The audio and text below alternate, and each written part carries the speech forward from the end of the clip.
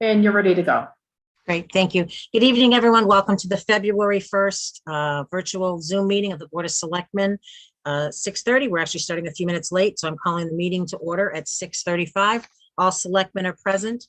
Before we move on to public comment, I just wanted to take a second and to recognize a couple members of the public that had made a major contribution to the town that we've lost in the last couple weeks. I wanted to offer the board's condolences to the Bazell family. Mr. Bazell served the DPW. He retired as the town's first assistant superintendent of public works after 38 years. So the board would like to offer condolences to the Bazell family, as well as to the Akinpour family. Mr. Akinpour was a longtime volunteer at the Senior Center, Council on Aging, and on the ADA committee as well. So the board wishes to offer condolences for those two longtime volunteers of the town. So that being said, second item up is public comment. I see we have some attendees. If anyone would like to speak, please raise your hand.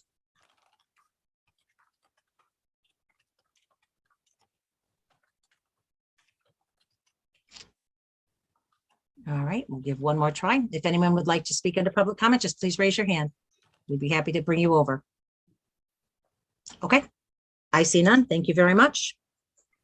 The first item up is a 6:30 scheduled hearing. It's a Class 2 used car dealer license application for RZND Motor Corp. at 264 Quarterville Road.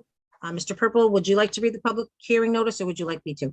No, I'll take care of that, Madam Chair. The Southborough Board of Selectmen shall hold a public hearing on Tuesday, February 1, 2022 at 6:30 p.m. to consider an application from RZND Motors Corp. for a Class 2 used cars dealer license to be located at 264 Quarterville Road in Southborough. The public hearing will be held in a virtual meeting on Zoom, may be viewed or listened to by the public through a link located at www.southboroughtown.com/remote meetings. All interested parties are encouraged to view and or participate. Sorry, thank you, Mr. Purple. Can we bring Ms. Carazo? And I'm hoping I'm saying that right. Good evening, Yes. Welcome. I hope I didn't butcher your name too bad. Welcome. It's okay. Everybody does. It happens to the same thing with me as well. So thank you for coming. What I'd like to do is, if you'd like to take just a few minutes and kind of walk through your application and what you'd like to do there, what your intentions are, we'll open it up to the board for questions and then open up to the public as well. So Sure. Again, welcome. Please introduce yourself. Thank you. And thank you everybody for being here. I know things are tough with COVID. So it's me and my husband. He has experience with auto sales, auto repairs. So what we like to do is kind of bring that building back to life. We understand that the last tenant kind of let it down a little bit. So I do work in Framingham. We are, local to the community, to the area. So, we saw that it's a great property, amazing neighbors. So we said, why not just, bring it a little bit back to life and, bring business too back to Southborough a little bit. Great. Do you want to just talk about a little bit of what you're looking to do there? You mentioned that your husband does repairs. Are you looking to do just auto sales? Are you looking to do, okay. So we're focusing a little bit more on auto sales and possibly auto detailing, just because repairs, number one, it's hectic, it's noisy. The area is very residential. So if we do some repairs, there will be light repairs during the day. So mostly stay on the auto sales and auto detailing, which is vacuuming, waxing, cleaning, and getting the cars ready to sell. Okay, great, wonderful. Thank you. We'll open it up to the board for questions and comments. Ms. Malinowski. Thank you. Thank you for coming. Do you know approximately how many employees you're looking to have work there? So right now it'll be me and my husband. We're possibly thinking that if everything goes well, we'll have a third person, just because it's very homey, very small regarding like office space and amount of cars. So we're just trying to keep it, light. Okay.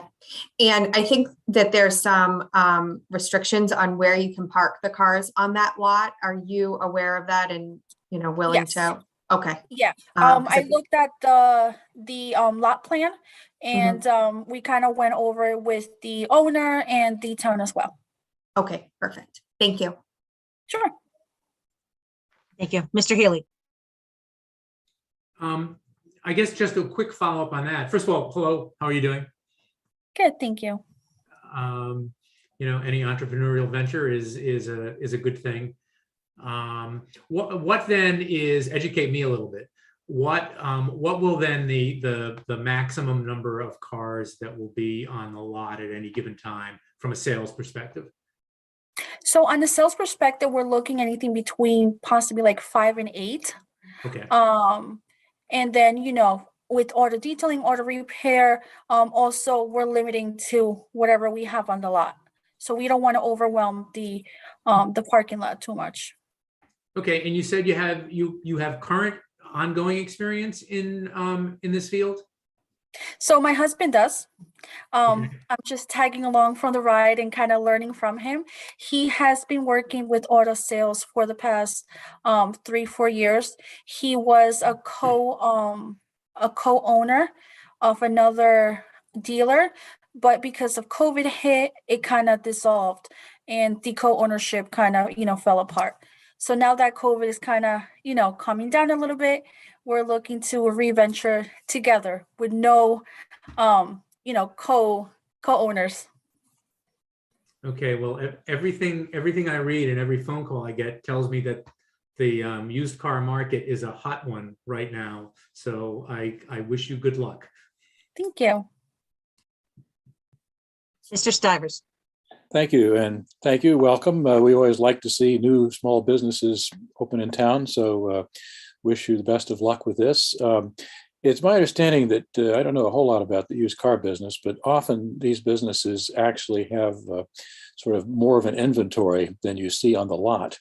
Do you have plans for alternate storage space? So you've got capacity for additional vehicles as you sell more to bring new ones in without having to wait to go to auctions and buy new vehicles? How do you plan to handle that? Because we've had some concerns in the past for this property for too much automobile clutter on the lot. So it would be helpful to have a plan to deal with the excess capacity. Absolutely. So because he's been in the automobile business for so long, he created a network with different dealers within the area. So what he does is, number one, he uses their online inventory. So if a dealer that he is known with has a certain car that he needs, or in their inventory, what he would do is go and pick up their car. So it kind of, we're using our own inventory, and we're also expanding to the network of inventories around the area. Same thing as, other dealers using Okay. ours. Good. So there's very little risk of having too much inventory on the lot at any one time, which had been a concern of the neighbors in the past. So Right. that sounds like that makes good sense. That takes care of my questions. Thank you and best of luck. Thank you. Thank you, Mr. Dennington. Hi, thank you very much. And I don't have any questions. Thanks. Thank you. Great, thank you. I just have a couple follow-up, if that's all right. So I very much appreciate your being cognizant of being in a residential neighborhood. I know, again, it's always tough to try to do a residential business, so I appreciate that you're cognizant of the neighbors, and I think your hours are reflective of that. The only suggestion I may offer is at the corner of Woodland Road, and I'm sure the building inspector probably had this conversation with you, as cars come up Woodland to turn left or right on Corderville, to make sure that that corner is not obstructed in any way. Sometimes a sign, you may not think a 3-foot sign or whatever you may have there creates an issue, but it does. So I would just ask that you be cognizant of that. It's not to create an issue with the neighborhood. And yeah, I appreciate, as everyone has said, new business is coming to town. There's been a lot of things that have come in and out of there, and I wish you the best of success. We will open it up to the public for any comment. If anyone has a comment or a question, please raise your hand. We'd be happy to bring you over. All right, I see Linda Wozdowski, and again, these names, I hope I'm not butchering it. Welcome, Linda. It seems that's probably the easiest way to say that. If you Thank could just state your name and address for the record, and please ask your question or comment. Sure. It's Linda Zawadzki and it's 259 Corderville Road. I live right across the street. So my question is, at one time, were you doing detailing as well as the car selling? First of all, with the car selling, I want to make, there's no signs up or flags up across, I'm assuming. Okay. Or those, those blow up guys or none of that. Okay. Thank you. I appreciate that. And Yeah, then, no, right now, oh, sorry, Linda, go ahead. No, that's fine. So, and then secondly, I was just curious. So when you're detailing as well, how many cars do you expect to be on the lot? If you have a permit for 5 to 8, and then you're detailing maybe 4 a day and you don't get to them, you do them the next night or whatever. So is there 12 on the lot overnight? I'm just kind of curious. Sure. So regarding the sign, what I did is there's no sign in front of the building right now because I'm Right. getting it approved by the owner. Everything that goes up, I want to make sure that he's aware and approved. Also, there was a sign in the corner that recently got knocked down by a truck who hit it. So we have no I sign heard in the corner. So we have no sign in the corner. Now regarding the vehicles, we would have the inventory in the parking lot. And right now what we're thinking is the garage, I would say garage or the bay has limit for 2 vehicles. So we will only be able to place 2 vehicles inside. Just because we're detailing, we don't want to put any cars outside because everything that we're cleaning, we have to clean it again in the morning. Okay. So the capacity that we would have for detailing is the capacity that we have for indoors. Right now, we only have 2 bays for the indoors. Okay. Thank you. Sure. All right, is that it, Linda? Yeah, that's it. Thank you. Wonderful, thank you. If there's anyone else in the attendees that would like to ask a question or offer a comment, please raise your hand. Lisa, there's a question in the chat. Oh, okay, Chelsea, go ahead. Well, we bring whoever Rooster is, but we're going to ask name and address on them. So if you want to. Sure. So this is from Laura Engel and Michael Vaughn. What will the condition of the vehicles on the lot? Will they be in operable condition, or will cars be towed to the lot, repaired, and then sold? Okay, so for that, we're not looking to make any major repairs. So if a car needs to be towed, Thank you. we're going to be putting more into it than we're going to get out of it by selling it. What we're looking for is vehicles, hopefully within the 2011, 2012 and up. And they have to be, again, with the auction, we are making sure that we're getting an inspected. We're making sure that we have the guarantee. We don't want any more that we have to put in that will come out. So no tows, thank goodness. All right, And thank you. Lisa, just for Go the ahead. record, that was 198 Woodland Road. Yeah. Great. Thank you, Chelsea. Thank you for monitoring that. Good evening, Rooster. If you could just give us your name and your address, please. You are muted. If you'd like to unmute. Bob Montfort, 202 Woodland Road, across the street from the garage. Last Welcome. time the selectmen had a meeting when John proposed to have them use cars, the board was going to select a certain number of cars that were going to be there. And no one ever got back to me as what the total zoning variance was going to be. Now, the selectmen going to issue the variance, or does the zoning board do this procedure? I guess I'm confused, Mr. Muppet. A variance for, are you referring to the Last owner. permit? A permit, yeah. Last time the permit was, I'm not sure it was granted by the selectmen or the zoning board. I'm kind of confused. Sure. The last time that a permit was done for this, the application came before the Board of Selectmen. And the Yep. Board of Selectmen took a vote and they put the conditions which are similar. That's within this packet as well, regarding Correct. parking of 8 vehicles along the fence, none along the street. All That right. is included in this packet as well. The board will be closing the public hearing and deliberating and taking a vote on this to approve the application. Does the zoning board get involved with the application? It does not. Oh, okay. The other concern I have with the property is that the area is used like a roundabout. Cars come down 85, go on Woodland Road, go through your parking lot, and come back and go back the other way. And this happens like 10 times a day on the average.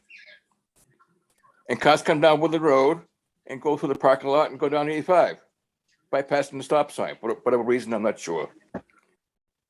So it's more of a safety concern. Of course, that trailer truck that came by that night and knocked the sign down is probably another concern because for some reason, these 18-wheelers can't exit on Route 9 off of 85, and they come down the road and make a U-turn, which is very dangerous. And that's what happened to the sign that night. The truck came down there and took the sign down. That's my only Okay. concerns. Okay, nope, thank you very much. I don't know if the board has any comments to that. I mean, I think I would just like to say, well, I understand cars are going to cut through. I don't know what through this application process we can do to stop that from happening. I'd certainly open it up for other board members' thoughts on that as well. Go ahead, Marty. At least I tend to agree with you. Again, I don't live down in that area. But I drive it a lot. It's kind of odd to me that someone would do that, would make that cut through. But I guess it is kind of if you're doing, particularly if you're going north on 85, that is a hairpin. But I'm not sure if that's I can't see that's a driving issue on the public roads, not a private property owner's issue. So at least that's Okay. my view. Okay, anyone else? Nope, I see none. Okay, thank you, Mr. Monvik, for the feedback. Do you have anything else you'd like to add, sir? No, I'm all set. Thank you. Okay, thank you so much. All right, if there's any other hands raised. I see none. Anyone else that's welcome to speak, please just raise your hand. Sorry, there's another question in the chat, Lisa. Why don't we, Laura, why don't we bring you over? That's typically how we do things, especially during a public hearing, just so it's all recorded for the public to be able to hear. And you can certainly ask your questions here. So again, Laura, welcome. I know you've already given us your address. Please feel free to ask your question. Sure, yeah. My husband and I were wondering, is there going to be a primary point of entry for the used car lot? Would that be on Corderville Road, Woodland Road, both? So our idea, because the office is focused off of Corderville, is to make the entrance off of Corderville. Again, you would kind of enter and just go to the back of the parking lot and you can exit that way, or you can exit the other way. We're keeping all the entries and exits open, so you can enter and exit either way. And Laura, I may add in the plot plan and I'm assuming this is the plan that, I don't know if this was an old plan or not, but there shows to be 3 or a couple parking spots off to the Woodland roadside. Is that still the intent for customer parking? Right. Okay, so they would pull in and it looks like exiting, the main exit would be off of Corderville Road. Correct? Right. The other, right. Yeah. Laura, do you have any other questions or comments?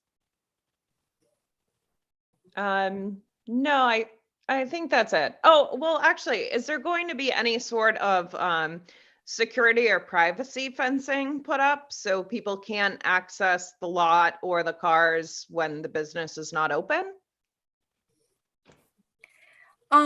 It's an idea, but it's something that I would have to talk to the town and get approved on. Because I don't want to put anything up that it's, against code or anything like that, or, kind of blocks any fire or first responders. So I want to make sure that, it gets approved by the town. But it is a very, it's a corner where there's a lot of transit, a lot of traffic. So it's an idea. And I don't know, Laura, if that's actually required by the code. I would assume the building inspector has looked over the site, and actually I see that Ms. Lavoli is here. why don't we take a second, and it might give a little bit more insight, and just bring her over. We'll put her on the spot. How's that? Good evening, Lori. I don't know if you're here yet. I'm here. Hi, I don't know Hi. if you've been listening to the conversation. I'm sure you have. There was a question about privacy fencing. Is that something that's required by code? No, it's not a requirement by code. Okay. And would And there they- be a process if they decided at some point to go this route? I assume they would go through you and, Yep, no, fencing, as long as it's not over 6 feet, because then it's considered a structure, does not require a permit, as long as it's right on your property line. And we have the plot plan in our office, and you may have one also, I believe. I saw it in the packet. Yeah. And we could go over that. The best thing to do is have a surveyor, if you are interested in doing something like that, who would stake the property out for you to make sure it's right on the property line and not in the right of way. And again, like Lisa had mentioned, the corner in the traffic, you don't want to lose any vision for people taking turns. Right. Great. Okay. Okay, Keep it in mind. Thank You're you. welcome. thank you. you take care. Laura, did that help you as well? Yep. Thanks so much. Okay. Do you have anything else? I Nothing from me. assume not. Okay, thank you. Did Dan, I see there's a Dan here. Did Dan have their hand raised? I'm assuming that's why they were brought over. Dan, you're in the room. Did you have something to comment on the public hearing? You are muted if you did. Okay. I assume not. Okay, great. Thank you. All right, one last time, if there's any public comment before we close the public hearing? Okay, and I see none. Do we have a motion to close the public hearing for RZND Motors Corporation for a Class 2 used car dealer license? So move. Is there a second? And seconded. Thank you, Mr. Healy. Roll call vote, Mr. Dennington, Aye. Mr. Malinowski, Aye. Mr. Healy, Aye. Mr. Stivers, Aye. and Ms. Brascio, aye. Thank you. All right, the public hearing is closed. Does the board wish to, I'm all set. I don't know if there's anyone on the board that has further questions or comments, or if the board is ready to take a position and a vote. I will just comment that I thought the questions from the various participants were completely reasonable. Yeah. And Ms. Carrizo? Yes. All right. I was impressed with your responses, and it sounds like you are going to be aware of and responsive to the concerns of your neighbors, and that's a good thing. Thank you.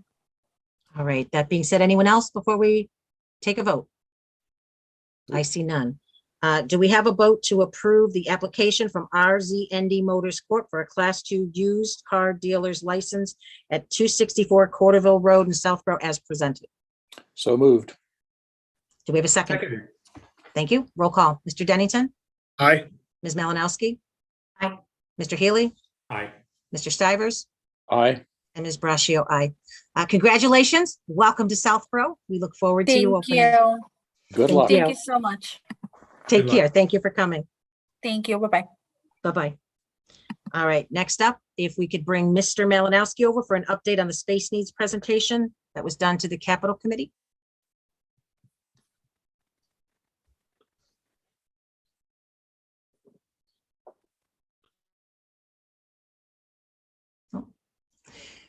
Good evening, Mr. Malinowski. Welcome. Good evening. I will turn the floor over to you to give an update on what took place at the last Capitol meeting regarding the space needs study. I know some members watched on YouTube. I'm not sure if everyone had the opportunity, but I turn the floor over to you. Yeah, I guess maybe just so I can tailor my remarks, just get a straw poll of, I know Lisa, obviously you were there as a member of Capitol. Has everyone seen the presentation, or has anyone not seen the replay yet? Andrew? Okay. I have not seen So, the replay yet. okay. So, you know, as everyone's aware, the Capital Planning Committee has been working with a designer approximately the last 6 months to think about the future town space uses outside of our police and fire departments. So pretty much every town department that doesn't have, I'll call it a newer facility, just thinking about what the future looks like. And that was all predicated and needed for a few reasons. One, we have a lot of buildings that have a lot of capital repairs that are needed in the next 10 years. Two, we all know that there's been ongoing discussion in this community for 10, 15, maybe longer years around how many schools do we really need. And I think we have found a partner in the school administration and the school community to analyze that over the last year, year and a half.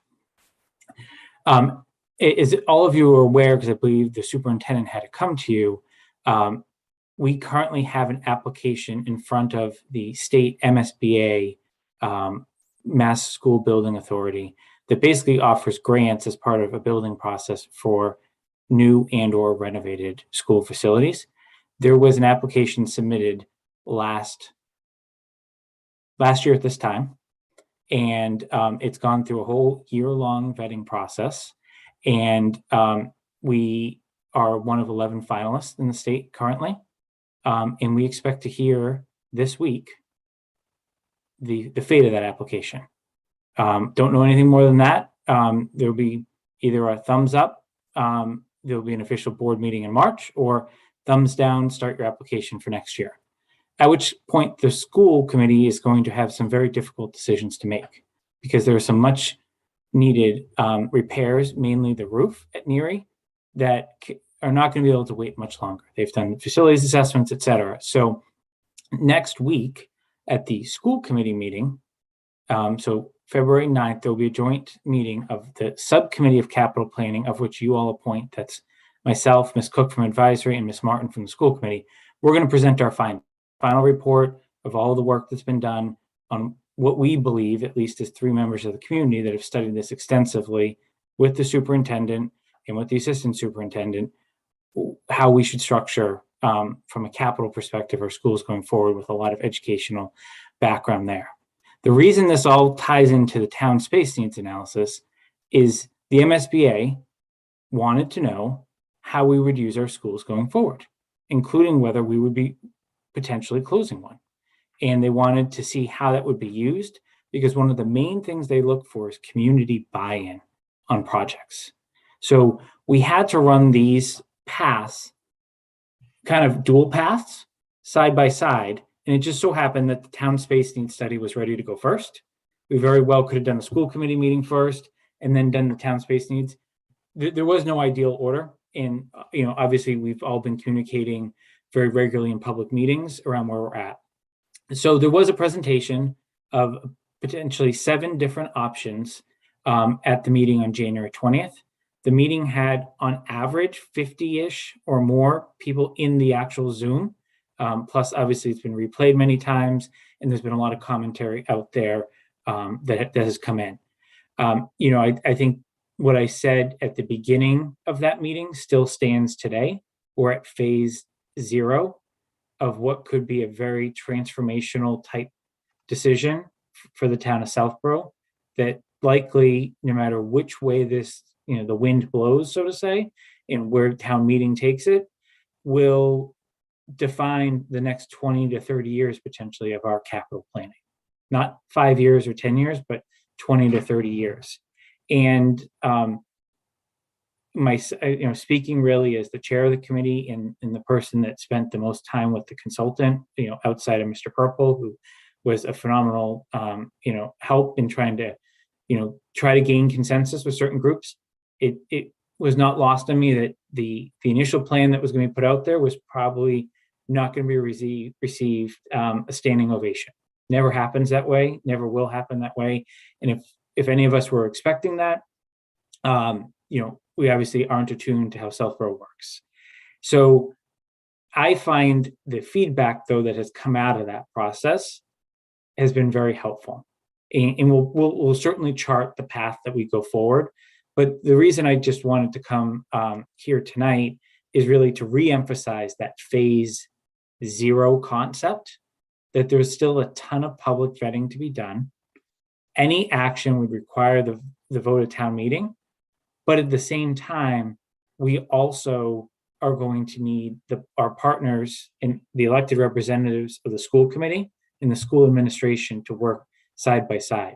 And I think it's really important that collaboration continue, because if one train leaves the station at a different time than the other, they're going to get to two different destinations at two very different times, and maybe not in a financially responsible way, and maybe in a way that doesn't really accomplish potentially all that we may be able to accomplish if we can get this all together. So really wanted to take the opportunity to answer any questions any of you have at this point, and also let the members of the community that don't watch our meetings but do watch your meetings know that there will continue to be ongoing feedback periods to take into account where we go from here. But I think we're going to take a slight pause until the school committee makes their decisions here over the next couple of weeks.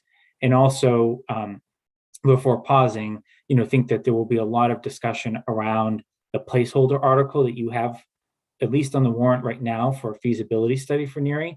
I think a lot of those discussions will kind of take prime time here in the next few weeks, which will then determine where this town space needs study goes from here. So with that, turn it back over to all of you if you have any questions on where we're at.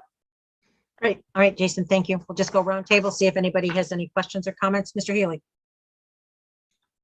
I guess I'm not sure, maybe it'll blend into questions, Jason, but comments. I mean,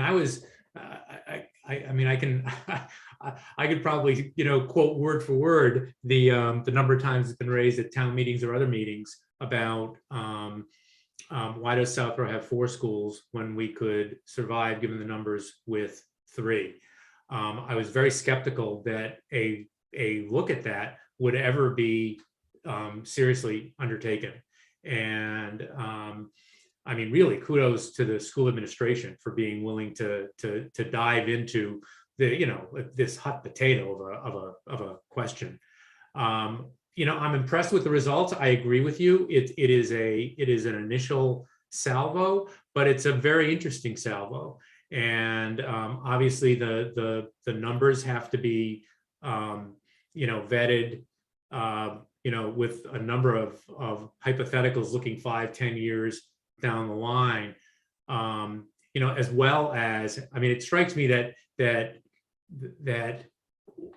one of 2 big things will happen with Neary, and that is it will be redone as a significantly larger school, so that we have a pretty sizable campus of Neary and Trotter, with Finn holding down its current status with the younger kids, and Woodward then becomes a bit of a free agent in terms of what we do with it from a town perspective, or we keep the 4-school model and there's a significant investment in Neary, but with a smaller footprint. Those are fascinating questions in terms of the cost and how the numbers shake out. But as I said, I was a skeptic going into this that a serious effort would be undertaken, and I applaud the effort. It gives us, and I think the town, an awful lot of interesting things to think about and talk about.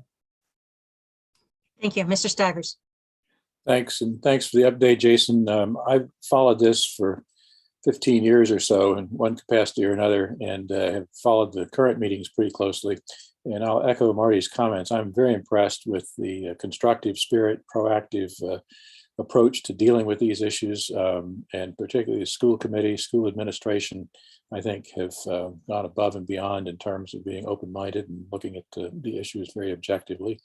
And Capital Committee has done a great job on this as well. And I was impressed with the job the consultants did in terms of laying out the alternatives and pros and cons. So I think we've got good data here to look at. And clearly, as Jason suggests, this is only the beginning. And people will have many, many questions about it. But it seems to me that the process is a well-designed one. And the information is well communicated here, so people will have good information to read, review, and think about as they decide what their position on it is. So I think we're off to a great start, and not clear what the end result is going to be, but I think it's helpful to ask these kind of questions and take a good, hard, analytical look at all of the options here and try to figure out collectively what's the best for the town going forward, which is, as Jason suggests, a transformational decision potentially here. So kudos and keep up the good work, and let's see where it goes. Thank you. Thank you, Sam. Mr. Dennington. Thank you, Jason. So I know you let us know that the school committee is meeting next week. At a kind of a big picture, like when do you think the town needs to make this, as Sam would say, potentially a transformative decision? Is it thinking to the next fiscal year or FY24? What's your view? I mean, I can tell you what we've discussed publicly, especially among the school research subcommittee. We anticipate, and it may not be our subcommittee, it should be a building committee, and that's what we're going to recommend next week. Look at what the options are in Erie and start with the feasibility. And we anticipate seeking funding for that this year, absent something coming from MSBA that throws a curveball. And one of the critical decisions we're going to have to make, if the state MSBA says to us this week, apply next year, we actually have a financial data model ready to go to show the cost of working with and without MSBA and what that delay every year could mean.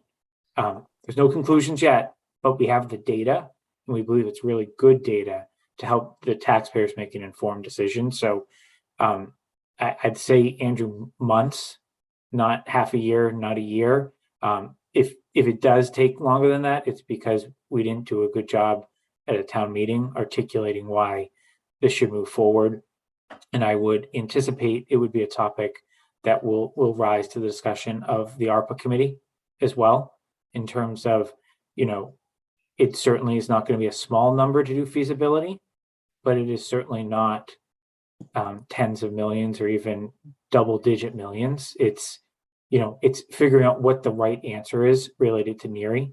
And maybe to go back to Mr. Healy's point, I actually don't think it's going to be a much larger facility than what is currently at Neary. If you were to start from scratch, our data shows that you actually probably are going to be looking around the same size facility that exists there now. Because remember, the superintendent's office is there right now and occupies approximately 7 classrooms. That's a grade in Southborough. So if you kind of think ahead, grade consolidation, if that's where the school committee were to go. So Andrew, that's my long-winded way of saying soon without committing. Obviously, the school committee has to weigh in here heavily given their elected roles. Okay, thank you. Ms. Malinowski. Thanks, Lisa. I just have a comment that I just want to thank all of the town boards and committees and department heads and all the people that joined the Zoom, watched the replay, have been giving feedback. I think it's nice to see kind of everybody engaged with this. I think it's a project coming forward that kind of everybody has a stake in, and I think everybody's input is appreciated. So, Thank you. And my comments were similar to what Chelsea said as well. Many thanks to everybody for coming together, the school committee, the subcommittee, but specifically, Mr. Malinowski, I would like to thank you. I know how much time outside of the meetings you have done, you and Mr. Purple as well, have spent a lot of time with the group that did the space needs study. So I just want to thank you for your expertise and all the extra time that you've put into doing this as well. So thank you. It's been a real team effort, and I really just want to double down on the thanks to the boards and committees that have joined us, provided honest feedback, but also realizing not everyone's going to get a perfect answer here. And I think that's really important to remember, that at the end of the day, this is going to have a dollar sign next to it. not going to be a small dollar sign, and we have to balance, needs, wants, and fiscal responsibility as part of this. So obviously more to come, and appreciate all the dialogue. Great. Thank you, Jason. Anything further for Jason before we cut him loose? I hate to see what's going on at your house right now with both of you being on screen. Lots of fun, I'm sure. No background noise. No. All right, Jason, thank you so much. Thank We you. appreciate you coming. Have a good night. You too. All right. I am going to shift things around for just a second with the board's indulgence. We have Mr. Cadron here, and he is scheduled way down the agenda for the request under other matters C, request from Miramax Films regarding filming at St. Mark's School. I know it's probably going to be a long meeting, so we'll bring him forward now. I know, Vanessa, you've kind of spearheaded this, so I'll let you kind of update the board and fill the board in on this. And welcome, Mr. Cadron. Sure. Mr. Cadron contacted us a number of weeks ago regarding a feature film that Miramax will be filming in Southborough on the St. Mark's campus during the month of March. This will take place during their break week, actually, at St. Mark's. So I told him he would need to get some guidance and some permission from the Board of Selectmen. All the filming will take place on the St. Mark's campus, so it's very different that way from when Grown Ups was filmed here quite a few years ago. But his firm is looking for permission to park some large vehicles during the course of the filming in the region. So I wanted to turn it over to Mr. Cadron to give you a little bit more of an overview. But the maps were in your packet that detail what they're looking for. So I'll turn it over to Mr. Cadron at this point. Mr. Cadron, you're muted. There we are. My apologies. Can you hear me? Can you see me? We can hear you, not see you. Okay. I have to apologize. I'm in the car. I'm just relocating. It's been a long day of meetings in Boston and Cambridge as we prepare to film all over the state through all this snow. So it's been a true pleasure getting through it. But wanted to thank you and thank Vanessa for the welcome here.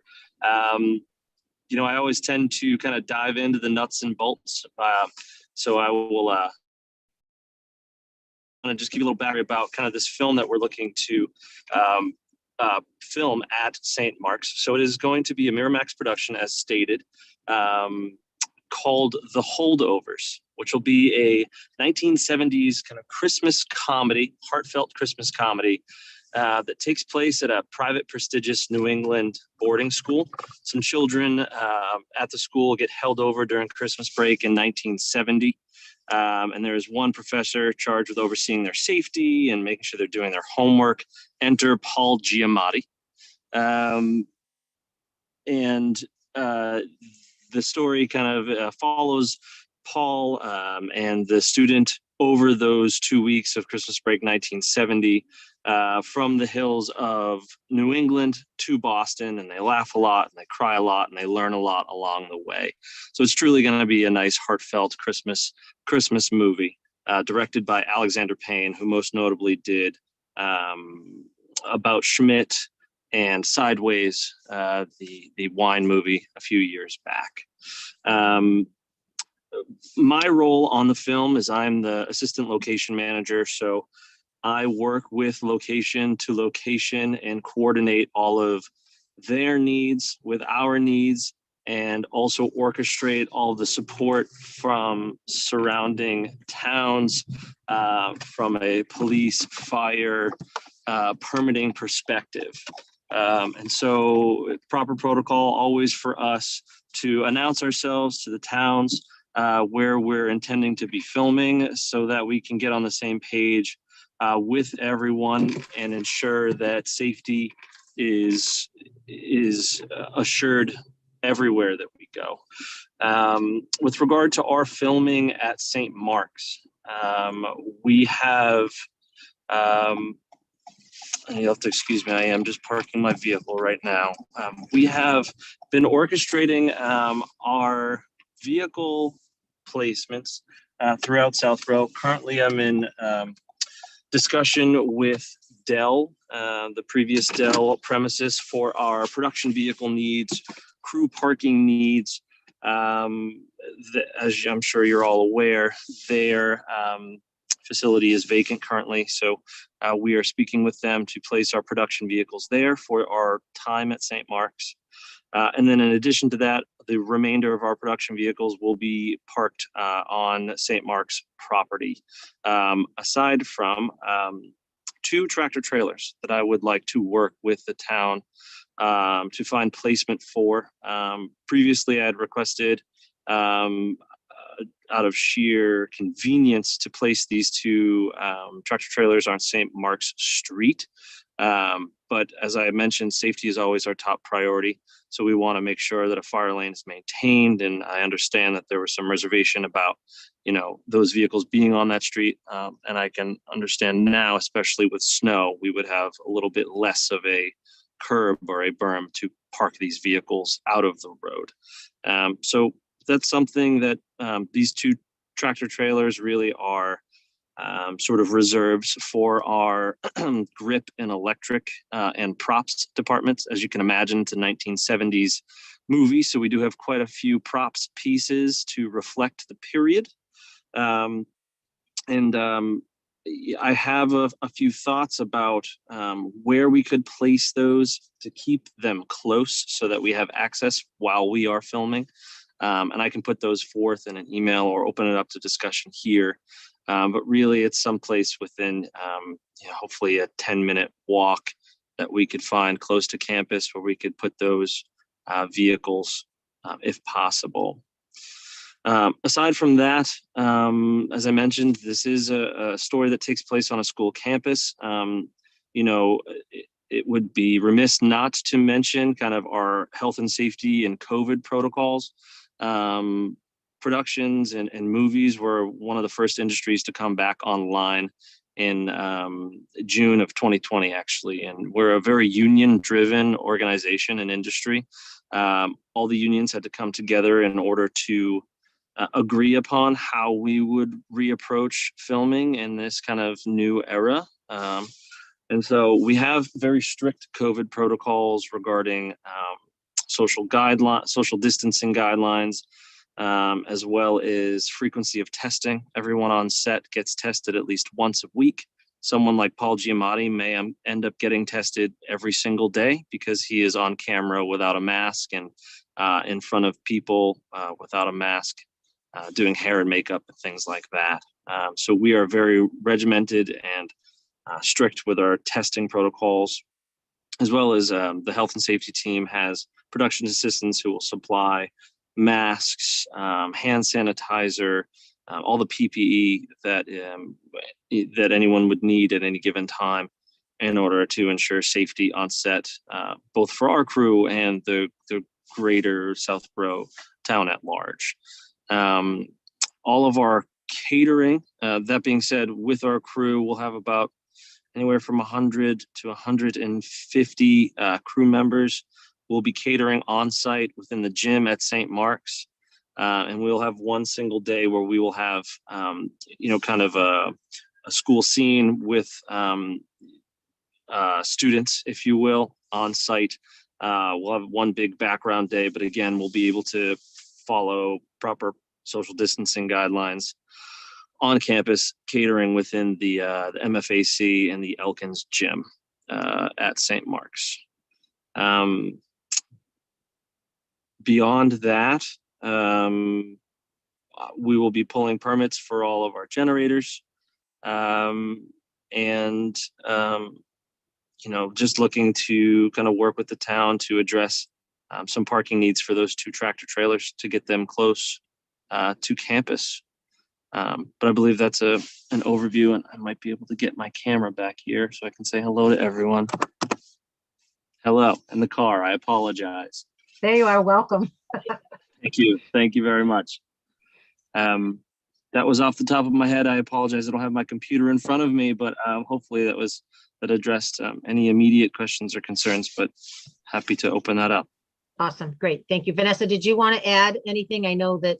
Yeah, I you've had just some wanted thoughts to. on this as well. So Sure. Yeah, sure. Add 1 or 2 other comments.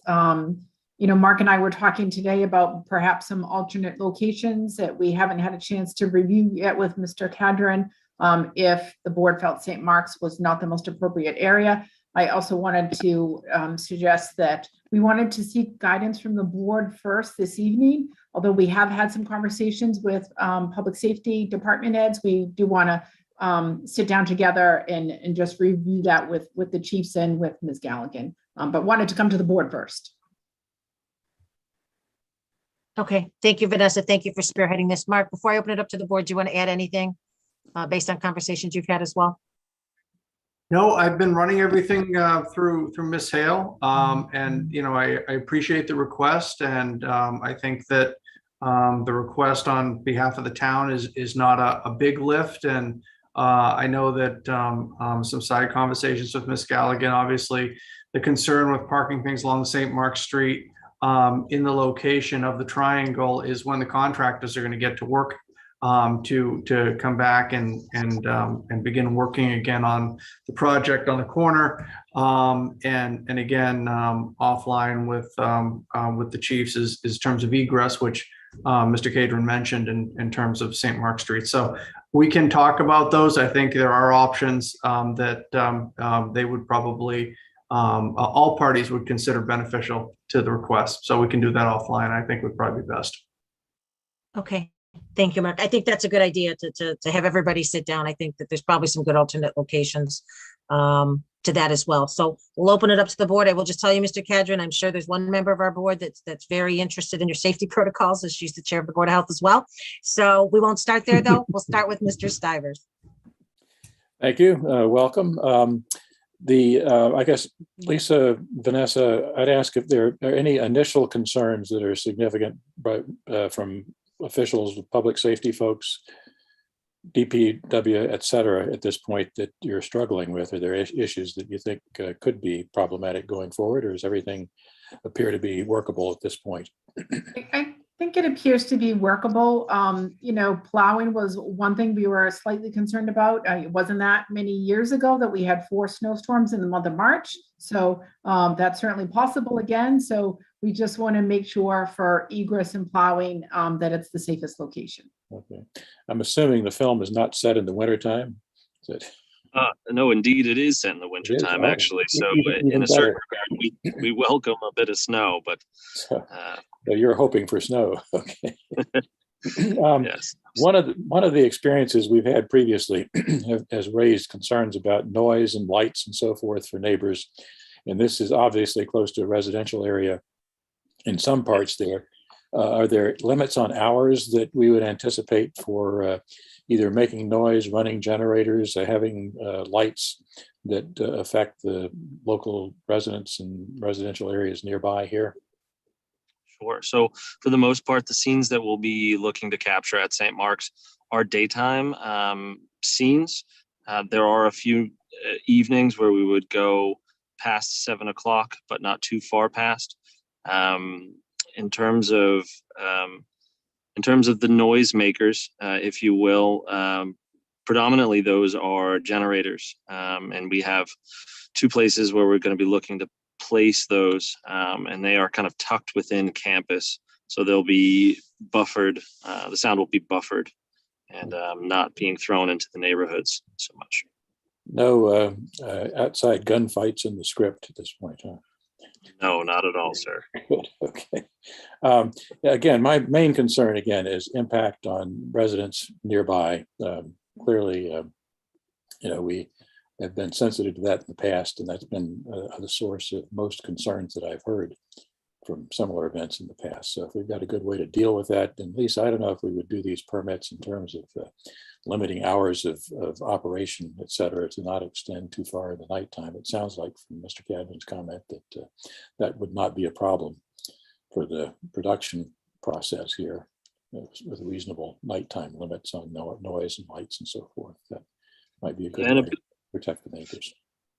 And a big part of kind of my role is mitigating those neighborhood concerns and addressing them prior to arrival, so that so the residents understand kind of what's going on, so they don't just see everyone just showing up one day, but also they have a point of contact within the production to to express any concern or just to have a point of contact for outreach.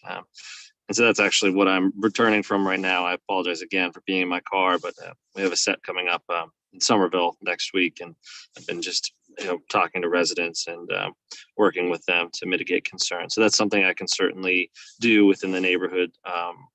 The neighborhoods around St. Mark's, not a problem. Sometimes hiring the neighbors as extras is a palliative move. There's we actually made a proper effort throughout all we are filming in a few schools to kind of create this fictional environment, and one of our main characters actually came from one of our schools, so lots of extras have been cast from the direct source, if you will, at our locations. Good. I think a former selectman was an extra at one point years ago, as a matter of fact. That was after the fact, before the permitting process, after the permitting process. But again, as long as the process is very aware of, sensitive to the concerns of neighbors in terms of peace and quiet and minimum disruption, that's the only question I really have. Thank you. Thank you, Mr. Stivers. Mr. Dennington. Thank you.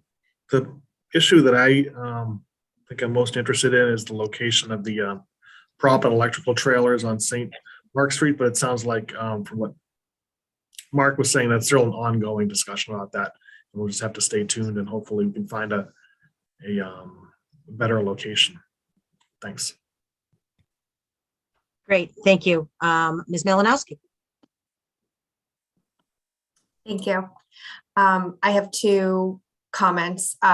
One, if we could make sure that the public is aware of when this is going on, to try to limit any phone calls and concerns, just to make sure we put it out there. The second comment that I have is if we can make sure that through the permitting process that the health department's included for any inspections that need to be done related to food or any sanitation requirements. I have a quick question regarding inspection for food. Some towns require so all of we carry caterers that only service our cast and crew. There's no public service for the catering. Some towns require to inspect those catering vehicles, regardless of their service to the public. Other towns do not. Does Southborough require those sorts of inspections for the catering vehicles if it is only for cast and crew? I will find out. I don't know the answer off the top of my head. Okay, no problem. All right, thank you. Mr. Healy. Hi, Mr. Carden, how you doing? Well, or Cadron, I mispronounced it. No problem at all. The materials seem pretty straightforward, and the Q&A so far has been enlightening. One question, you said 100 to 150 people? That is correct. Is there a parking issue, or do you, I know St. Mark's has parking. I'm not sure if they have. Maybe they can accommodate that much. But do folks get bussed in, or is it a lot of kids, so it's not a big issue? So St. Mark's has less parking than you would think, honestly. And so I had mentioned working with the Dell property at 21 Costland Drive. That is where we will put our large format production vehicles, which we call base camp, as well as our crew parking. And we will shuttle personnel from crew parking to set each day. Okay. Interesting. We had a film in our neighborhood a few years ago, and it was fascinating to watch it unfold. So it'll be nice that Southborough gets a chance to do that again, at least from afar.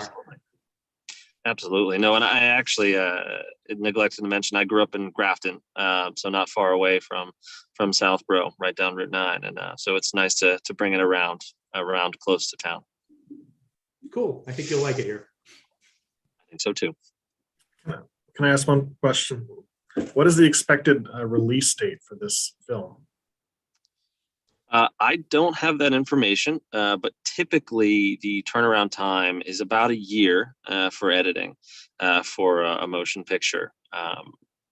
Sometimes it's less. I had just worked on Dexter, that was in Massachusetts. All last year, they finished filming in July, and they were able to get something out at the end of September. So I imagine they'll be looking for about a year turnaround. But I don't know for sure. Thanks. Great. Thank you, Andrew.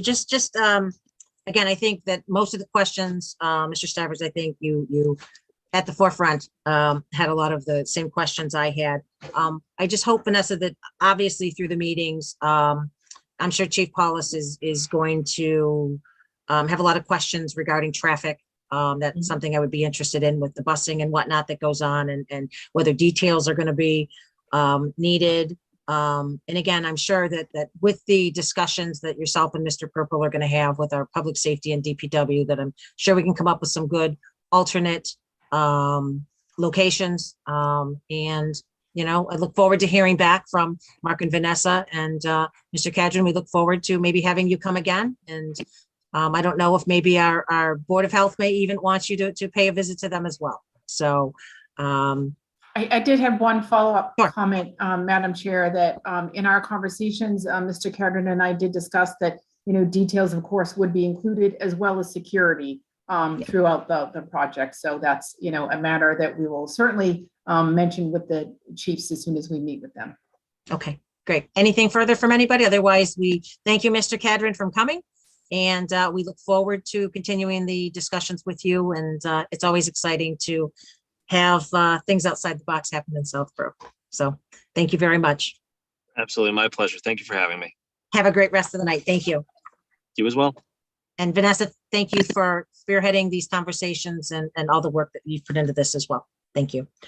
All right, next up, budget discussions. Building Department, can we bring Ms. Lavoli over, please?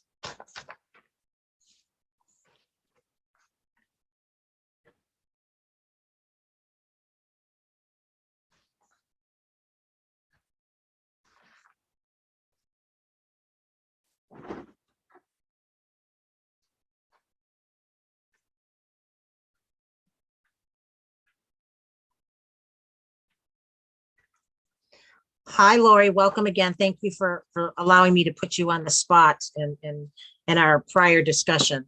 Thank you for coming tonight to discuss your budget. I just wondered if you could, Vanessa's going to put up your budget on the screen so we can all see it as well as the public. But if you could just talk about some of the changes and some of the things you're looking for and the increases in your budget. I know this board has talked a lot about with staffing increases, you know, looking for a revenue stream potentially to offset. So I hope you're here because you're still muted. I hope you heard my whole spiel. I Oh, did hear there you you, go. and I can't get my video, sorry, on my laptop. I apologize. Nope, it's fine. And Lori, we're just gonna have Vanessa pull your budget up. So share your screen so everybody can see what you're talking about. And again, if you just want to briefly touch on some of the changes to your budget and why, and we'll go from there. Sure. Thank you. Thank you for the opportunity to discuss the budget.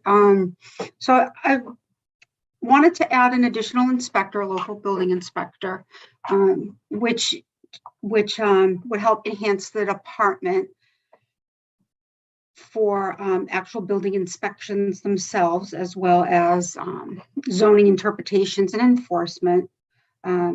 Over the last fiscal year, between July 1st, July 1st, 2020 and June 30th of 2021, I personally, and a few others when I was out and on vacation, did 875 building inspections. In between July of this year and December of this year, I've done 412. Those inspections themselves didn't include any of the schools, St. Mark's campus, Bay campus, any of the churches, restaurants, the 304 inspections we do for licensing, anything that had to do with any fire-related incidents or emergencies or cars hitting buildings, etc. So it and included all of that is plan review for each and/or permit review for each of these permits that are issued in the follow-up inspections. The revenue, I believe that was one of the questions, generated, we did increase our fees last July, and the fee difference between 2020 and 2021 fiscal was an increase of $421,000, which included also, an increase in the number of permits over the last couple of years or so. But that increase, and that included also wiring, plumbing, and gas permits in that total amount. So the need is there, and there are many other areas I'd like to, improve on, and as far as public safety and zoning in the department, and having an additional person in the department answering questions and phone calls and plan review and inspections would, I think, help round out the department and enhance the capability to help the homeowners and developers and architects with all the meetings and other items that go into that, and zoning review and questions. Great. Thank you, Lori. Well, We'll go around. I have some questions as well, but we'll start with Mr. Dennington. Hi, thanks, Lori. So for the part-time position that you're looking for, what's your sense of kind of the market of, I think sometimes it can be difficult to fill positions like this that are part-time, not benefits.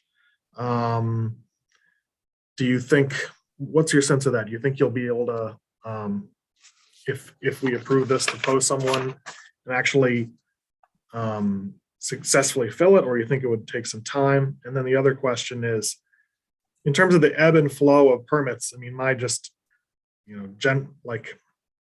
high level impression is that because of COVID, there were a lot more building permits pulled, a lot more residential work done.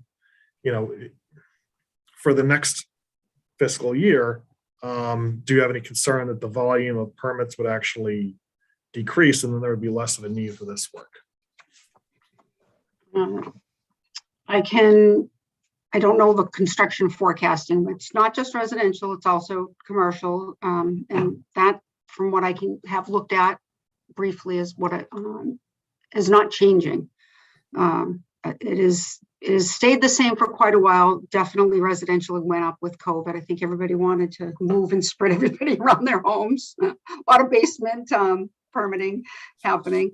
But that, if that answers one of your questions. Another, I think it may take some time to find somebody. That is actually how I started out as part-time in Acton in 2000.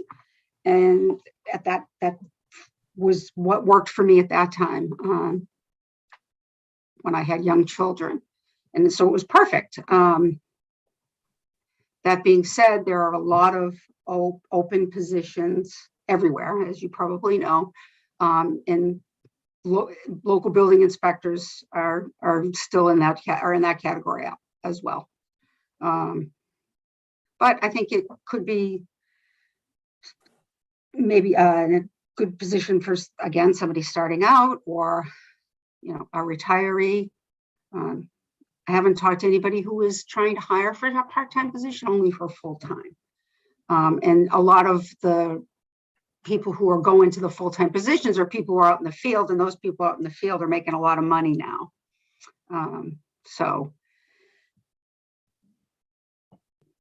And for the what was local, sorry. I'm sorry, go ahead. What was the other one question? Oh, so in terms of qualifications, would the part-time person need particular licenses, or? Yep, they need to have, you can either come into your job with a license, or you can be accepted to be able to take the testing, if that makes sense, within a 12-month period. And you're contingent with the town during that time, and with the state as well. And yes, you are required to be licensed. It's a course of 3 different types of rounds of tests. And I did speak with Vanessa and Mark. The testing, of course, is on a different year of building code that the state is on, because it is an international code. So, and we're required to have 45 hours over a 3-year period minimum for training. Okay, thank you. You're welcome. Thank you, Andrew. Ms. Malinowski. Thank you. Hi, Lori. Thanks for coming. So I would like to explore maybe using the revolving account for this, where you have some contractors who are paid out of that. And I guess, did you have a reason why you didn't want to do a contractor over a part-time employee? Honestly, I didn't think of that, but I did find something today relative to that under the finance code, as far as the revolving fund versus the budgeted. Yeah. So no, I had not thought of that. I don't think that that would be an issue, but I think it would be more of an issue of finding somebody on a steady basis who would be there to be able to answer questions all the time and not be here when we just need them, if that is what you're referring to, in a high permitting time or something to that effect. Yeah, I guess what I'm struggling with is kind of to Andrew's point, you know, we obviously know we're in a bubble right now. We don't know if that's going to last another 5 years, and you're going to be coming to us in 18 months and saying, I actually need another full-time person, or if, you know, this is going to level out at some point, and then what is this part-time person going to do? And maybe you have a vision of, you know, doing things that you're not getting to now to make, you know, to improve your department. I'm just trying to wrap my head around committing to a certain number of hours every week. You know, and obviously, you know, you're showing up in the middle of the night sometimes to respond to things, which is equally important to have backup for you for that as well. So I'm just trying to figure out kind of what the best balance is to help support your need. It's hard to say as far as what's going to happen with construction, because we know, or anything these days, with the way the economy is going and et cetera, supplies and demand, as we all know. Probably 10, 12 years ago, the same type of thing was happening, where there were a lot of cities and towns that were affected by the construction, and as well as people. We, in the town I was in last, we never felt that because of the dynamics of the town, and construction never really stopped there. So our town never personally felt that. If anything, we did hire more people. So it's not coming from like a small business contractor side. It's coming from the demands of them on the department, not the demands, but the questions and the comments and the plan review and et cetera.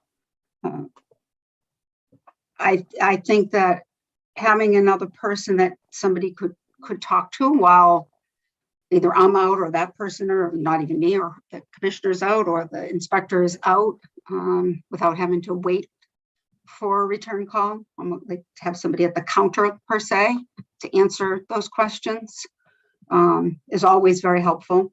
And Julian does an excellent job of that, as far as, you know, what her knowledge is for zoning, but not on the building code side. So sorry. So Julianne isn't always at the counter when somebody comes in. No, she is. It's just sometimes she just doesn't have, you know, the building background. Okay. And, okay. well, you know, they'll still have to come back, or we'll still have to return a phone call, kind of thing. Just to have somebody there, you know, I'm not always in the office, right? Because I'm out doing inspections and et cetera, meetings on site. You know, the commercial side of things has been picking up. A lot of the buildings are filling in new construction. I don't, you know, foresee. I mean, St. Mark's obviously is doing, as far as large, doing the dorm. Most are just renovations at this point. But there's a lot of questions as far as what can I do, what can I not do with the spaces, either on a home or commercially. Okay. So I think your point on that then is that they wouldn't be collecting fees in that case. And so you're not sure that the fees collected from the inspections would actually be enough to offset in a revolving account. I don't know what the revolving account balance is. I mean, is it just? It's 80,000 as of 12/31. What's that? It's 80,000 as of 12/31. You broke up a little bit. 16,000? 80. 80. Okay. Yeah. I don't. Okay. But I also don't know the timing of your payables and when the permit fees are collected. So that's just a snapshot of time. So I'm trying to justify it in my head, Lori, and just understand kind of how the revenues and expenses could match up, and if we could do it so that they could match up and we don't necessarily have to put it into the town budget. So that's where I'm at. But I don't have any more questions. Thank you. Thank you. Mr. Haley. Okay, sorry. Nope. Did you have something else, Lori, to add? I'm sorry. Well, so the total fees, permitted fees collected in 2021, which includes the building, which includes the wiring, et cetera, all go into the revolving fund. Correct. Well, I know your wiring fees go into there, and Mark, maybe you can help me out because I don't have it. I don't know if you have the answer. Yeah, that has always been separate from my understanding past. So I don't honestly know any of those numbers as far as what the okay. And Lori, it may not be set up to do that. I'm just kind of throwing it out there as a potential option. Chelsea, I'm going to interrupt you just for 1 second. I'm sorry. Is Chelsea sounding very garbled, or is it just on my end? Okay. Yeah, No, Chelsea, that's why I was yeah, asked a couple questions on the numbers. I apologize also. It's very hard to hear you, Chelsea, and I just wasn't sure if it was just on my end. So, okay, I think she popped out. I think she's signing off and coming back in, but just to answer the question that she asked, I think it's something we could take a look at and see what might be possible if it is feasible for us to do it, A, legally from that account, and B, if the funds would be available there for that to happen. So Mark, is that something that I know Chelsea's not back yet, but is that something you can work with Chelsea? And I would certainly be interested in hearing if there is any way, even for initially, to be able to cover this position to see if it's sustainable through the revolving fund.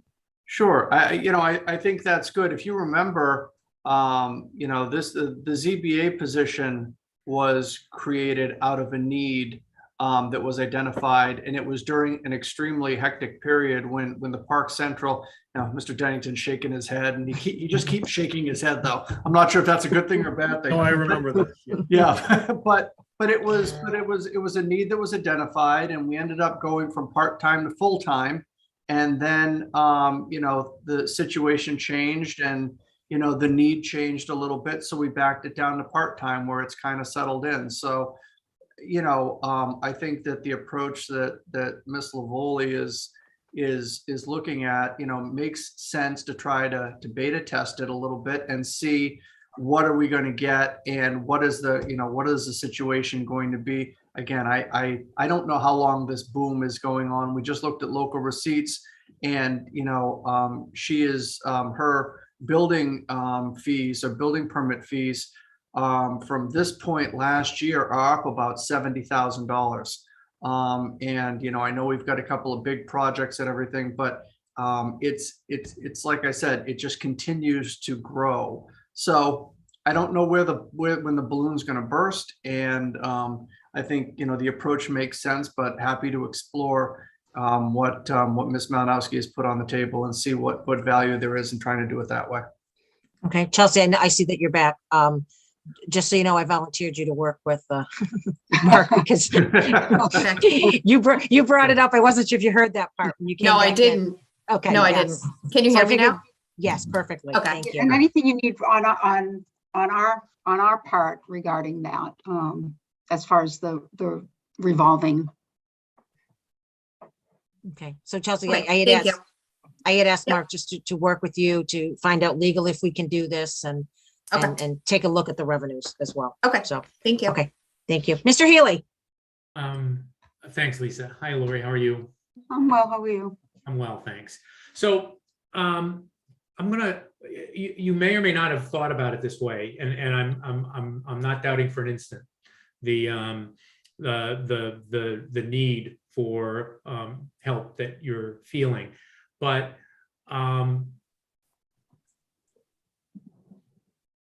certainly at town meeting, if you were to get support for this from us and or advisory, and you went forward with the town meeting seeking this additional position, it just strikes me that there's going to have to be a pretty clear explanation about what we get for the 19 and a half hours and for the money. And again, I understand that the perceived need and the number of, but so if and you don't have to do it tonight if you haven't thought about it this way, but what is the expectation for what this new person would do during those 19 hours? And would that mean that permits that are being substantially delayed now wouldn't be? They'd be handled more quickly? Would it mean that permits that are slipping through the cracks would be handled? Would it be that your time would be freed up so that you could be handling things that are needs that aren't being sufficiently addressed right now? And I know that various bylaws and the like have been either directly or indirectly throwing additional things at the building department. But I think that's really important to understand those two sides of it. What is the expectation for what would fill up this person's 19 hours a week, and what would the benefit be to the town? Again, in terms of quicker turnaround, more comprehensive turnaround, freeing up your time. In other words, exactly what is the benefit that you're going to get, you being the building department, from these additional hours? And again, if you haven't thought about it in those specific terms, at least from my perspective, I'd like you to do that and be able to delineate that. Does that make sense? Yeah, absolutely. I have thought about it. And the person would act, basically as not a sidekick, but do mostly everything that I would do or be able to, right? Answer any building code questions, do any inspections, learn the zoning. And as you mentioned, I've seen bits and pieces throughout the last year or so, but I know everything hasn't been finalized as far as rules and regulations, but there's been 2 or 3 different commissions that have added the building department on there as far as I can see. As I don't know if it's been changed or not, as far as enforcement, that enforcement would probably be able to be addressed much sooner, as it's not a building or a life, building inspections need, are mandated to do those in a certain amount of time. Obviously, if it's a fire or safety issue, those are addressed on a first basis. So that person would help out with splitting inspections, splitting enforcement, doing maybe all the other inspections that required for the restaurants and the churches and the daycare and et cetera. Oops, excuse me. My alarm's going off. And also in my absence, be able to attend meetings. That, if an architect has a question or a homeowner comes in and has a question on what they can or cannot do with their home, and explain it that way. I have always been of the mind that it's better to have everybody know the department as a whole and not be separated as just one person doing a plan review and one person doing zoning enforcement and one person doing inspections. This way the town and the town's people and everybody who wants to come into the town can get an answer from anybody. Okay, I hear that. What I would encourage you to do is think about it from a data standpoint. What is the fact that they are able to be there to answer questions? What does that mean in terms of turnaround time? What does that mean in terms of is there data you can point to where folks have had to come back multiple times because there wasn't somebody in the building department? Because an awful lot of what you're saying right now, the way I'm hearing it is this would help me with things I'm already doing. And I really think that in order to justify the position, there has to be sort of a clear understanding of how the town is going to benefit from this, whether it's in terms of timing, whether it's in terms of not having repeat visits or repeat calls to the bill, exactly, and some way to delineate that so that, again, there's data supporting it rather than simply it would help. I just think that it needs to be a little bit more sturdy than that.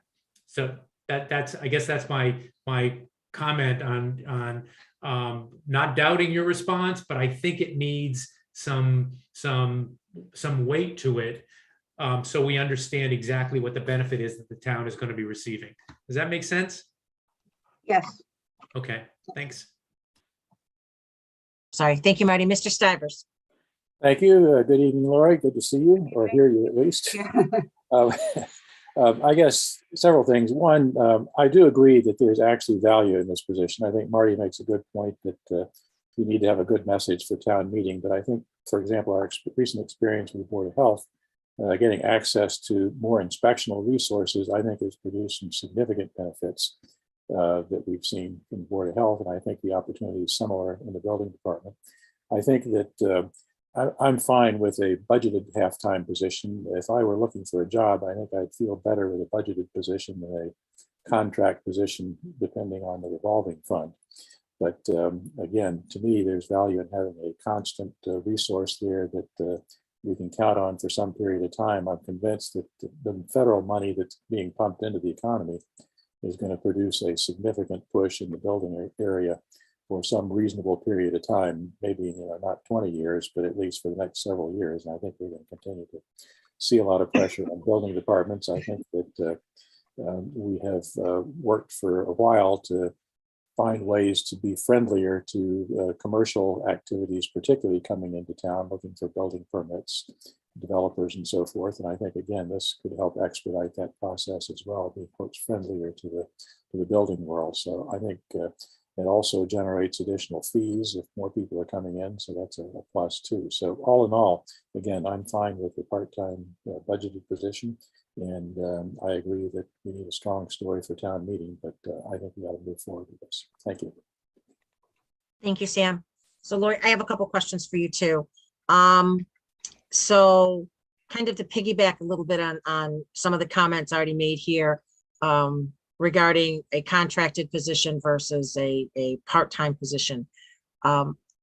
Your opinion is, do you think a contracted position in this market, and you know your field better than us, could be a deterrent, or I think everybody's struggling to find people to fill positions, and I think a contracted position gives a little bit of flexibility.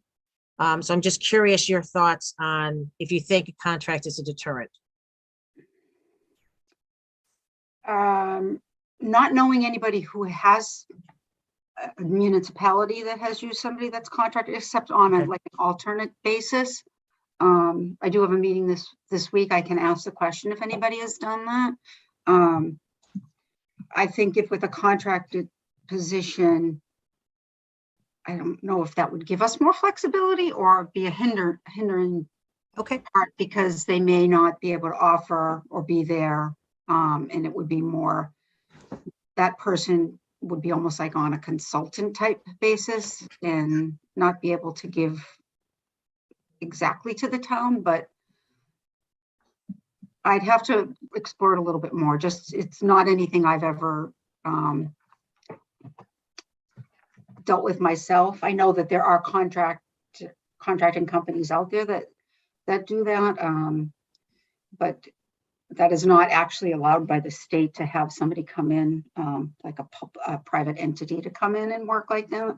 But let me explore it a little bit more and see what other people's thoughts are and how it's worked for them. Okay. That's okay. Nope, that's fine. And I, again, I look forward to, the analysis and everything that Mark and Chelsea are going to do to find out if, if it's even an option as far as the revolving fund. I think it's certainly a good possibility. I know, I guess this comes to your training dollars. So let me just touch on that for a second. The employee training seminars, is that specifically for you, Lori, or is that for Julianne to be able to participate in some additional education as well?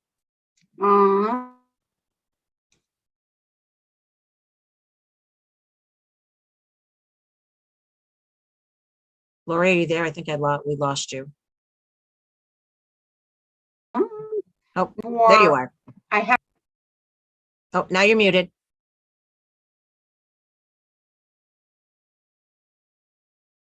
Am I there now? Now there No. you are. Okay, thank you. It's just internet's now unstable, so I apologize. That was, the additional money was in there for the part-time person to also Okay. attend training that's required. Got it. Okay, to include the part-time. And Okay. the fees are going up as well as everything else. Okay. Because everything costs more money and the food costs money. So Okay. Great, Lori. I think we're slowly losing you. You're going in and out. So if Sorry. no, you're totally fine. I think we were at this point anyway, Lori, that I think we're all set unless anybody has something additional they want to add. I think, there'll be a little further discussion on this. All right, sounds great. Thank you. Awesome, Lori. Thank you so much. We appreciate it. All right, thank you. Mr. Montijo, I see he is in the audience. If we could bring him over.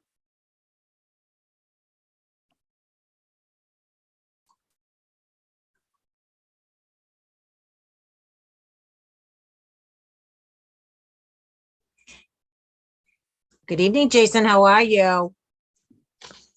Good evening. Welcome. Nice to have you. Nice to see you again. Thank you. I'm going to kind of do the same thing. We're going to have Vanessa just pull your budget up if you want to talk about some of the items on your budget that you think, may have increased or decreased, or you think would be of interest to the board. That would be great. Ms. Hale, if you wouldn't mind sharing your screen. I was getting a little irked out by technology issues happening in the meeting. I'm like, I can't help. All right, there we go. Again, welcome. And if you'd like to, again, just give an overview on some of the changes in your budget, it would be appreciated.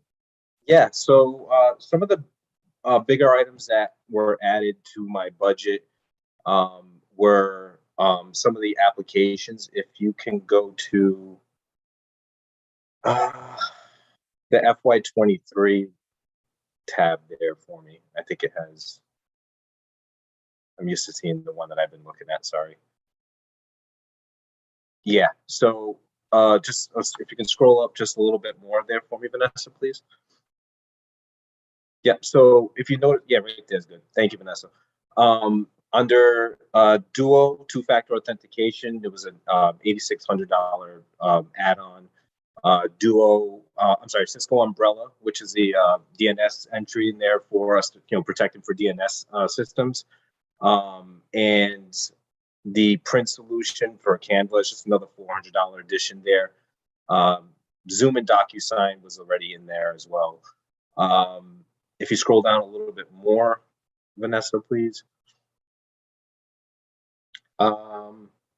We mean me, and my agent Carla, we were talking about additions for the employee training.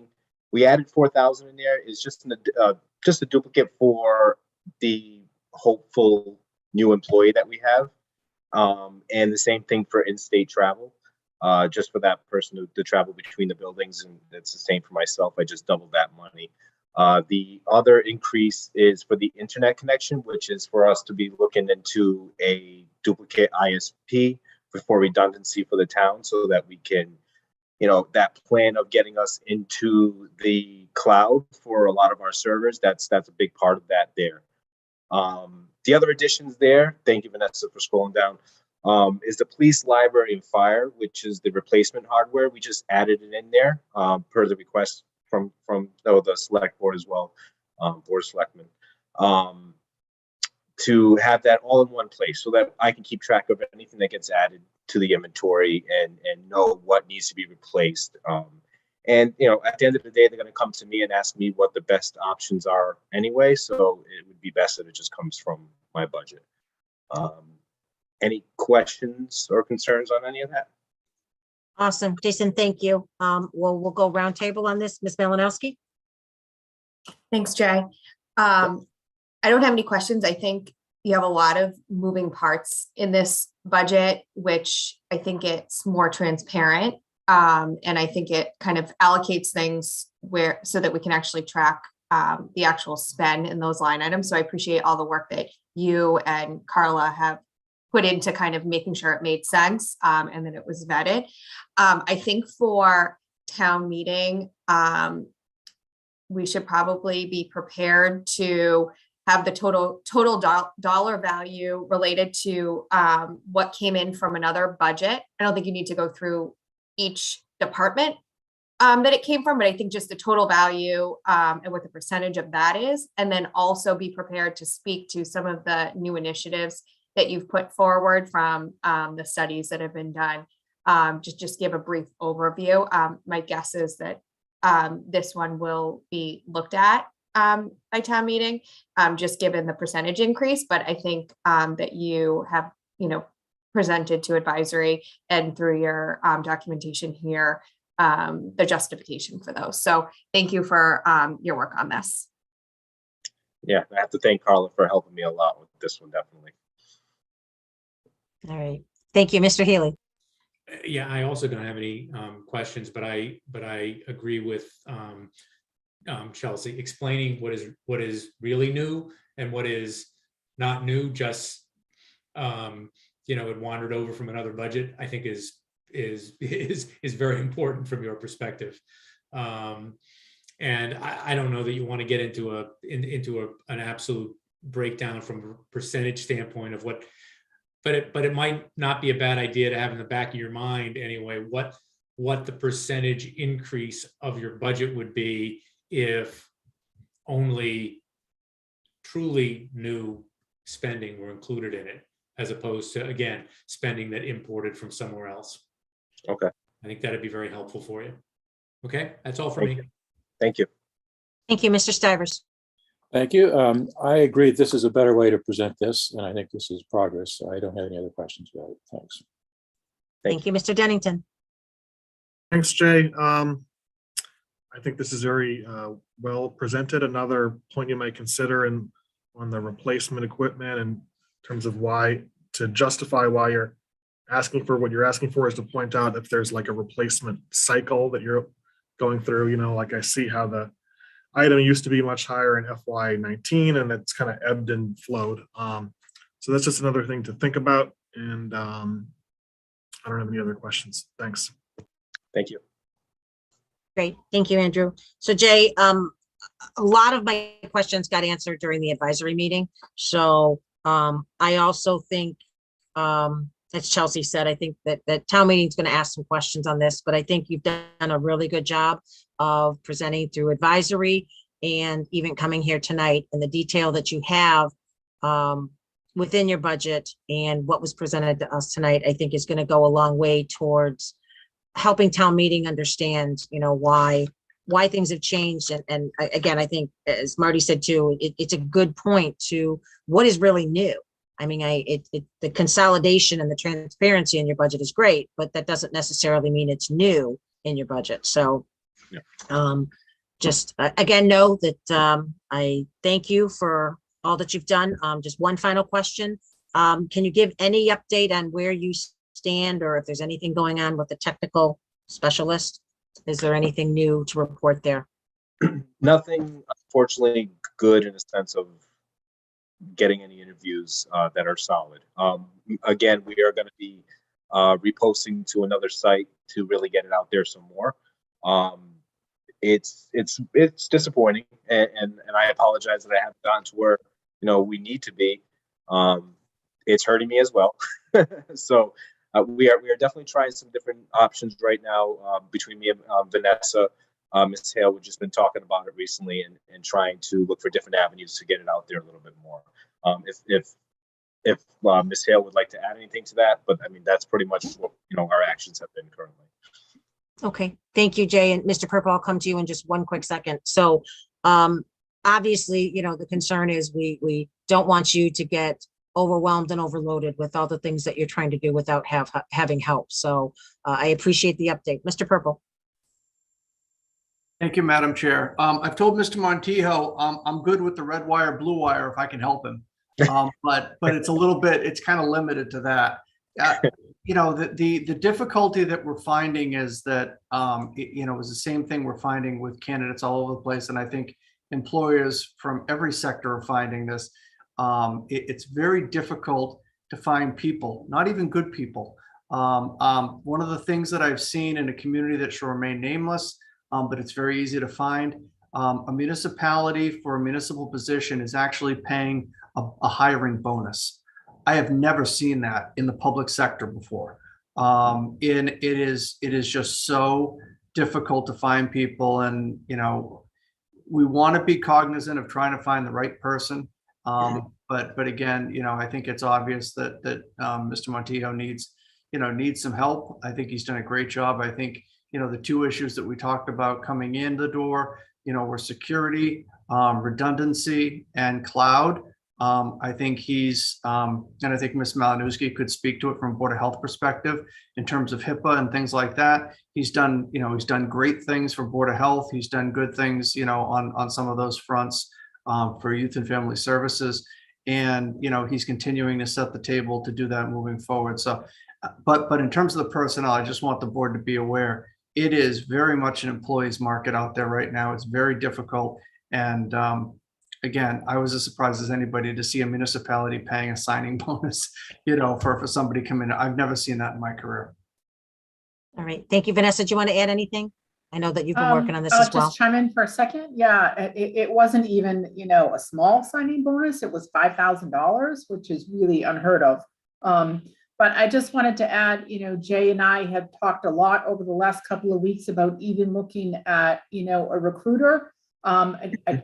It may be something we need to try. We're going to give the job posting one more shot and extend to different types of job boards we don't normally pay for, to see if that helps at all. The recruitment is, using a recruiter is really difficult in the public sector because you pay up to 1/3 or 1/4 of the employee's annual salary as a fee, depending how quickly you hire from someone they suggest to you. It may be something we have to discuss later during the recruitment, but it's not feasible. That's why we've never done it before. But we're continuing to plug along, and appreciate a little bit of time to actually talk about this tonight. If we do have any viewers that think they have, some of the qualifications, we are more than happy to even have informal conversations with someone that may be interested. Great. Thank you, Vanessa. Thank you for the update. And again, Jay, just know obviously keep Mark and Vanessa updated. The last thing we want is for you to burn out, and, we as a board support you 100%, and, whatever we can do to help you, just let us know. So I'll go. Anyone else want to add anything before we let Mr. Montijo go? Andrew, was that a yes? Go ahead. I actually have an unrelated thing that I wanted to bring up. It relates to the agenda here. So I have been texting with Dan Blanchard, who is on the agenda. He volunteered for the St. Mark Street Park Group, and he's a teacher at Faith School, and he has to go do I think dorm duty supervising students at 8:30. I know we've got meetings going. We've got a lot on the agenda. I just wanted to bring that to your attention. So. Nope, Andrew, we'll make sure that we bring him over after, again, that's the whole point of switching things up if we have to. So, okay. So Jay, I think we're set for you for the night. Again, thank you for everything. And why don't we jump around a little bit, and why don't we bring Mr. Blanchard over before we lose him? Thank you.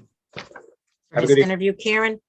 Ms. Galligan, just bear with us. You are certainly on the agenda next.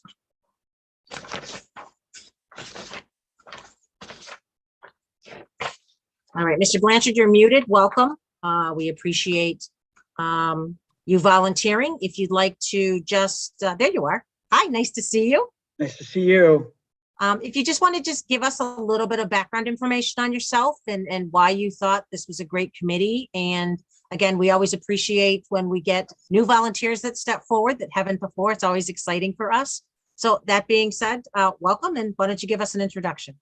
Yeah, thank you. This is year 16 for me at Faith School. I've lived in Southborough for 15 years. I have two daughters, 8th grade and 6th grade. Previously lived in Portsmouth, New Hampshire, where I grew up. Did a lot of town work there. Worked as I was elected as a selectman and a moderator, which in Portsmouth were election officials, right? So election officials in Portsmouth, as a lot of things in New Hampshire, even the smallest roles are elected. So kind of just working as an elected official to enforce state, town, and US voting rights. But kind of growing up in Portsmouth and kind of the dig itself, kind of the history and the unique nature of Southborough kind of attracted me to kind of looking at the dig site and the park site and what potential could be there. And I thought this would be a good way of kind of tipping my toes in the waters of being a citizen of Southborough. So I think,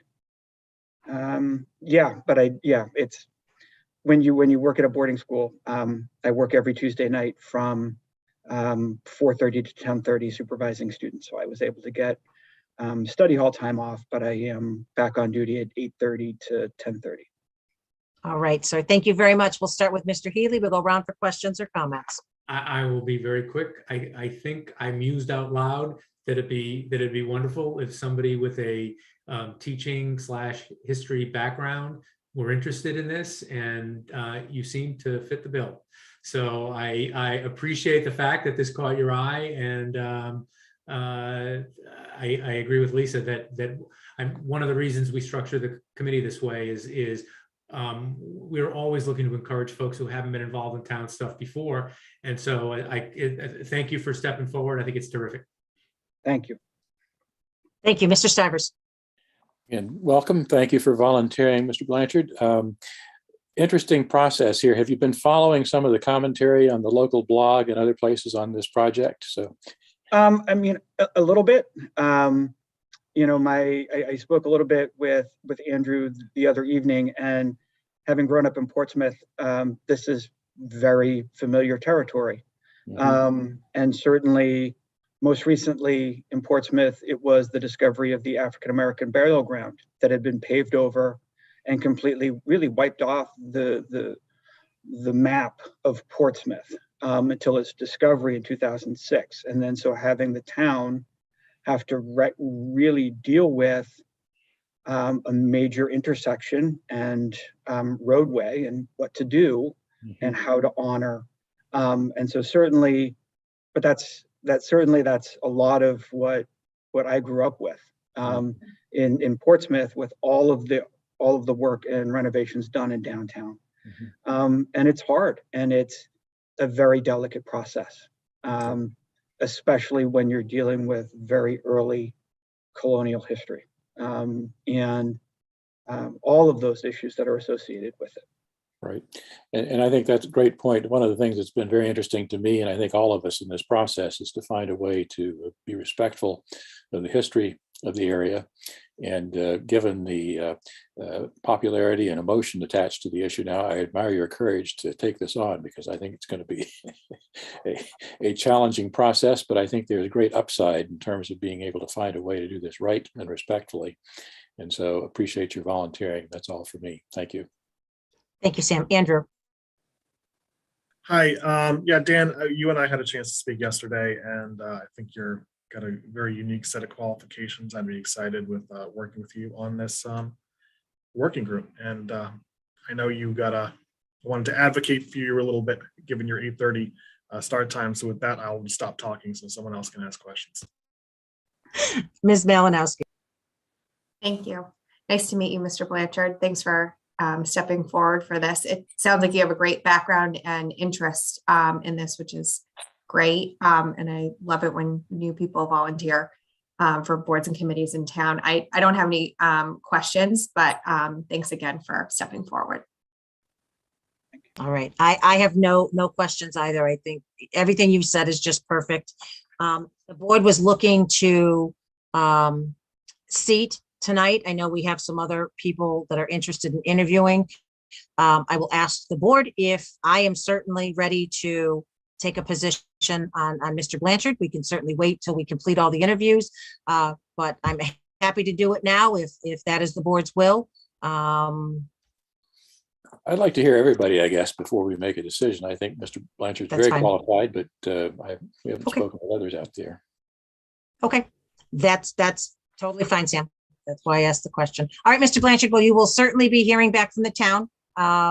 Probably tomorrow. I'm sure Mr. Purple will be reaching out to those that are appointed. But again, thank you for stepping forward. It's again, wonderful to always have fresh faces. I think it benefits the town as a whole. So, sir, thank you so much. And it was a pleasure to meet you.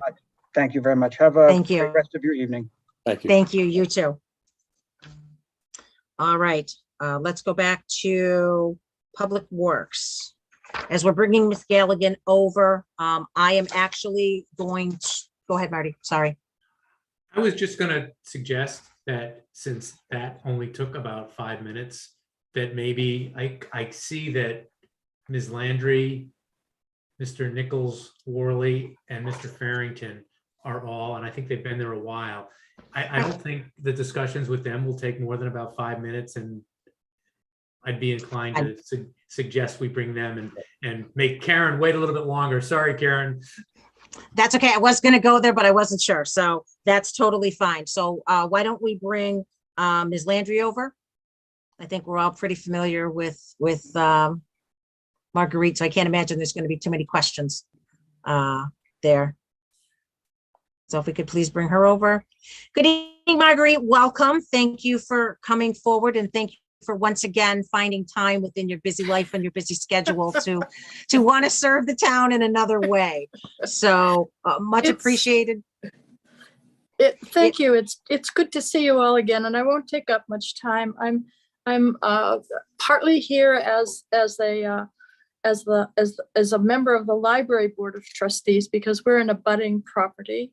And actually our grass will go exactly up to the edge of the park. And we're interested in seeing how we can work together to make a good long spot there in the middle of Southborough that looks good. And I saw also that Daniel Blanchard had limited time per week available. And I think we can certainly, if I'm appointed, find ways to work with his very limited schedule so that we can not impose on his good nature any more than we have to.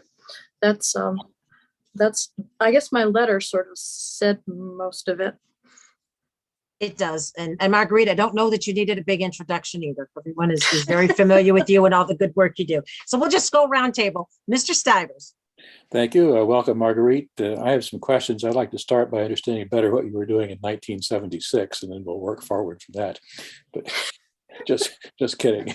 I thought you meant 1776, right? Yeah.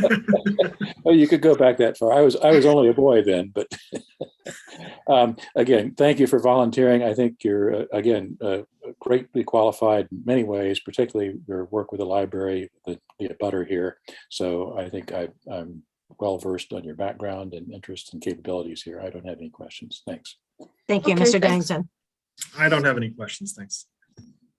This is easy. Ms. Malinowski. I don't have any questions either.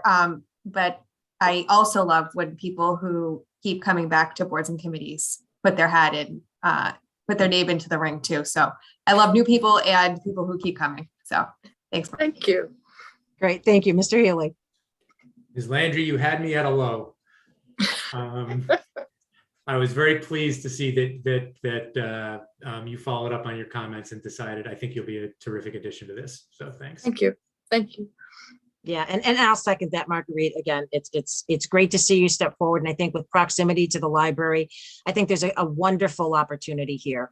I think there's a wonderful opportunity to create additional programs for people with mobility issues as well. So I think this is wonderful. So I thank you. I have no further questions for you. If you want to just hang around, I think we're going to have a little bit of a discussion. But if we can bring Mr. Farrington over as well.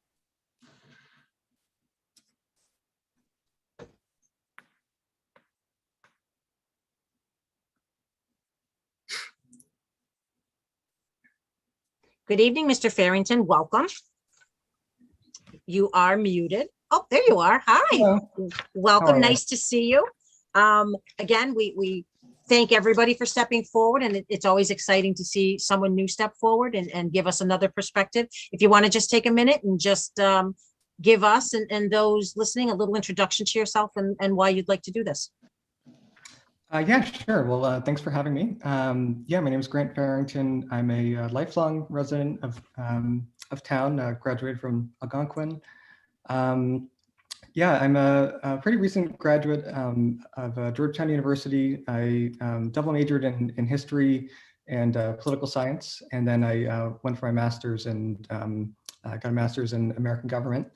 Yeah, so I had been I've been interested in local government and have been following your meetings and saw that you guys were looking for volunteers. And yeah, I think that with my historical background and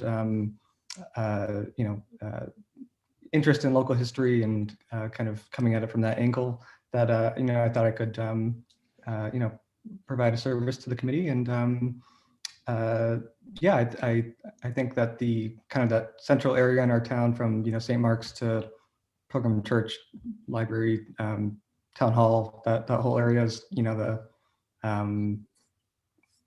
really the central part of town. And a lot, the reason that a lot of people enjoy living here. And, so I kind of want to make the park area the best it can be. So yeah, that's why I volunteered. That's wonderful. Thank you so much. We'll go round table again. Mr. Dennington. Hi, Grant.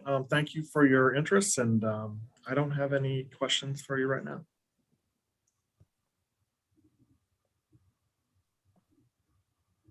Sorry, Marty. I keep clicking the button too fast. Oh, me?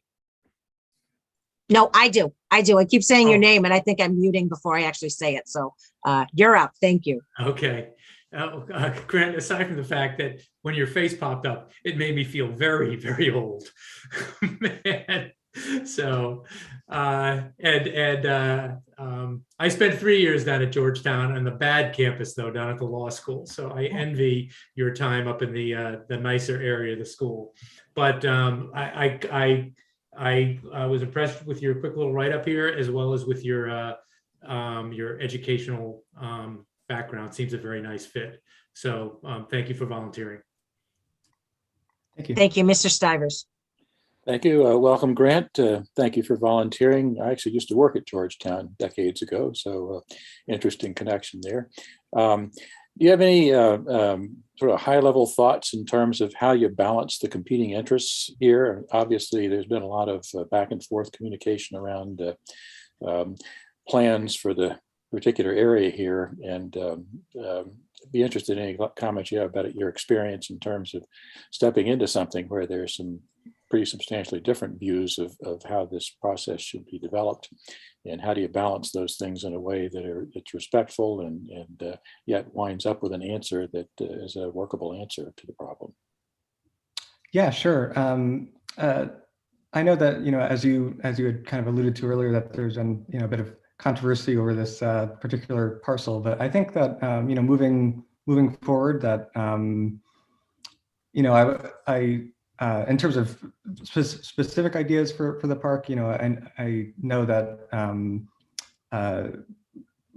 some sort of monument to the Nipmuc tribe or something along those lines has been mentioned. I think that's a great idea. I think that would, if we were to move forward on that path, then that would definitely have to involve some sort of coordination or contact with the Nipmuc leaders to kind of get their okay before anything was to be put in place. So I think that would definitely be a something to look into. But yeah, I think there's a good amount of I guess, as you said, competing interests that are kind of at stake here. And I know there's been talk of a history walk going in as well. So I do think it will be a challenge to kind of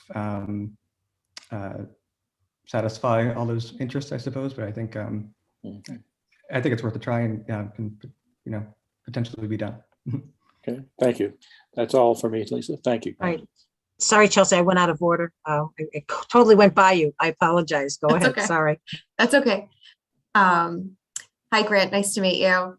Thanks for volunteering. I don't have any additional questions.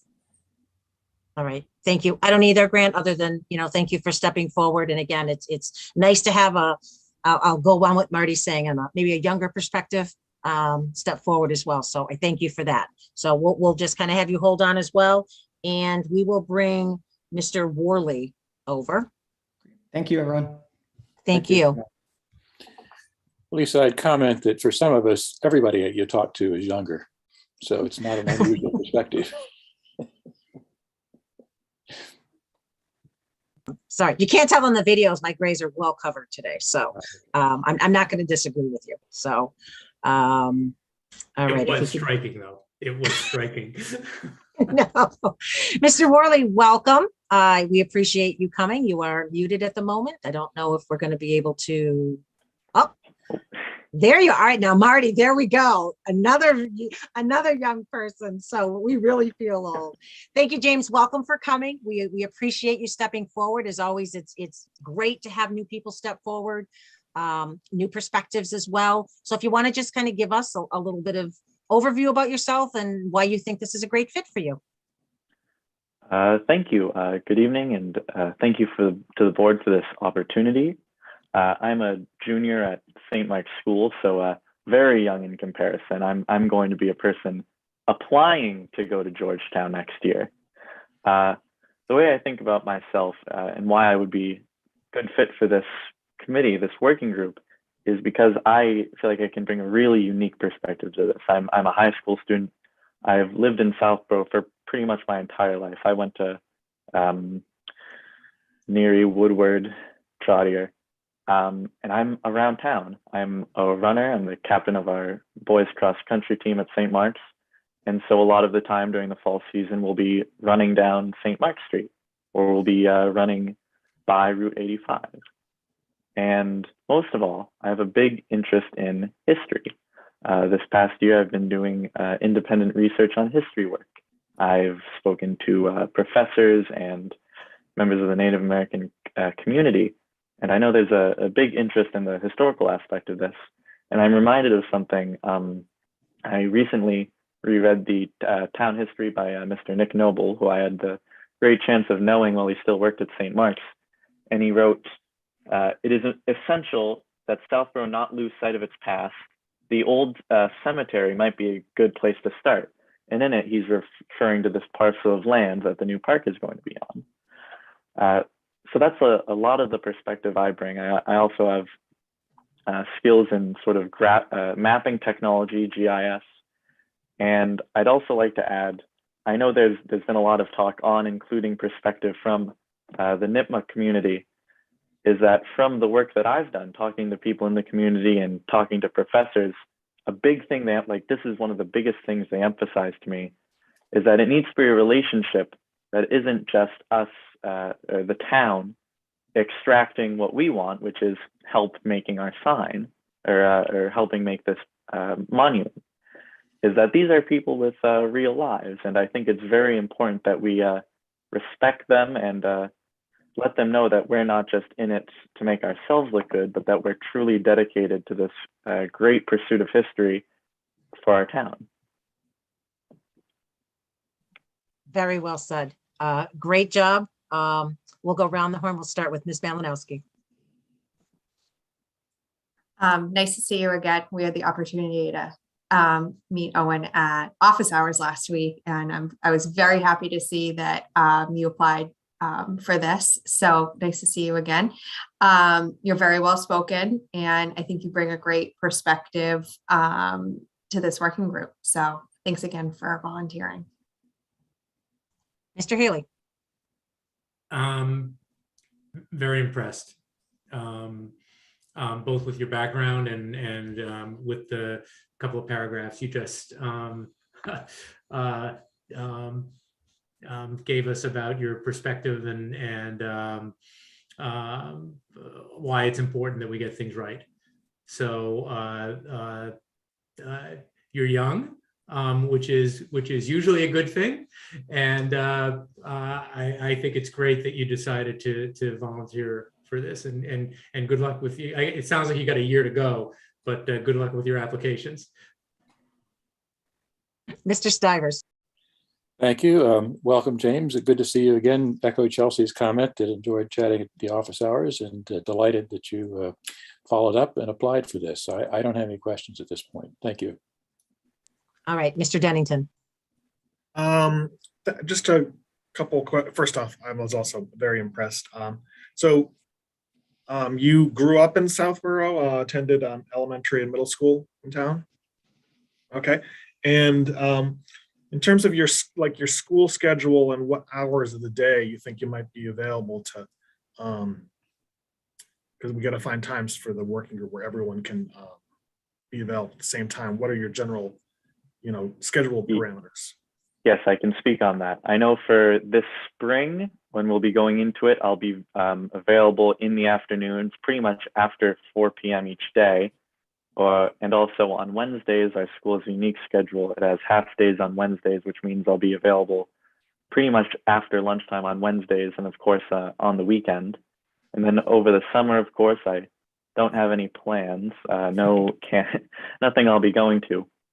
And then in the autumn is my busiest season, as that's when cross-country season is. But I believe that this group is a priority for me, and I'd be willing to make time for it, even if that meant working around other parts of my schedule. Those parts would work around my time in the group. Thank you. All right. Thank you. I have nothing further for you other than, again, I can't reinforce what everyone has already said.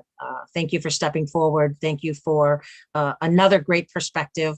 I think that the group that's come before us tonight is pretty unique. And I think with not just the potential ranges of experience, but I think everybody brings something unique on their own. So I think that's wonderful.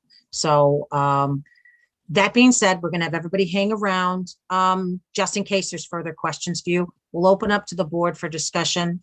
One thing I would like to throw out to the board before we kind of discuss our path on going here is it is a 7-member committee.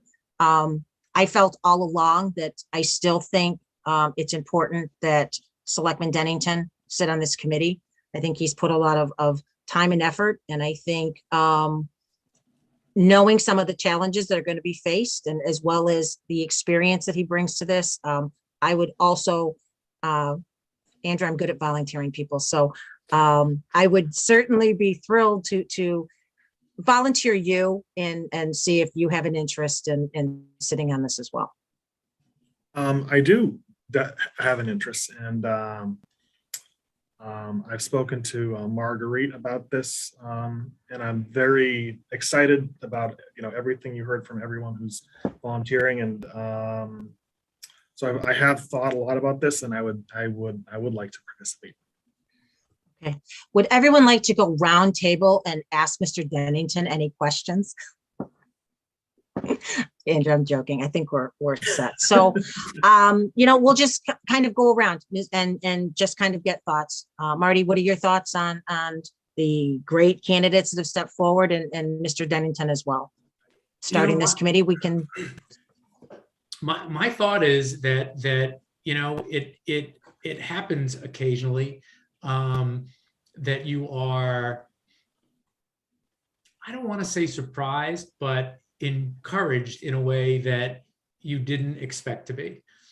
And I feel that way. I'm Mr. Blanchard, who's not on anymore, but the interest and perspective and the genuineness of everything we heard in the last 20 minutes or so is beyond encouraging for me. And I would, I can't imagine 5 better people to get this thing rolling. And I think there's some stubbornness, unfortunately, out there, or maybe some unfortunate reluctance of some other people who have an interest in this to come forward. I think that's a shame. And maybe seeing who is willing to step forward and do the difficult but very interesting work here, maybe will make them change their minds. So again, I couldn't be more encouraged by what I've heard. Great. Mr. Stivers. Thanks. I'm also very impressed by the candidates. I think we've got a great group here. And so Lisa, the plan would be, if we decided to appoint the current applicants, then we'd have 2 slots remaining. Correct. We could still, again, as Marty said, hopefully, Sam, somebody seeing the group that stepped forward would be kind of excited to serve with them. Yeah, or other candidates might find it who haven't seen it or whatever. So Yeah. we keep advertising and work Yep. to fill those other 2 slots. So yeah, I'm prepared to support all the candidates tonight and appoint and keep looking for 2 additional ones Okay. So Sam, you're supportive of Andrew as well. as well. Yeah. Hard Great. call, but I guess I support it. So. All right. Thank you. Andrew, you don't have to talk about yourself, but if you want to add any feedback or anything to the discussion of the other candidates that are here. Well, we have a meeting, which is, we already got a lot of stuff left. So yeah, I think Marty said it about as well as you can, that seeing what a good group of people have stepped up for this, hopefully encourages some other people to step up to the plate as well and complete the 7. All right. Ms. Malinowski. I'm good with the candidates. Okay. That being said, Mr. Healy, do I hear a motion coming forth? I do. I vote that we appoint to the, I want to get the name of the group, the St. Mark's Street Park Working Group. Mr. Blanchard, Mr. Farrington, Mr. Nichols Worley. Do I have that right? All right. Mr. Dennington and Ms. Landry. Second. All right. Roll call vote. Mr. Healy. Aye. Ms. Malinowski. Aye. Mr. Stivers. Aye. Mr. Dennington. Abstain. Okay. And Ms. Braccio. Aye. Thank you. All right. Thank you all for stepping forward once again. You'll be getting some instructions, and hopefully we'll be getting a meeting set up for you relatively quickly, and you can start on your great work that you're going to do. So thank you all. Thank you. Good stuff, you. all. Good night. Good night. Thank you. Thank you. Good night. All right. Karen, thank you for sticking around. Much appreciated. No problem. So one I'm thing glad you before- finished that, actually. One thing I want to say before the board has discussion on your budget, Karen. I know that's one of the first things is I'm actually going to recuse myself and leave from this discussion. My husband plows for the town, and I think there's question on a snow line item. I could sit as a budget as a whole, but when you start discussing specific items, I cannot participate. So Ms. Malinowski is going to take over chairing the budget discussion. Mr. Purple, you will text me when this portion of the budget, portion of the discussion is done, and then I will come back in for the balance. Thank you, Ms. Malinowski. Thank you. Hi, Karen. Hello. I'm not sure if you were here for the other budget discussions, but we just, and Vanessa has it teed up to bring over the budgets as we talk through it. So I don't know if you want to give a kind of a general overview of where you're at with it. Sure. So it's a level service budget. We have, this doesn't include, because the union is up for their contract this year. So it doesn't include any COLAs for them. So cost of living increases, just anyone who had a step is in that. Otherwise SAP raises, and then, like I said, just the steps for anyone in the union. We have a few items that have gone up. Sorry, and some Karen, I'm just maybe- going to interrupt you. I don't think this is the right version because refuse disposal should be at 290 and it's at 265 on this. Yeah, I just noticed that. Yeah, that's not the same one. So hold on one second. Sorry, I didn't mean to cut you off midstream. No, but that's- Karen, glad do you you noticed. have it on your computer? This is the last version I got from Brian. If you have an updated version Vanessa, on your, I have it. Do you want to Oh, share? okay. Can I? Sure. You want me to share screen?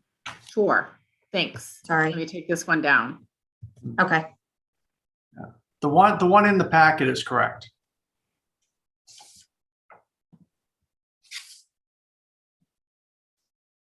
Sorry, Karen. That's okay. Vanessa, I still can't share. Here we go. Okay.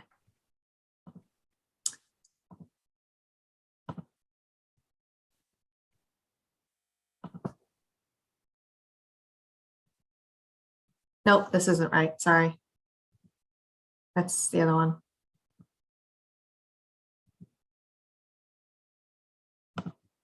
I got too many budgets open.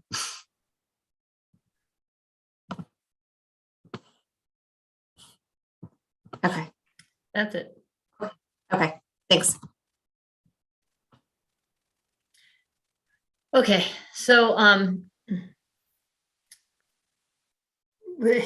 right, so our budget, DPW budget is really heavy more on items that we buy or contracts. So it's gone up in a few places. I don't think anyone's surprised. Gasoline. I actually did end up lowering that a little bit. So now we're at, sorry, I'm in the wrong area. Gasoline. All right, do you want, let me start at the top and then go down. That'd be easier. Sure. Yeah. Okay. So, all right. So like I said, so the new contract for the crew is not included in the salary budget. So that will change. When you, as you scroll down and you get to the snow removal contract, 5291, I'd been carrying, I carried a bad number in 22. I really don't need that. The 116 is a more reasonable number right now. So that's basically where we're moving with that. This last storm, so it's the first storm we've had to use contractors this year. It was a 21-hour storm for contractors. It was a 26-hour storm for the crew. That's about $39,000. It was about 15,000 in overtime, I think, 13 to 15. I wrote them down, but I can't find the right sheets now. But I feel confident that we can live within those numbers. As you go down to the next one, refuse disposal, that made a big jump in 2021. And then also in, I'm level funding over from 2022.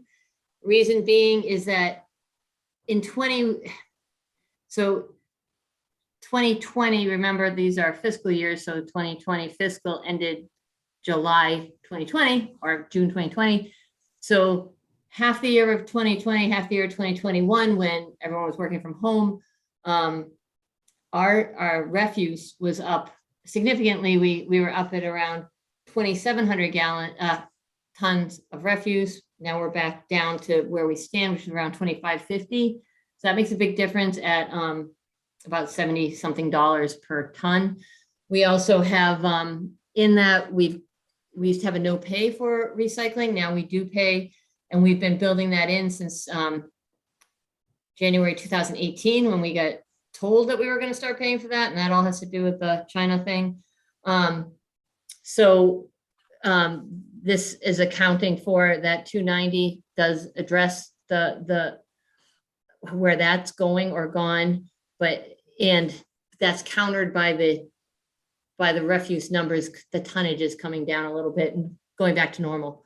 You keep going down, you'll see we did go up in the other purchase services, and that just is, we're just trying to keep up with really where we seem to average out. We do need to, we do have a lot of stuff that we do put out to other contracts. And I have a spreadsheet of what it's used for last year on that OpenGov thing, or whatever it was last year. We kind of listed what we have in that, but I can give you a summary if you want to know that. And then you go down a little bit farther, gasoline. I obviously had to put that up a decent amount because gas has gone crazy. We're seeing it at pumps ourselves, but the problem we're having obviously is that we pay based off of Boston Low. So I had gotten a $2.50 a gallon for some gas. I had a $2.46, so we've been kind of in a reasonable range. But I just got diesel the other day for $3.06.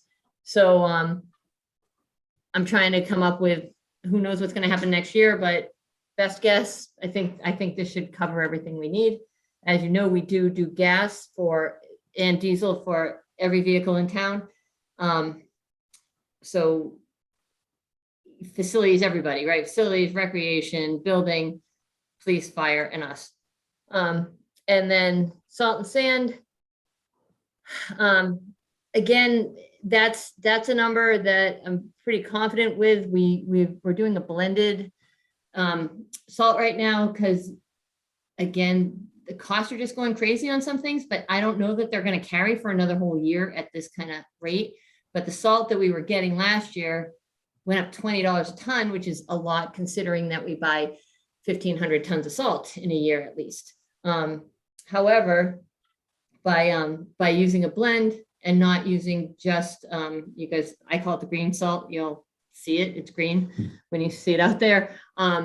That's just, it's a special salt that's been treated so that it will work at lower temperatures than regular salt. So by blending and using like now, obviously this time of year, you need to go to the green salt, but in March, you don't need to. You can use regular in December. So that's pretty much the bulk of what's changed significantly in the budget. If you guys have any other questions, that's just the highway tax budget.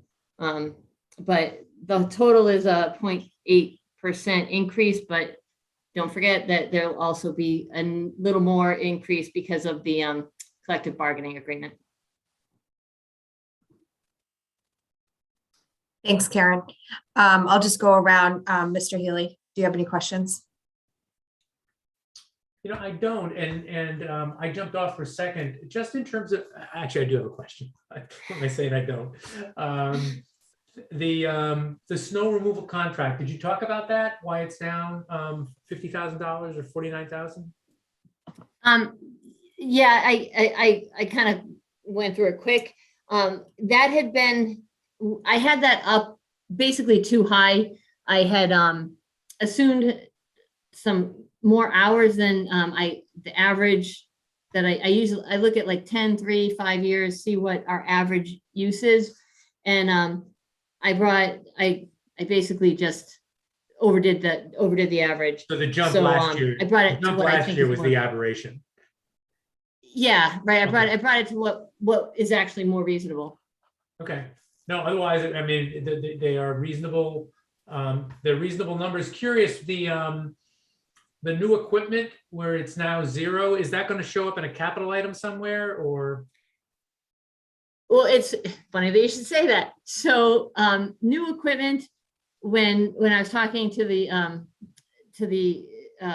finance committee about it, they said, well, what's new? And I said, well, it's we're buying like an attachment for this. And they're like, that's not new. That's replacing, like you were using a snow blower, now you're using a plow on it or something. They said it's replacing something else. So they said for new equipment, anything I'm really looking at that's new is something that would have to go through capital based on our standard for what makes capital. Okay. All right. So that means that just dropped down to the next line. Yeah. Okay. You can kind of see it, right? Great. Thanks, Karen. I'm all good. Mr. Stivers. Thanks. Thanks, Karen. Good to see you.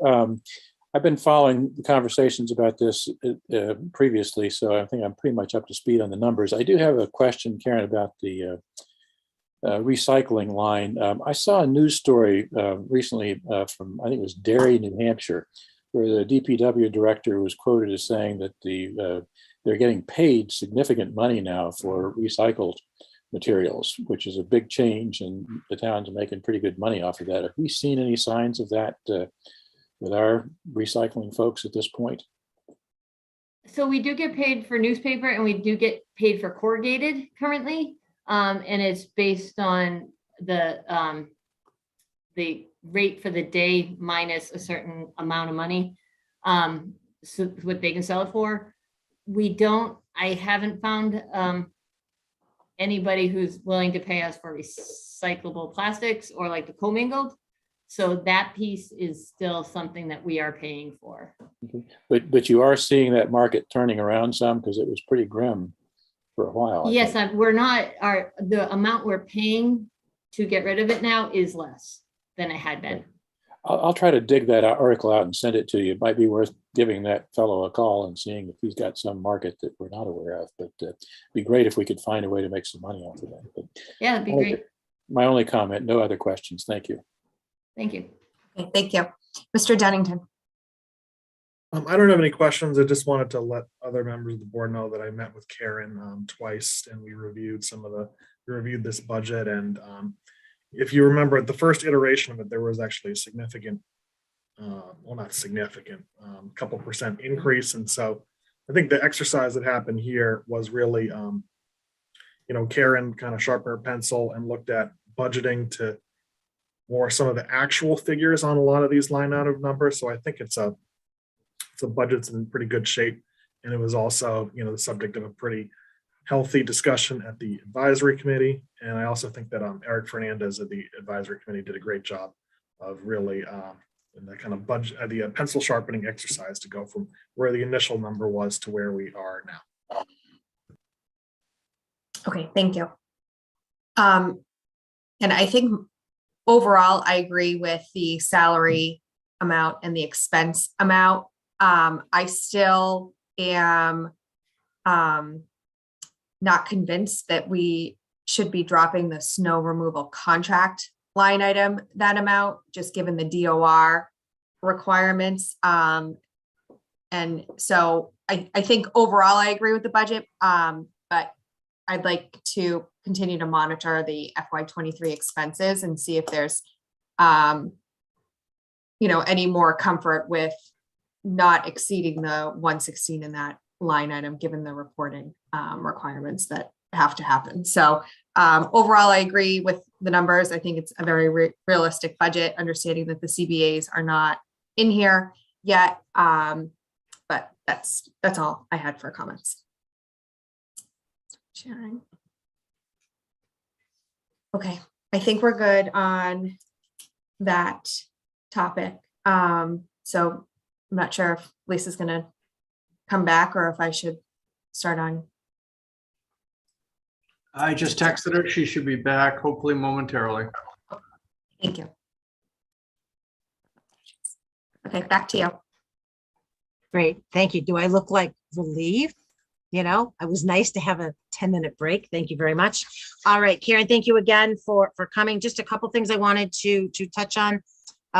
There was some, Karen had a great discussion with Capital at the last meeting, and I know Mr. Malinowski had forwarded over to advisory and Mr. Purple some of the updates. So Mark, if you would like to touch on some of the capital changes to the budget. I know we're gonna have a budget discussion later, but while Karen's here, in case there's any questions. So do you want me to hit on all of the items, Madam Chair, or just cherry pick for Karen, which really I think is only one? Yes. 2 items. Okay. Yes, why don't you just do the 2? Just for the DPW pieces, Capital had talked about the Newton Street water main. The latest estimate for the project was about $2.5 million. The feasibility study was done and is in the process. It was appropriated from last year's town meeting. We're hoping to have firm bids for the project in hand for town meeting, and a significant portion of the article, if approved, is going to utilize a previously issued water fund bond for a project out on Route 9.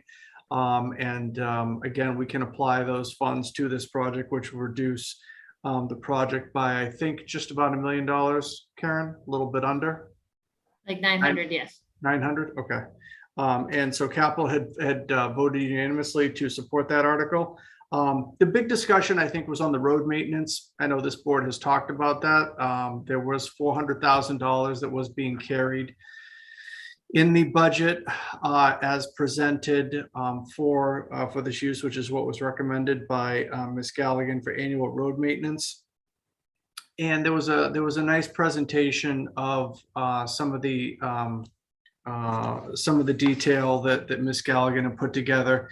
And again, she understands how this all fits together better than I do. So distilling it down, into layman's terms, as I understand it, is she has sufficient funds as we speak for all of the projects that have been bid, including the Main Street project as well as the CSX crossing.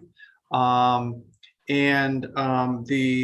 use of $400,000 or the allocation of $400,000 from the budget for an article for this year, as well as the anticipated $434,000 in Chapter 90, is going to allow her the ability to have enough funds combined in order to go out and put out another project bid.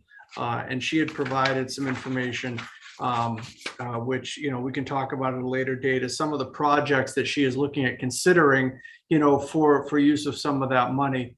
If she were to go through her projects as currently funded and we didn't do the $400,000, it would not leave enough in the fund in order for another bid to be solicited. And it doesn't give us as much latitude in case there's some overages on the existing projects or bids come in higher, things of that nature. So I think Capital Committee unanimously was comfortable with recommending the $400,000 to the Board of Selectmen for capital. So those are the only 2 pieces I think that involve DPW from a capital perspective. Yeah, and the only thing I'll add is that at our next meeting, I think there was a good presentation on the road monies, explaining where all the monies came from. So I think we'll have that come up at our next meeting, just so the board has a better understanding of the monies that Mark was just referencing. So we'll do that at the next meeting. But Karen, is there anything you wanted to add to that? I mean, the only other thing I'll add for the board is I took no positions on some of the articles that Mark is going to talk about, some of the changes tonight, because I thought my place was to vote with the Board of Selectmen on these.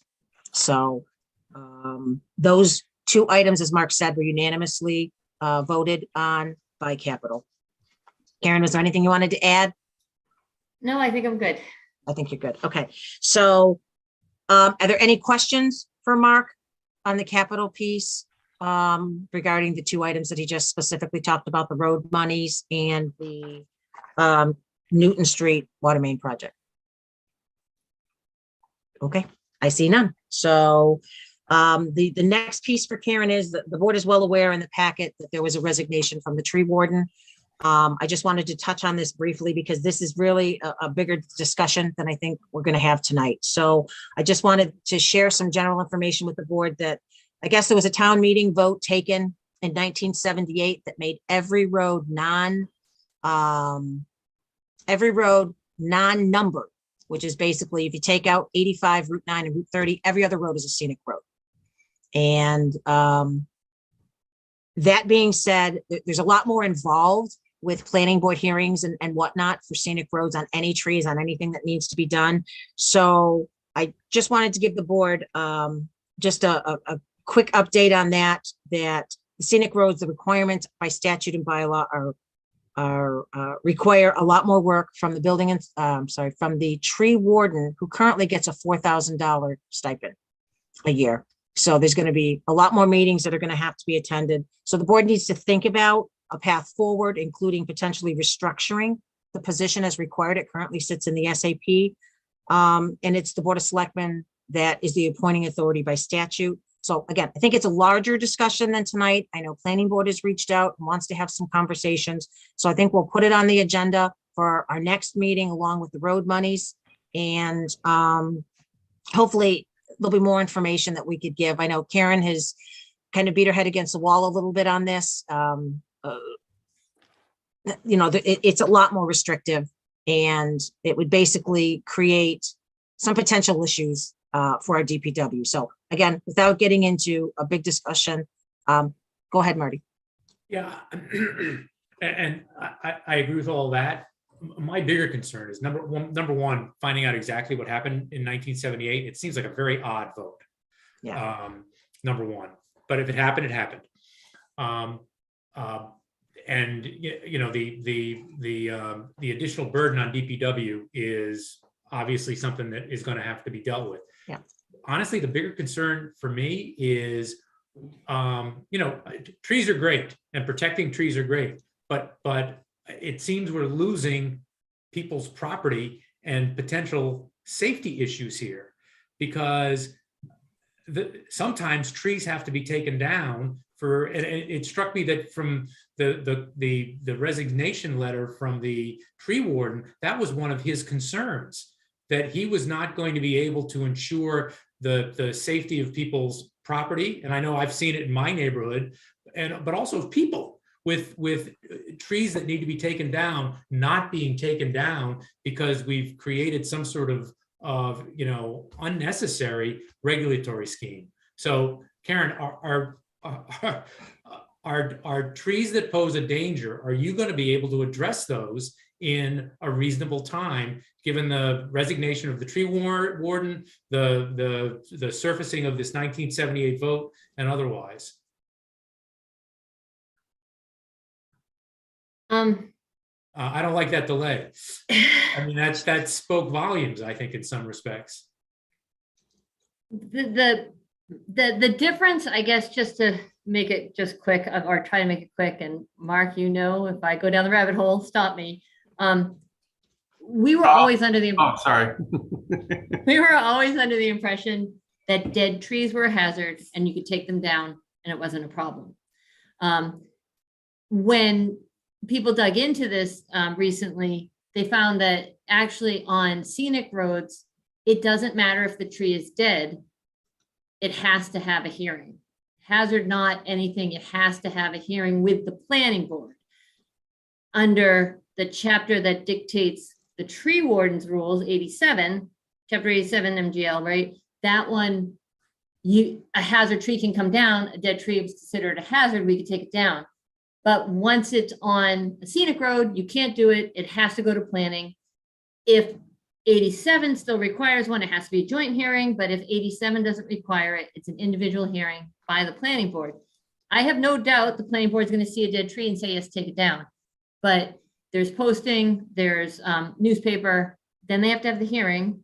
And it's just a matter of, there's no discretionary, it leaves no discretion to the tree warden or us. And I have found that people, even if the resident sees it, knows it's dead and wants it down, but other people don't believe that, or don't necessarily, they hadn't looked at it and say, wait, you took it down without a tree hearing.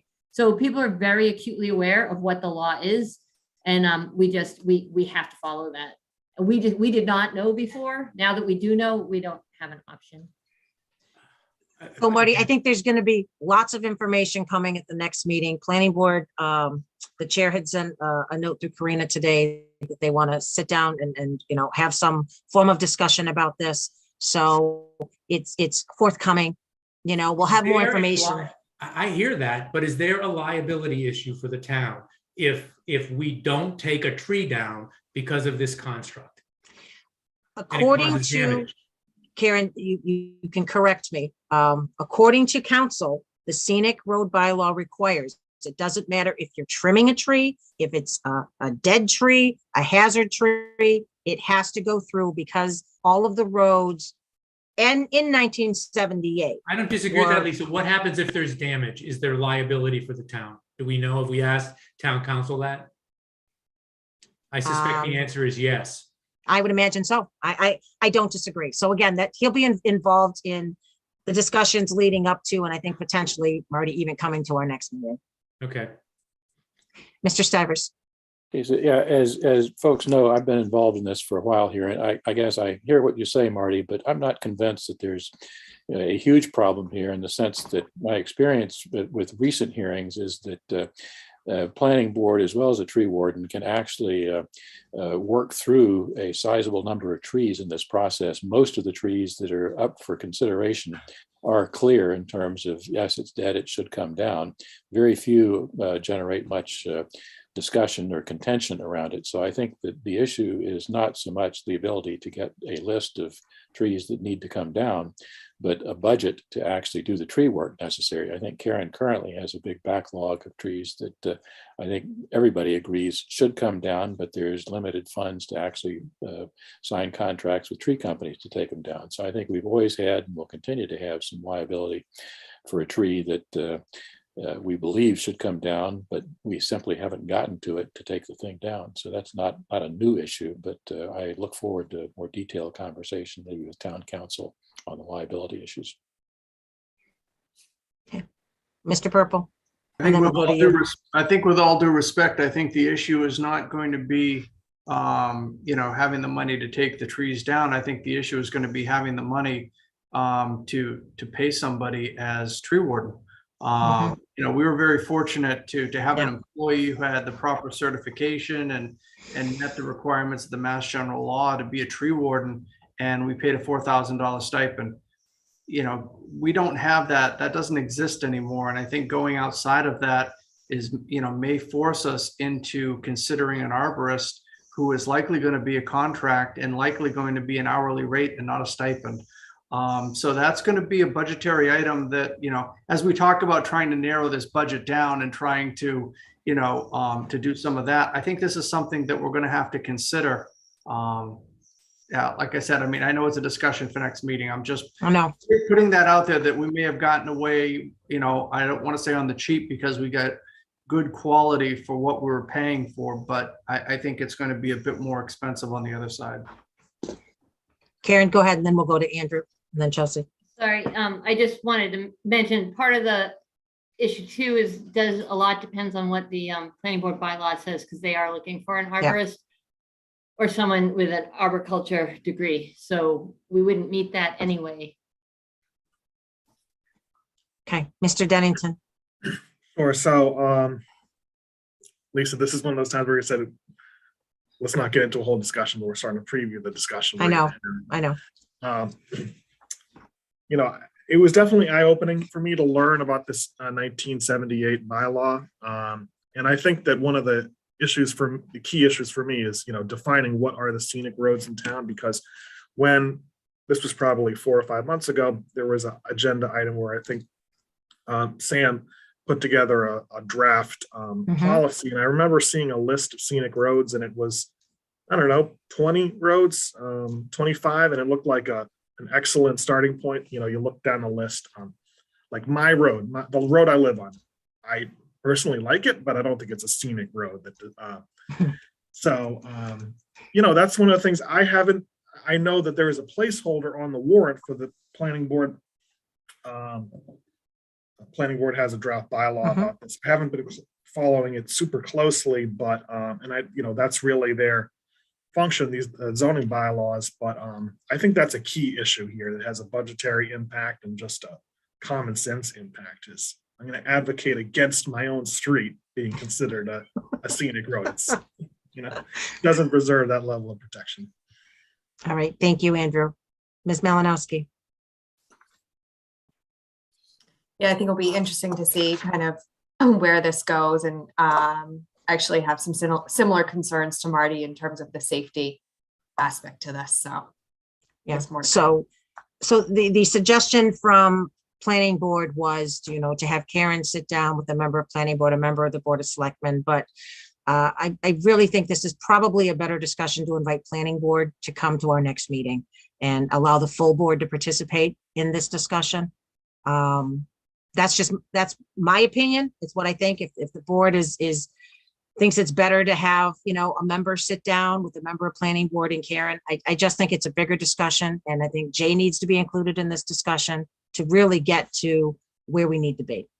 I think we need clear guidance. So I agree with that. And I want to take a look at what happened in 1978. Okay. It just seems like a very odd vote, but there are odd votes at town meetings. There are. So, okay. Article 41. Article 3. There you go. So I'm sorry, what did you say? I didn't hear you, Andrew. It was Article 41 at the 1978. Set the yes votes 97, no votes 66. You know what? I've noticed in the participants, attendees over there, that Mr. Haggerty has been working. So, Mr. Haggerty, I'm going to come visit you and pick your brain and records about this. All right. Okay. Great. Thank you. So we'll have a path forward. We'll plan and, you know, Mark, will you double check with council and make sure he would be available for the discussion as well? And we'll send an invite to planning board as well. I think it's just better to have this discussion out in the open and, you know, figure out a path. So that being said, that's all we had left for you, Karen. Thank you. I know you're probably tired, as you said, was it 26 hours, the DPW? So Thank you very much. I appreciate you guys. much appreciated. We didn't talk about water budget. I hate to even bring it up. Any issues? Chelsea, any issues? I'm good. I didn't have any issues. No, sorry, I skipped over that. Yeah. Okay, excellent. Okay. Thank you very much. All right. Thank you, Karen. Have a good night. Okay. Madam Andrew, go ahead. Chair, Yes. could we have a 5-minute recess? We may. I already had mine, but yes, the board may have a 5-minute recess. We'll convene back at 9:27.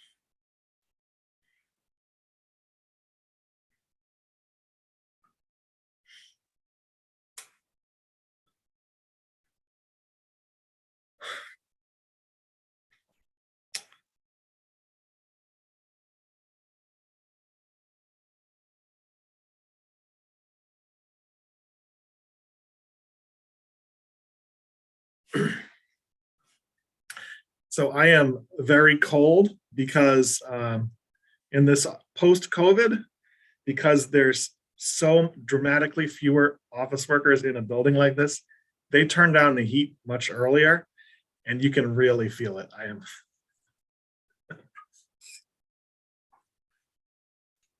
Are you in Boston?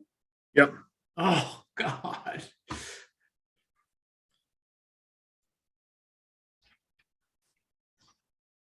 All right, we're waiting Mr. Stivers and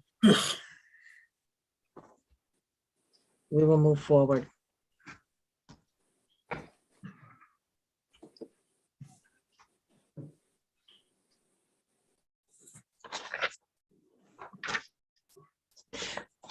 All right, the board is back from their break. Again, welcome back, everybody. Next discussion is Economic Development Committee Chair to discuss 4 topics. Rob, do you have let's see if you have a quorum. Did you plan on having a quorum in order to call your meeting to order? We posted the agenda. I took a look at the attendees and it's just myself and Chris Robbins. So we do not have a quorum. So we don't have to call the meeting to order. We can do that much quicker. Okay, that is perfect. So we'll dive right in. I know it's late. I know everybody's, it's been a long few weeks for everybody. So you know what, first we'll just bring up and we'll take a quick look at your budget, see if there's any questions from the board on that. Vanessa, if you wouldn't mind sharing one final budget.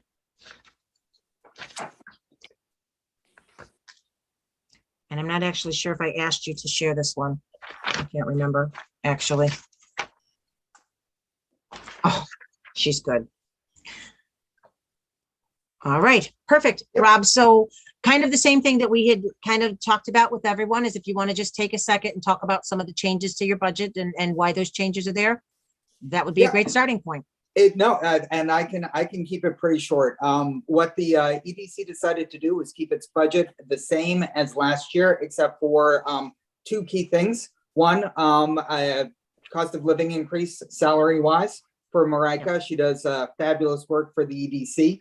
And then the dues and membership. And the dues and membership did go up in part because we took over. There's a little note on there. The payments for some subscriptions played by planning or other departments.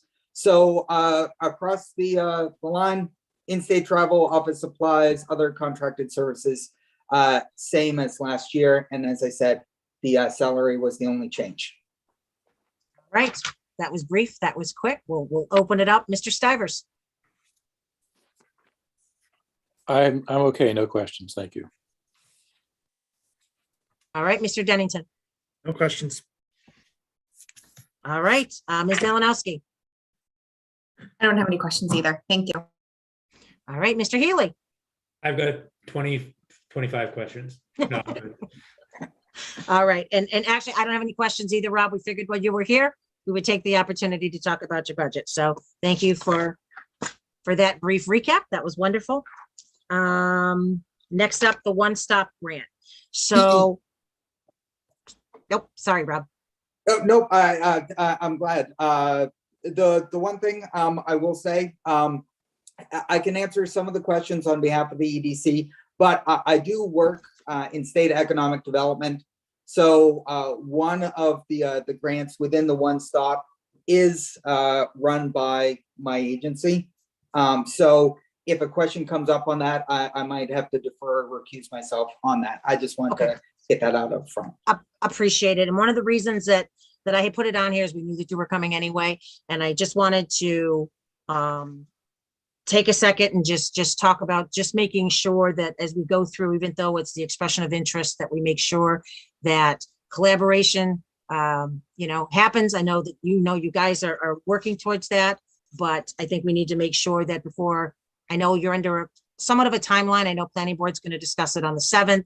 I think Shopsy had some general questions they wanted to come back with you guys with. I'm sure Mr. Healy could update those if need be. And again, that was the main thing for me, and we'll certainly open it up to the board.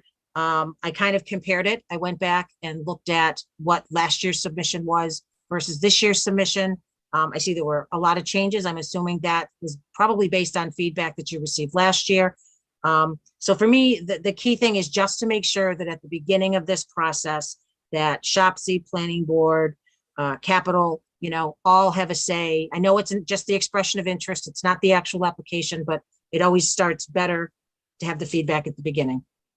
No, and to that point, that always was the intention for the EDC to work collaboratively with each of the groups. The one thing that I do know is that last year there were over 1,000 grants that were applied for. And for those 1,000 grants, there were an awful lot of expressions of interest. And the expressions of interest that came in on the earlier side had more eyes on them, got better feedback. And to that, as we had applied last year, my real goal and advocating for Marika to move this forward a little bit quicker was that we had already applied and that the feedback from the state can be very beneficial to creating a stronger application.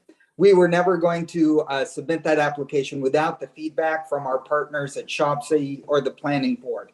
And the fact that the state's feedback could potentially change the application and the expression of interest, what we wanted to do is make sure that we started getting that feedback from them as soon as possible, with the ability to bring that back to our partners for obviously the stronger application.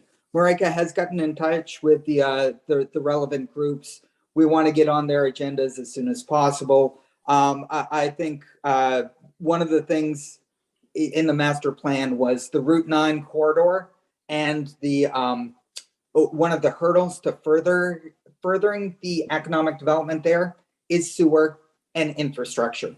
And so it's really important from an economic development perspective that we have the strongest grant possible. So the feedback from the state and the collaboration from our partners was kind of, I think, the goals that we had going forward. So that's just kind of where I think our committee is coming from. Obviously, we can't submit the application without the feedback from the Board of Selectmen, the Select Board, and the town as well. So that's just kind of one of the things. So. Sorry, I very much appreciate that, Rob. And again, collaboration, there's a lot of moving parts on Route 9 being looked at, and collaboration is key. Marty, I'm going to go to you first because I know SHOPC generally discussed this. I don't know where you guys ended up at your last. Not with anything specific. There's going to be a meeting on February 10th and it'll be greater discussion. I guess the one thing, I mean, it's interesting hearing Rob, you talk about it, is I think it makes a lot of sense to, again, SHOPC's meeting on the 10th. It sounds like the Planning Board is meeting on the 7th.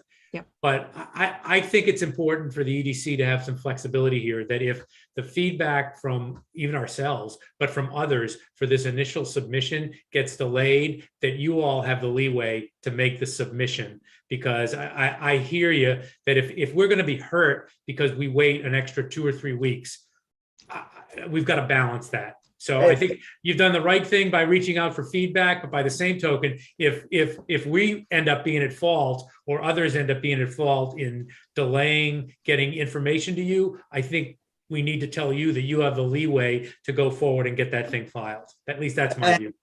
I do appreciate that. And I should also say that the community one-stop application has already opened. So people can actually fill out and submit their applications right now, in addition to the expressions of interest. So it's those parallel tracks. And I do appreciate the idea of flexibility should, we still have comments, because the applications themselves aren't due until much later, May and June. And so we can actually adjust that from further comments. So I do appreciate the flexibility. All right, Ms. Malinowski. Thank you. Hi, Rob. Thanks for coming and hanging in there for a couple hours. So in terms, and this is more for my education on how this process works, but we did the expression of interest last year, and then we applied for the actual grant cycle, and we didn't get it. And so was there a feedback process on why we didn't get it? And how did we kind of take that back to then do this expression of interest? So yes, we did receive feedback from the state. I think what they were hoping for, and if Marika were here, she'd correct me because I'm going to talk a little bit more in generalities. It was a little bit too vague, and they were looking for something more focused. The one thing about the community one-stop is that if you apply, they want to see a deliverable, and they want that deliverable to then lead to a second project. So that with something so vague as Route 9 needs a little bit of help, we might need to focus a little bit more. And that's where the feedback that the state provided last year can be very useful, in addition to the fact that they have increased the number of grants this year.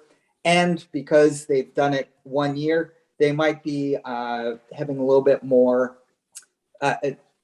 quality feedback the earlier you get in to make sure you have a strong application. So how does this, so I assume that the EEA grant, as with the wastewater that we got for Route 9, would play into any expression of interest to that. So did that help to narrow the scope of the expression of interest for this round? It probably will. The one thing that the expression of interest wants to see is building upon past plans. If we had a more recent master plan, we pull it out and use it. We're using an older master plan. We have a housing production plan. We have an economic development plan. We have all of those things.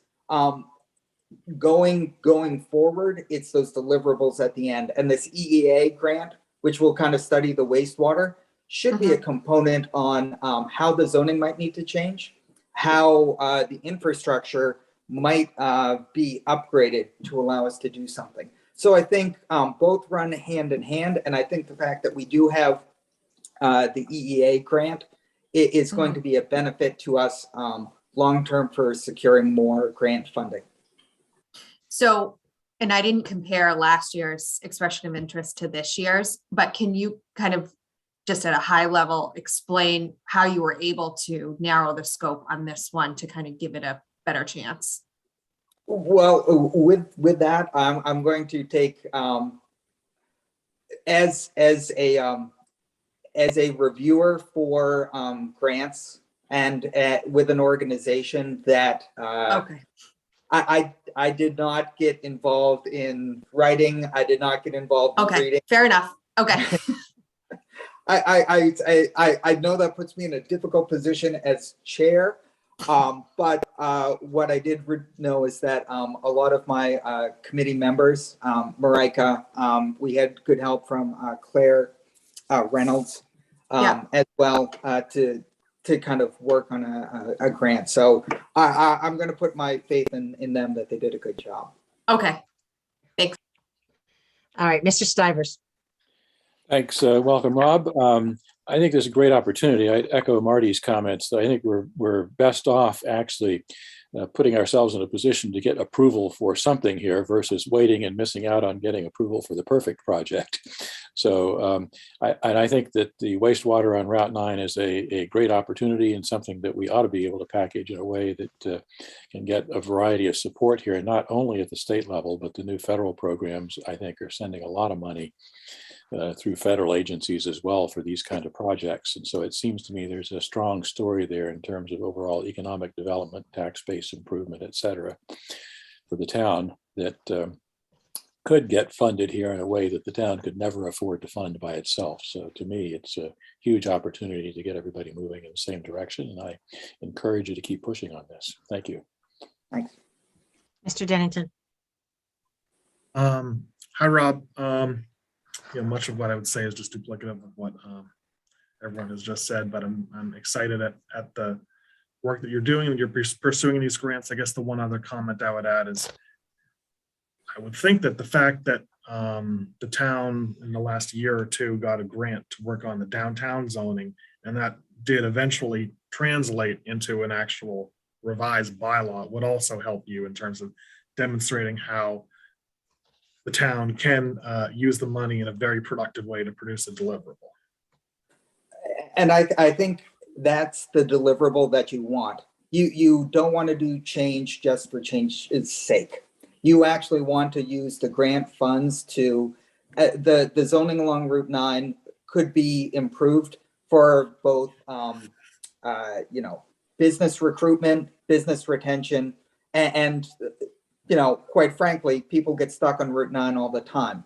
The ability to potentially add new restaurants, potential new zoning and new businesses there kind of adds to our tax revenue base and spread that that economic development pyramid so that we have more funds coming in. So it is one of the goals for the EDC, and Marika has done a great job of this, of identifying and going after the grants when they're available. Because if we can leverage what we get from the state, it can only enhance what we can do at the residential level too. Okay, that it, Andrew? Yep, That's it. Marty, and then I'll go. Go ahead. Just, you know, I remember I worked with Marika and Vanessa on the grant last year, or the expression of interest, and then the follow-up. And one of the themes that coursed throughout the entire thing was exactly what you just said, which is the need for different zoning on Route 9.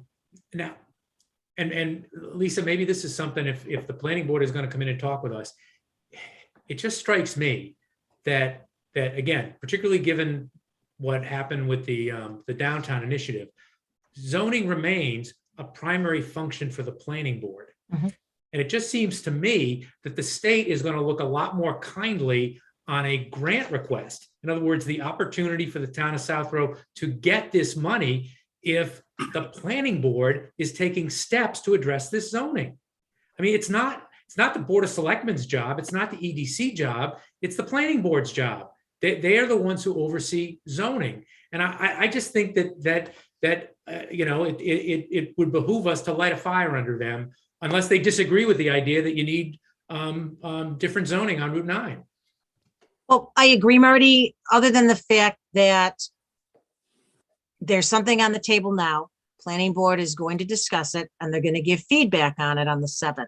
And a lot of what's in here, you're right, has to do with zoning, with mixed use, with diversity and housing.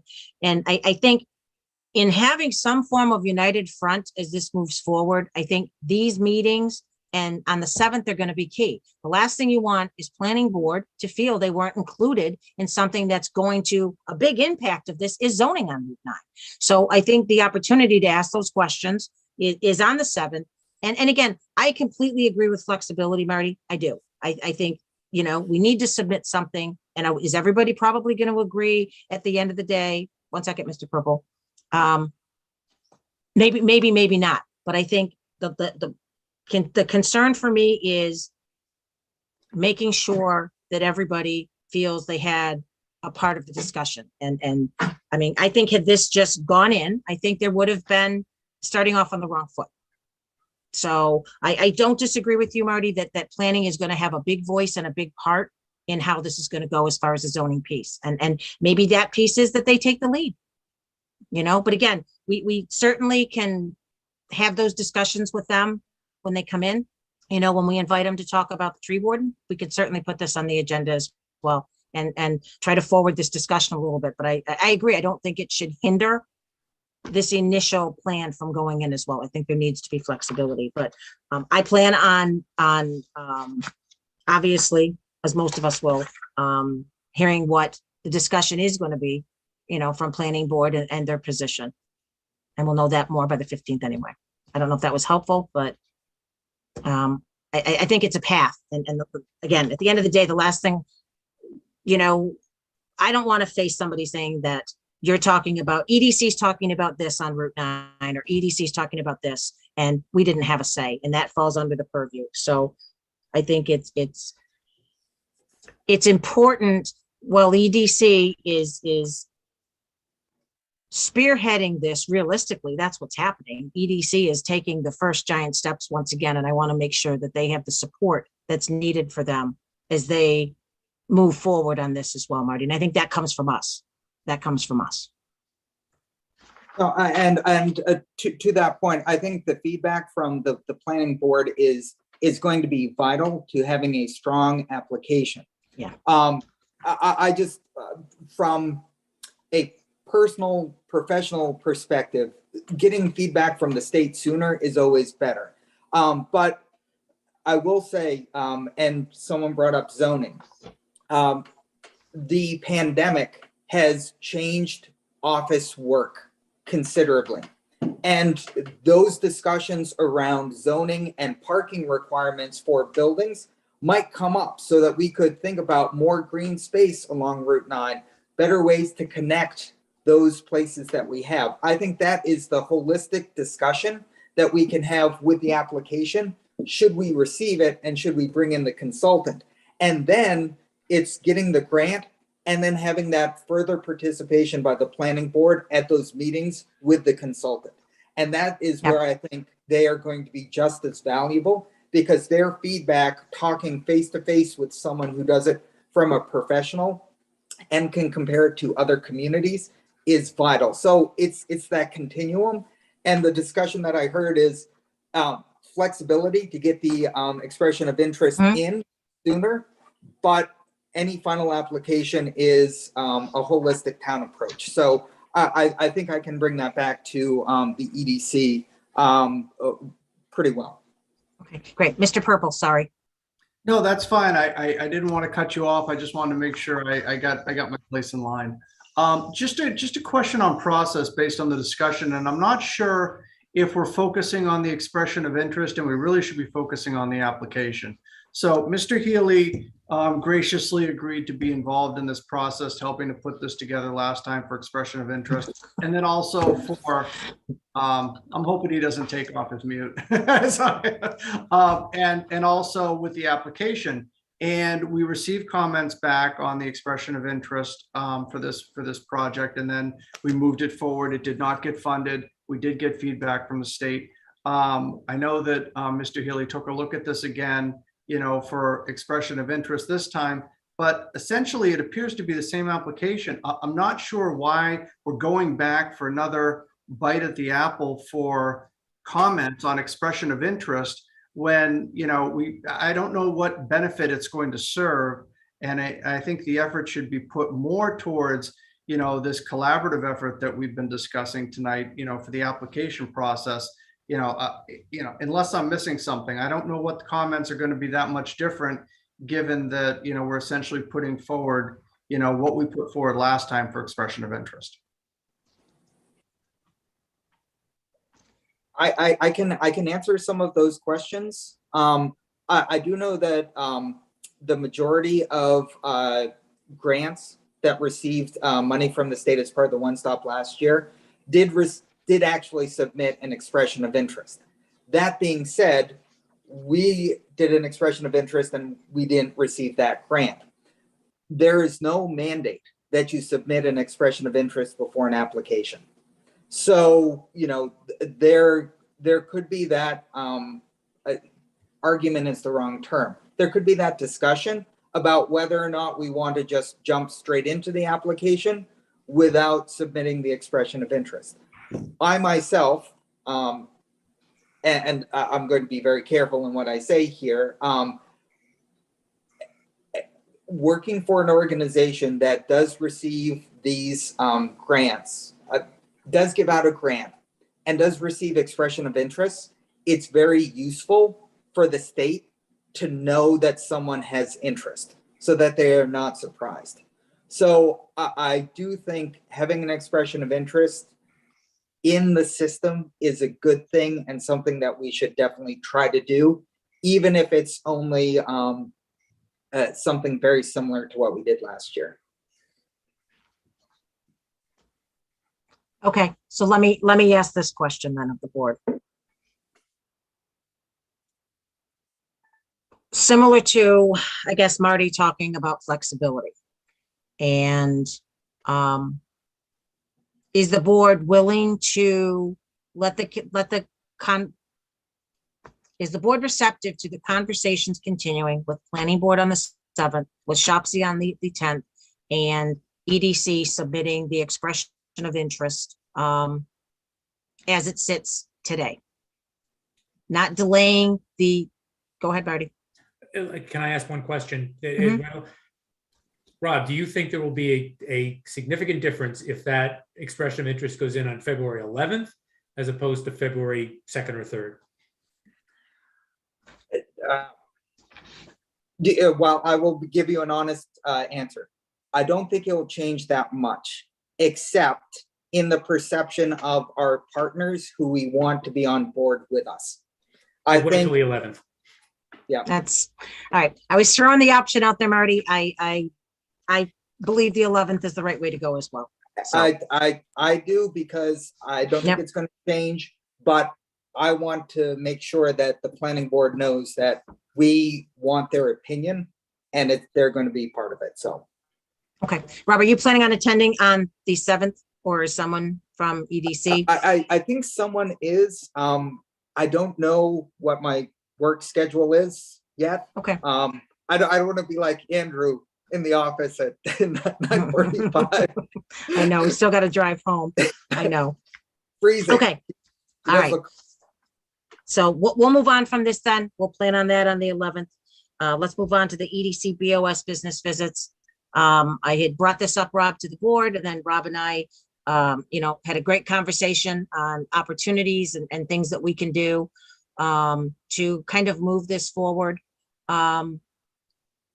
So, I mean, in order to streamline, because we still have a ways to go on our agenda tonight, I would be happy to potentially work with Rob if the board would like, or Andrew, I think you're the EDC. I don't know if you have time. I would be happy, as I did this program similar before, when Brian Schifrin was on the board. I'd be happy to talk to Rob and come back with some ideas that we could present to the board at the next meeting in the, based on time. If you're looking for a volunteer to coordinate with Rob, trying to interpret what you just said, or whether you're volunteering yourself. I or you're said looking for- I would be happy to do it, but you're the Okay. liaison, and I don't want to step on your toes. But I Okay. have Well, we done can- this. We could do it together. We can certainly, we could do it together. I don't All want right. to run into a quorum issue. So that's fine. Okay. So in the interest of time, we'll bring something forth back to the board with some ideas on this. Robert, is that work for you as well? It does. And I Okay. think the one thing that the EDC wants to do is everyone has lives, they have jobs. And what we want to do is have as wide a tent as possible, so that when we do have an opportunity working through Marika to talk to a business, select board is there, EDC is there, and it doesn't necessarily always have to be me, doesn't always have to be Andrew, it can be more wide. Agreed. And, that's what we tried to do before, is we tried to allow all board members, based on their schedules, to participate in this. And again, what we did with Chris, the conversations that Chris and I had, I think were really valuable to the businesses in town as well. So again, we'd like to see that continue. And I think the board was pretty receptive at our last meeting to, as schedules allow, there was quite a bit of support in doing this. So we'll work offline on that. We'll come back. Lisa, Okay. can I just add one thing as you're doing planning for this? Yes. As it relates to restaurants, our food inspector is providing Zoom classes, like 15 minutes for education for our restaurant owners and employees. So I'd love to kind of get her into this mix as her schedule allows, so that we're aware of kind of what's going on and can assist the restaurants as needed. That's a great idea, Chelsea. Okay, perfect. Okay. On to our next item, the EEA grant. Yes. So there were questions on this at our last meeting. And I know, Rob, you submitted a bunch of information for the board. Yes. I hopefully we thought it might be easier coming up with answers to potential questions on that. It's once again, and I think this ties back into the budget and the great work that Marika has done as the EDC coordinator. Over the past 2 years, it's been over $300,000 worth of grants that Marika has helped the town receive. And I think that's beneficial to the business community and residents. And this EEA grant to study the wastewater, I think is a great opportunity for us to do some analysis. And the one concern that kind of flowed through, and was one of the key things that I brought up to Marika and the EDC when I spoke, was making sure that Marika is not spread too thin through all of the things that she has to do. The business visits, the admin work that comes along with working with the committee, the business outreach, website, the marketing, shop Sobo. One of the things that the EDC wanted to do was make this process as easy as possible for Marika, because she only has 19 and a half hours, and she is working more than that. I can guarantee on all the things. So we had approached this EEA grant as using some capital from the EDC's budget for contract services to help get a project manager to help her, but also make sure that we achieve the match that was necessary from the state grant. So that's kind of the thinking from the EDC's perspective about this particular grant, how we can maximize our budget and the match, and make sure that Marika has the flexibility within her time schedule to achieve all of the other goals that the EDC set out. Okay, thank you, Rob. I know there were some specific questions from the board. Ms. Malinowski. Thank you. So Rob, I've spent a lot of time thinking about this, and after the conversation we just had on the one stop and the potential for what could come on Route 9, have you as a board discussed potentially getting an OPM to help you kind of with these things that are coming up for your department and for the town? No, we haven't. And the thing is, a lot of these are more on the analysis and consultancy side right now. And the OPM has always struck me as more involved once you actually have a project or are that much closer to a shovel in the ground. The one thing about the EEA grant is it might come back with some information about wastewater. It might come back and say, listen, you really need to have a town-owned wastewater facility on Route 9 because Deer Island and Boston can't take any more waste. And you're not going to be able to connect to Framingham or Westboro. If you want to see the expansion, you need to do that there. I don't think an OPM would be necessary at that early stage, but perhaps later. So I guess where I'm going is I think Ms. Reynolds has done a great job with acquiring grants for the town. I think she did a lot of great work with the reporting on the last EEA grant. I just think that with the planning, zoning, wastewater side on Route 9, that we may benefit from going the OPM route, knowing what could come up, and that may actually help us with the application for the one stop, in showing kind of the commitment that like we're really trying to move this ball forward. I would encourage the EDC to kind of look at all options. I mean, I am concerned with, a 45,000 plus the 11,000 for the match, being 57,000 or so, and 13% of that being for, what was outlined and presented to us. I think that there's definitely value in Ms. Reynolds doing the grant applications and some of the reporting. I just would like the EDC to consider a wastewater expert, somebody who understands, tapping into other towns' water systems. I just think that this is a wider scope. And, we didn't get the full amount of the grant. And I know that in the application, it had certain amounts designated to be spent. So where is the other 5,000 coming from? So I just would like some more discussion around like, what are we actually looking for from this? And, you know, what is the best path forward for this particular project, and then hopefully leading into other projects, right? I think this is an extremely important project or projects for the town. And I think there's a lot of different stakeholders. And I just want to make sure that we're, you know, I understand $57,000 is not a huge amount of money, but I just want to make sure that we're getting the best value for the amount of money that we have. And, you know, are we best using the resources that we have? I mean, I would like to see Ms. Reynolds more focused on applying, you know, seeing what else is coming out of the, you know, Baker's ARPA bill and what other infrastructure things can we be applying for. So I just encourage you to kind of think outside the box a little bit and kind of see how things can fit in.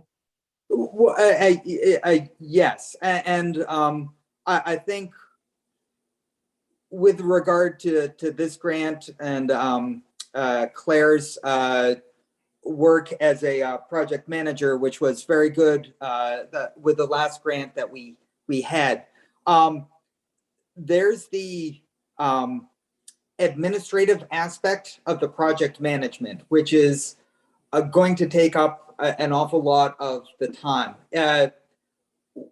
When you hire the consultants to do the work on Route 9 to get the information on the wastewater, they're going to have that expertise.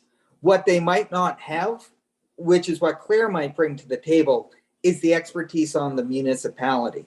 Who to talk to at town hall, making sure that she tracks all of the hours. When she's talking with, you know, the head of DPW, making sure that all of those things are tracked towards our match, because that part of that match is in kind for time spent by staff. And I think the EDC, and it has always been, it's been my stated goal, and because the EDC isn't here, we haven't necessarily taken a vote. My goal is always to have made Marika's job easier so she can continue to do the things that we want her to do, which are the business outreach and stuff like that. A project manager, whomever that ends up being, is going to help us achieve it. We had good success with Claire on the last grant for our downtown. I think the one thing that she does bring to the table is a way to synthesize the information from the consultants in order to brief not only the EDC, but those people who might come up with questions to us. So I'm not sure what my true answer is to your question. The one thing I do hope is that the select board agrees that this grant is a good idea, signs off on it, and also signs off on the idea that having a project manager, whether or not it's Claire or some other person, can help us get the most from it. And that's all I'm hoping for right now. Chelsea, do you want to add anything to that?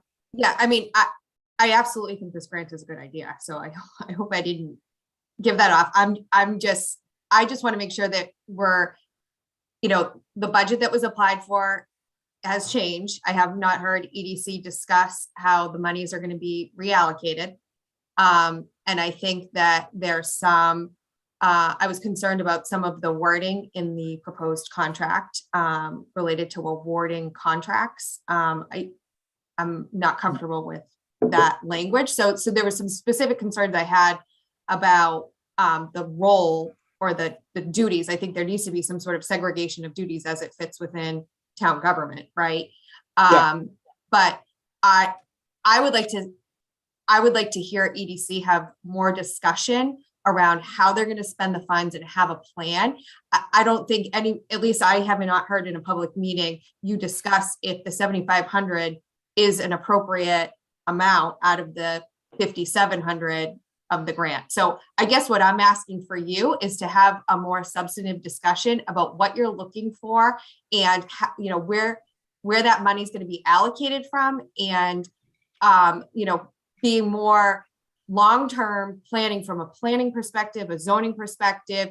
Is this really the right approach to spending this grant? That's all I'm asking for. I'm very supportive of the grant. I'm very supportive of the project and moving forward.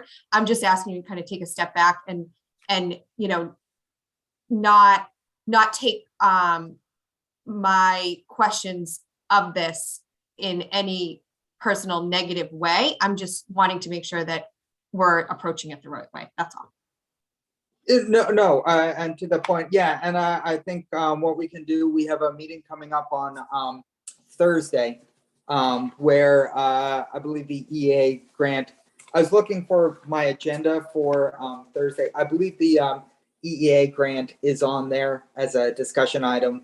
If it is, we will be talking about it. If it's not on there, then obviously we won't, and we'll add it to the next one, but I definitely see the point.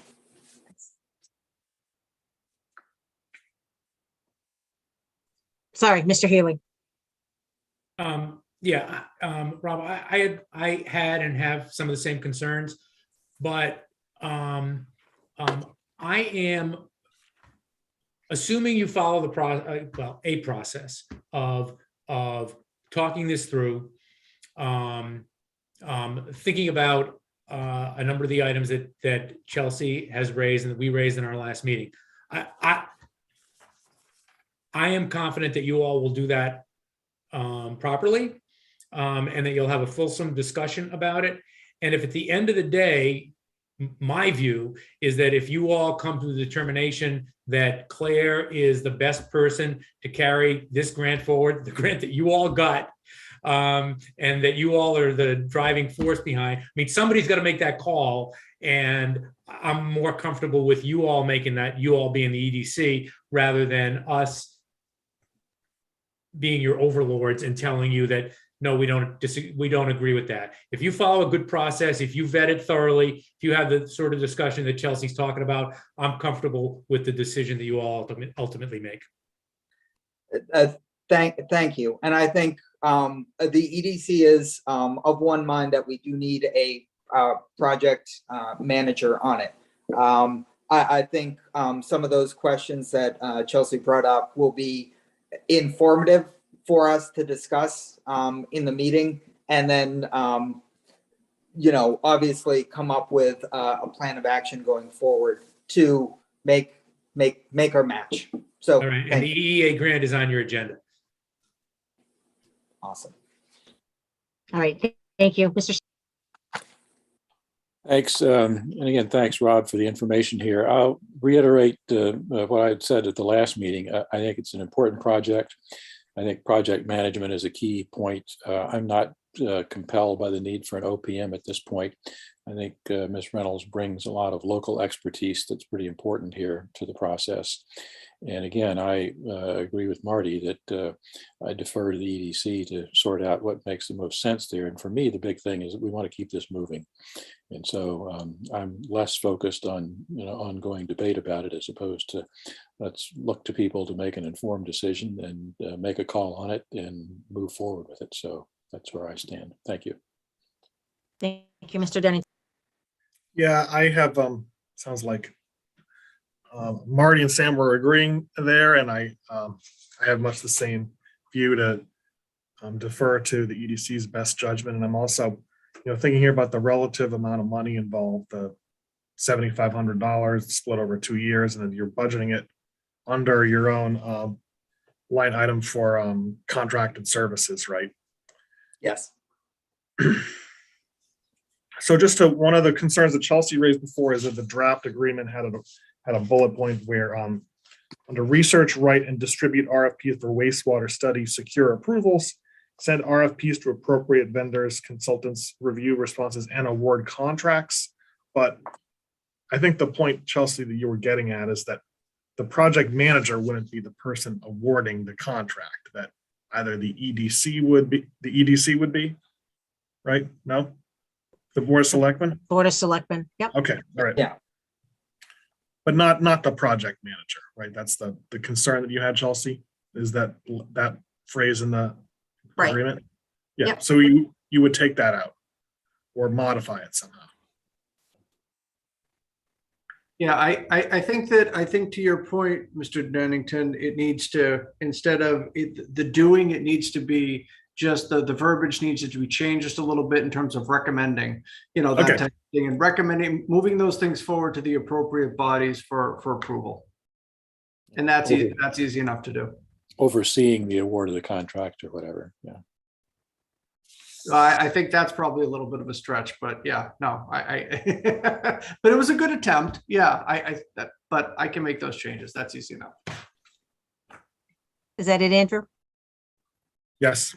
Okay, thank you. So I agree with the points that have been raised here. I agree with Chelsea, and I'd like the EDC as well to have this discussion. I mean, I've kind of gone back and forth myself as to what would the value be of somebody that has a wastewater understanding as we move forward through this process, because I view it as a bigger picture than just this $45,000 grant. I think that as we move forward and go down this road, it's a much bigger scope and a much bigger project. So just want to make sure that, again, nothing against, as Chelsea said, this isn't about personal in any way. It's about finding the best use of the monies for this grant and how we can get the most benefit for the taxpayers and, to actually have real progress on Route 9. I don't think there's anybody on this board that is not supportive, Rob, of this grant and moving forward and looking at what can be done on Route 9. I mean, if there's one takeaway from you tonight, that's it.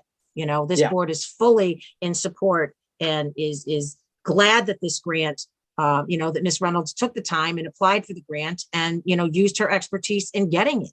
I think we're all very appreciative of that. It's just, again, I don't need to rehash the points that Chelsea already made. I'm on the same path as well. So. Yep. No, and Okay. Because it's on the agenda, we will talk about it. Mr. Purple. So just for clarification on my end, I just want to be sure. So based on the discussion tonight, EDC is taking this back. They're going to, take the comments into consideration. They're going to make a decision. They're going to tell me, and we're going to move forward. Correct? And can they update their budget too, based on the revised grant award? Because we have the only document that I've received, Rob, is based off of a $50,000 grant. So I just want to understand how that's going to change now that it's 45, and where's that 5,000? That's what my concern is there's not as much grant money. So are we taking away from something? How are those estimates done? Oh God. So we've getting 45,000 instead of 50. We have to come up with a match, which is a certain amount of money. It's 11,000. Yeah, the EDC's view is that part of that match would come from our contract services. And I understand that. Yeah. The remainder can basically be in-kind matches from town hall staff, as an example. Yeah. You're not, sorry, you're not understanding my question. So in the grant application, there were 9 items that made up the 50,000 that was earmarked for the state to understand what you would have spent it on. The in-kind is separate from that, right? That's a 25% on top of the grant award. So the 50,000 was broken up into 9 items. So you lost 5,000. Yes. So you guys I haven't seen you guys revise that 45,000 to say, how is that going to line up? And what are we missing out on by losing the 5? Do you know what I mean? No, that is a very good question. I think without the full EDC here, we're still going to try to achieve all 9 of those items. Whether or not they're necessarily as comprehensive as they could be with an extra 5, I think is where things would have to adjust. Our goal, as with any grant, is to identify tasks and achieve all of them. There are 9 in there. We're going to try to get all of them done with the funds that we have received. So just one more thing to think about then, as you go through kind of that revamp thinking, is you could technically use some of your consulting money to make up that. So I just want you to have a full picture of what your budget's going to be and the deliverables that you think you're going to achieve, and make sure that you have the funds within the 45,000 plus the 11,000, because you can use some of your consulting money to backstop what you didn't get in the grant. Yes, no, I get that. And I suppose now we could have added like an extra 6,000 into our budget as well. No, you couldn't. At least Yeah. not from this lesson. I was this close to being able to convince people to go up on my budget. That close. No, I definitely see the point, and it's something that I think I will bring back to the EDC on Thursday to have us discuss as well. Okay, thank you. So Mr. Purple, just to be clear on the question that you had. So you're asking if EDC goes and has a discussion and comes back with whatever their position may or may not be, are you to execute and go forward with the contract or the recommendation that they have? Is that?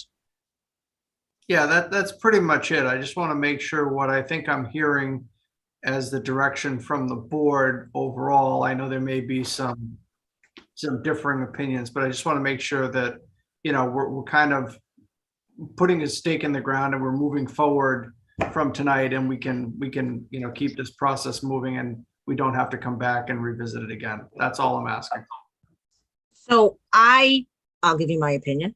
I would like to hear what EDC comes back with. I myself am not ready to just rubber stamp this tonight, and I may be in the majority of the board, and that's okay. I don't know. I know Chelsea, you had questions. Are you ready to take a position? I'd like to see kind of the conversation and what happens, but it sounds like kind of everybody else is okay with it. I mean, I'm the detailed budget person, so I'm going to look at it anyways, whether everybody agrees or not. I just would like us, when we do this kind of stuff, to take a step back and make sure we understand what we're signing ourselves up for. I think that's my point. I will ask my typical question. Rob, if we wait 2 weeks to give you the green light on this, does that have adverse consequences? I would love to get started sooner rather than later. The only reason being, grants tend to go much quicker than you think, and you always wish you had more time at the back end. Waiting 2 weeks to finalize a project manager, it's 2 weeks, but I was hopeful that You're not showing me enough angst, Rob. I'm fine. Wait until the 15th. I gave you a chance. Listen. I'm not nearly as young as the people who applied for that committee. I've lost all my angst. I'm like, I can't do it anymore. All right, so Rob, we'll put it on for the 15th. We'll put it on earlier in the meeting as well. So Yeah, and it'll be less talking on my part. We'll just give you a briefing on what we decide. awesome. No, much appreciated. All right, thank you. Thank you. Thanks. Okay, bye-bye. All right, we're gonna fly through the rest that we have here. All right, so that brings us to Chairman's report. I just wanted to touch on a couple things. Mr. Haggerty wanted to share, it's up on the town website as well, some of the timelines regarding the annual town election, that nomination papers will be available at 8 o'clock on February 14th. The last day to obtain papers is 5 o'clock on March 18th. The last day to submit nomination papers is 5 o'clock on March 22nd. The last day to withdraw is April 5th, 2022. All of this information is on the website. The election is scheduled for May 10th, 2020. And that is just a quick update on when people can actually pull papers, February 14th. Happy Valentine's Day. Lisa, he's not, doesn't have his hand up, but Jim is out there. I don't know if he's been hanging in for this particular item or I something think else. it's in case anybody had any questions, but we certainly can bring him over, Marty. Okay. I thank you. I didn't realize he was still there. His hand still isn't up. Nope, he's gone. Okay. Yeah, that was it. Oh, no, he's here. He's here. We brought him over. Oh, we brought him over. Oh, Hi, Jim. Thank you for hanging around. I didn't know, as Marty How are said. I thought you would just turn your computer up, Jim. I don't know, Jim, if you wanted to add anything to those dates. I know that this is up and available on the website. Is there anything I missed from our prior discussion that should be touched on, or are you? Nope, all set. You're all set. Okay. Thank you. Yep. And the second piece is just a reminder that the street listing / census, I know it's a street listing on it, but it's a census report. Those were already due. And I would ask the public, if you haven't done it already, please make things a lot easier on the clerk's office. They make it easy. You can mail it, you can scan it and send it to census@southboroughma.com. It just makes their life a lot easier, saves the taxpayers money and them having to send out additional reminders. So I would ask, if you haven't done that, to please do that. How was that, Mr. Haggerty? Did I plead well enough? Oh, good. Thank you. Awesome, Jim. Thank you. Thank you for hanging around as Thanks. well. Bye. So one of the last things I had, that's something that came up, is I just wanted to touch on briefly.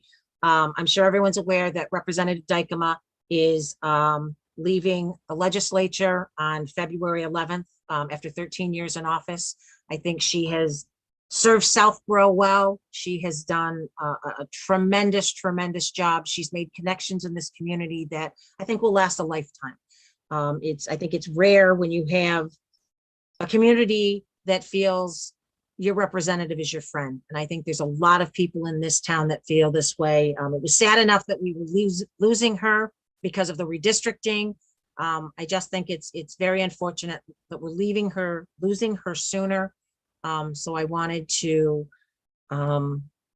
share our sadness, wish her the best, of course, wish her well on her new endeavors.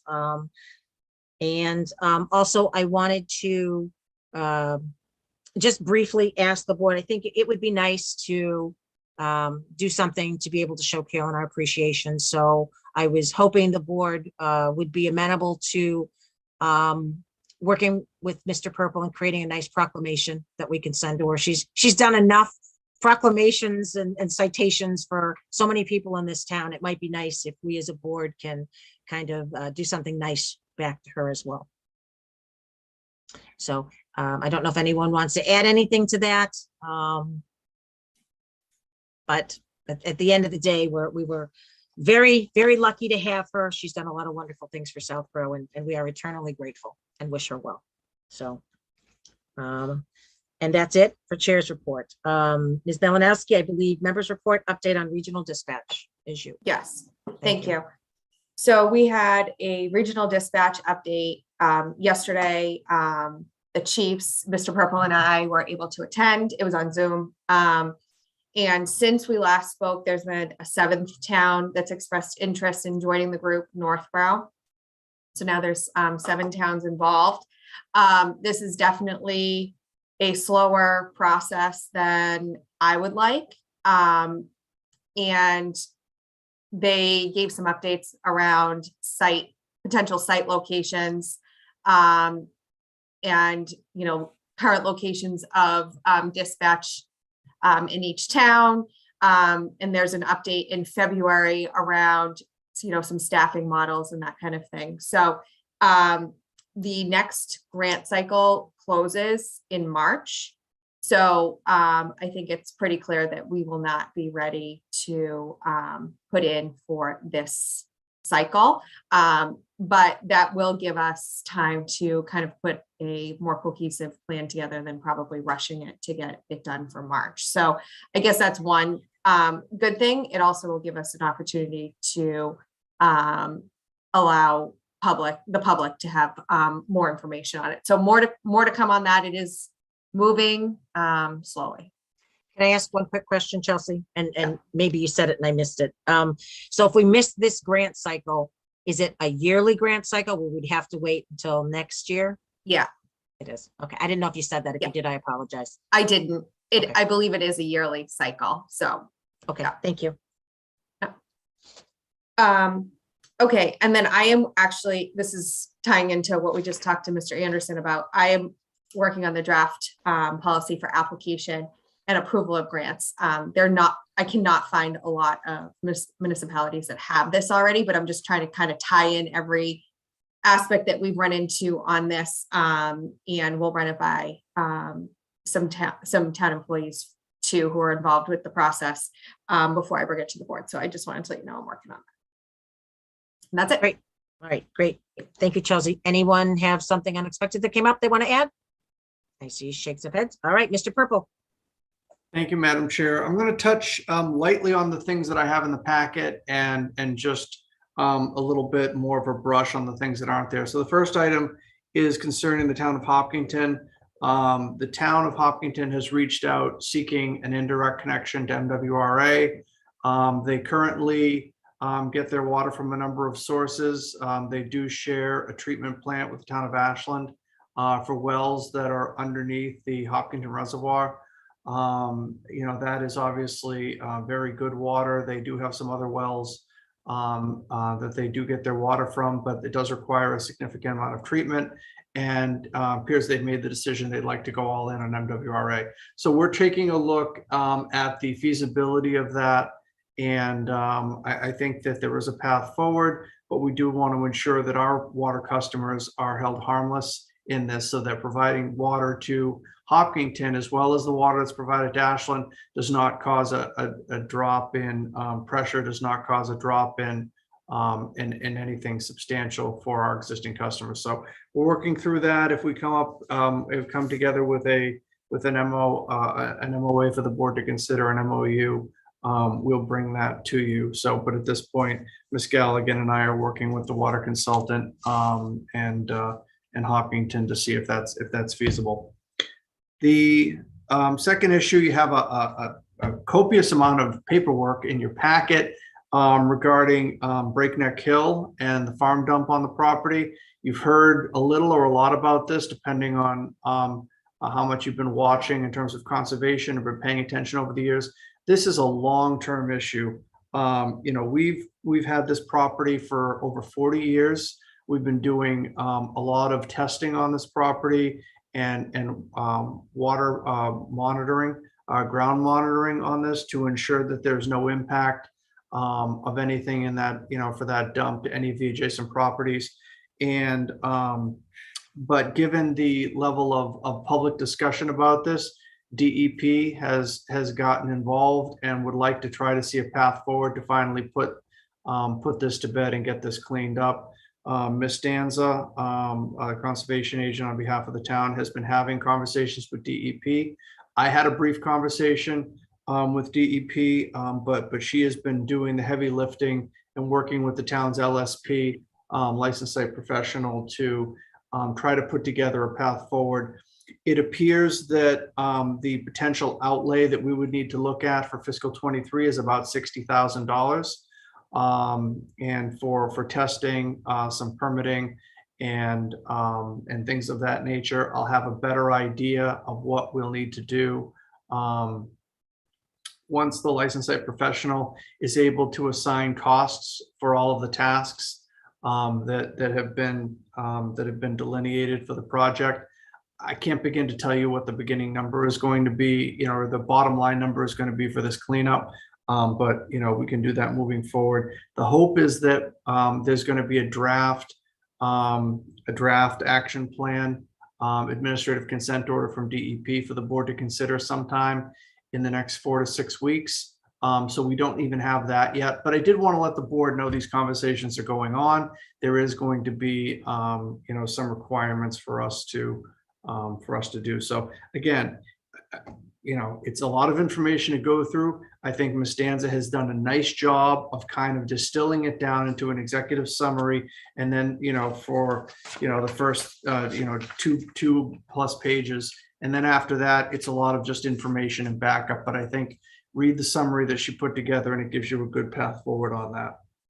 I'm sorry, and also that Capital has basically put a placeholder in for the $60,000 for to fund it in the FY23 budget at this point, based on the discussion at their last meeting.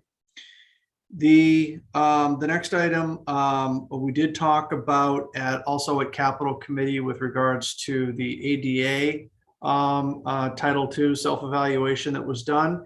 And as you know, we did apply for the grant through the Mass Office of Disability. It's an annual grant process in December. We did not get the grant. That grant was going to help us to hit some of the items, such as replacing hardware, replacing signage on our buildings to bring things to compliance, adjusting some of the issues with our countertops and making sure that they meet the proper height requirements. And that was what we intended to do. We did not get the grant. The Southborough the Public Accessibility Committee has asked for $50,000 to start addressing some of these issues. And Capital Committee made that part of their recommended capital budget for fiscal 23.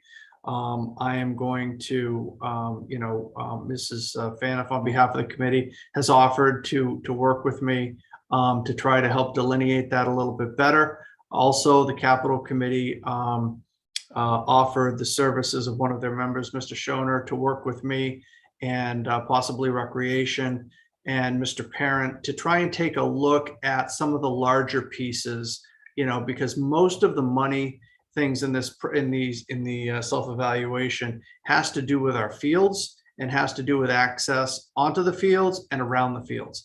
And if we can look to take an omnibus approach with this, I think we may get more bang for our buck. And again, this is going to fall squarely in Capital's lap, because it's going to be, a significant enough number that we're going to have to, go that route.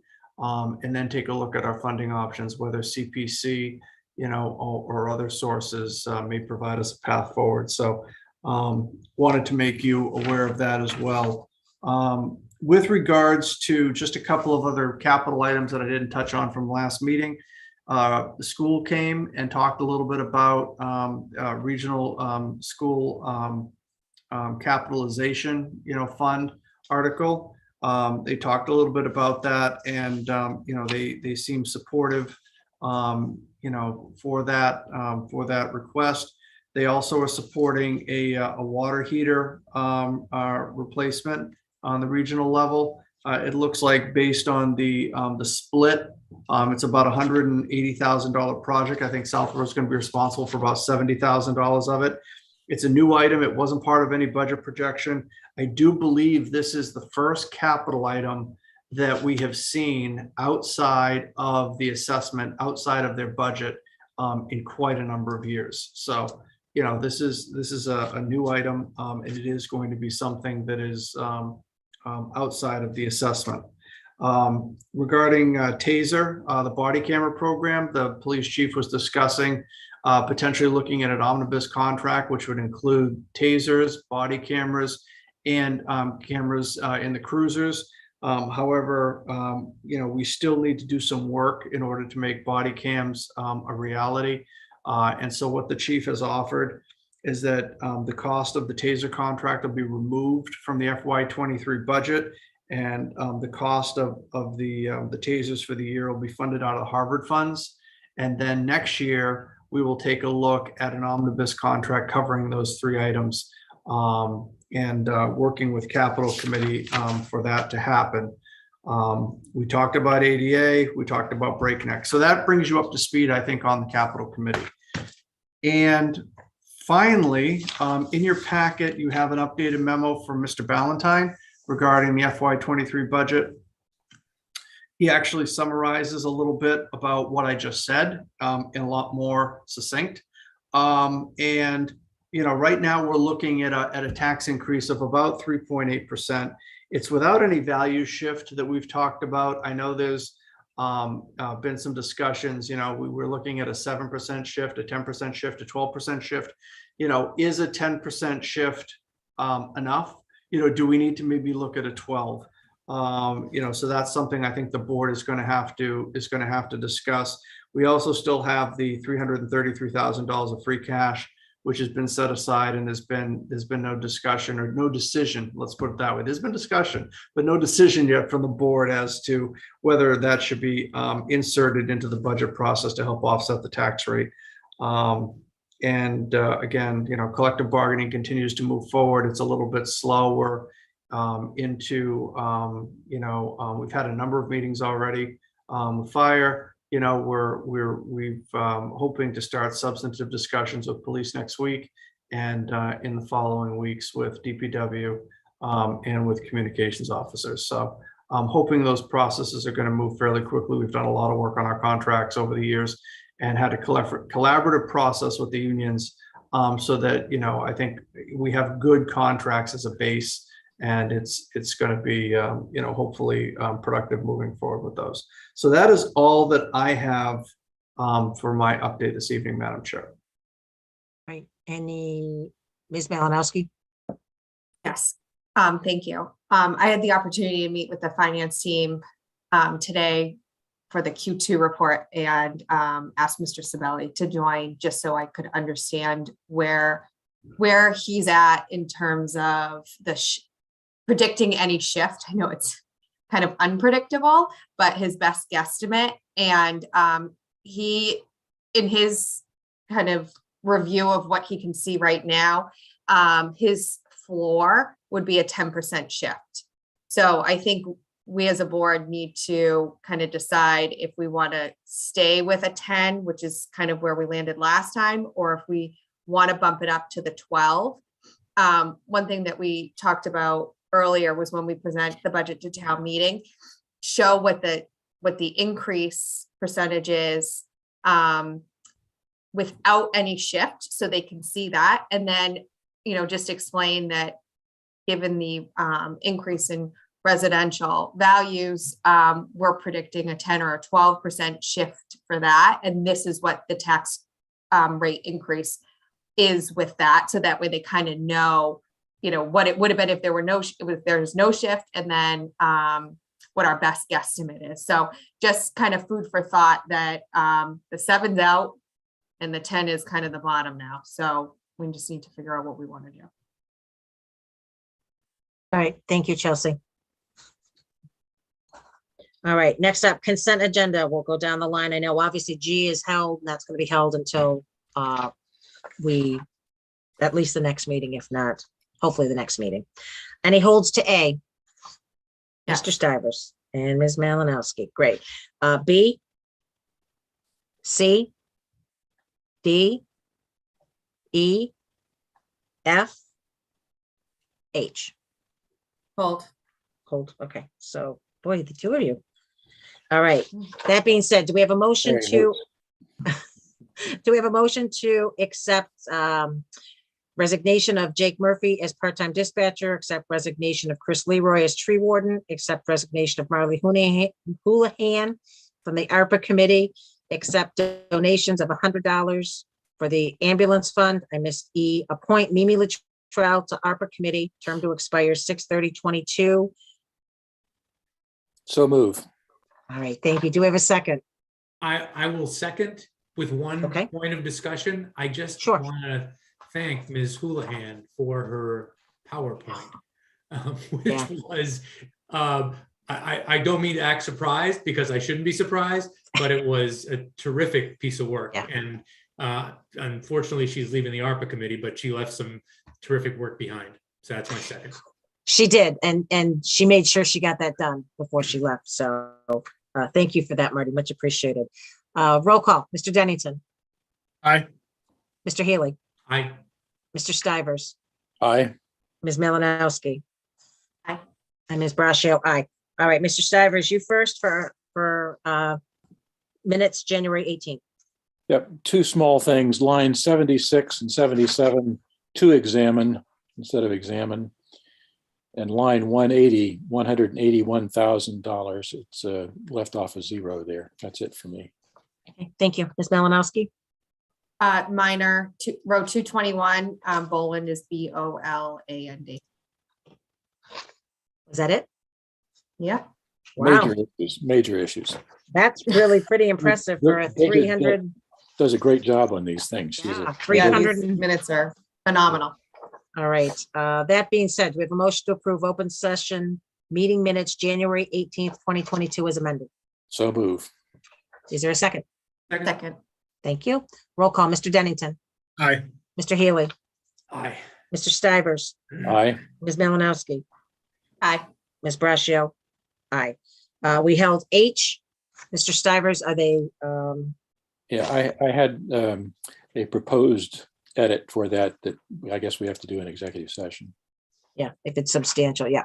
Okay, so we'll hold that. That's fine. We'll hold that to our next executive. We will take care of that as well. Thank you. Moving on, continued discussion of annual town meeting date. So this is going to be on the agenda as we move forward. I know with COVID and some of the restrictions that with the, the Board of Health is facing for requirements. I think at some point we are going to have to decide what is the best date. I know some dates we've thrown out are, gosh, I'm confused now. The 7th, we took the 14th off because council wasn't available. The 7th of May, the 21st of May. So, I mean, those dates are still there. I don't know if the board has any input on that. Chelsea, I don't know from the Board of Health standpoint.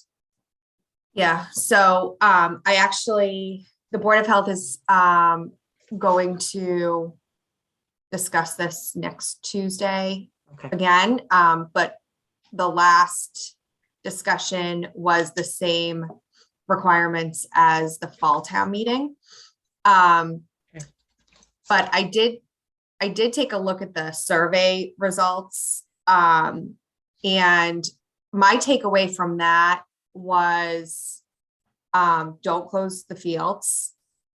And if we're going to go to town meeting, we're going to figure it out kind of thing. Or we're going to pick our kids' sports over going to town meeting. So, I mean, I think from where I'm at is we'll hopefully hear back from the AG within the next week or so on Algonquin being an option.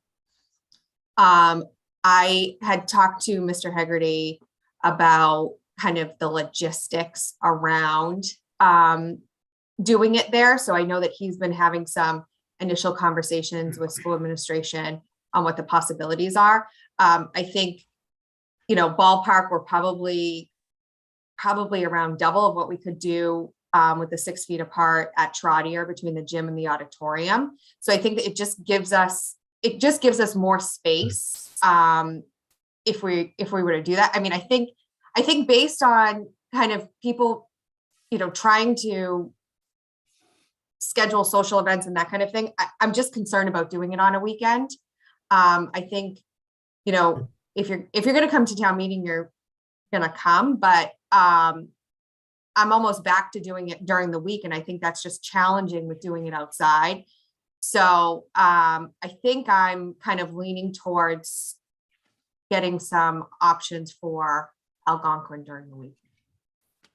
So Chelsea, I mean, Jim's here. We can bring Jim over as well. I mean, where he's at as far, again, I think it's important to have some input on him as far as Algonquin. And I don't know if he's even thrown any dates out, or maybe you could share that. Yeah, I did. I can let him speak to it. Okay. That's fine. Hi, Jim. Thank you. Welcome. Thank you for hanging around.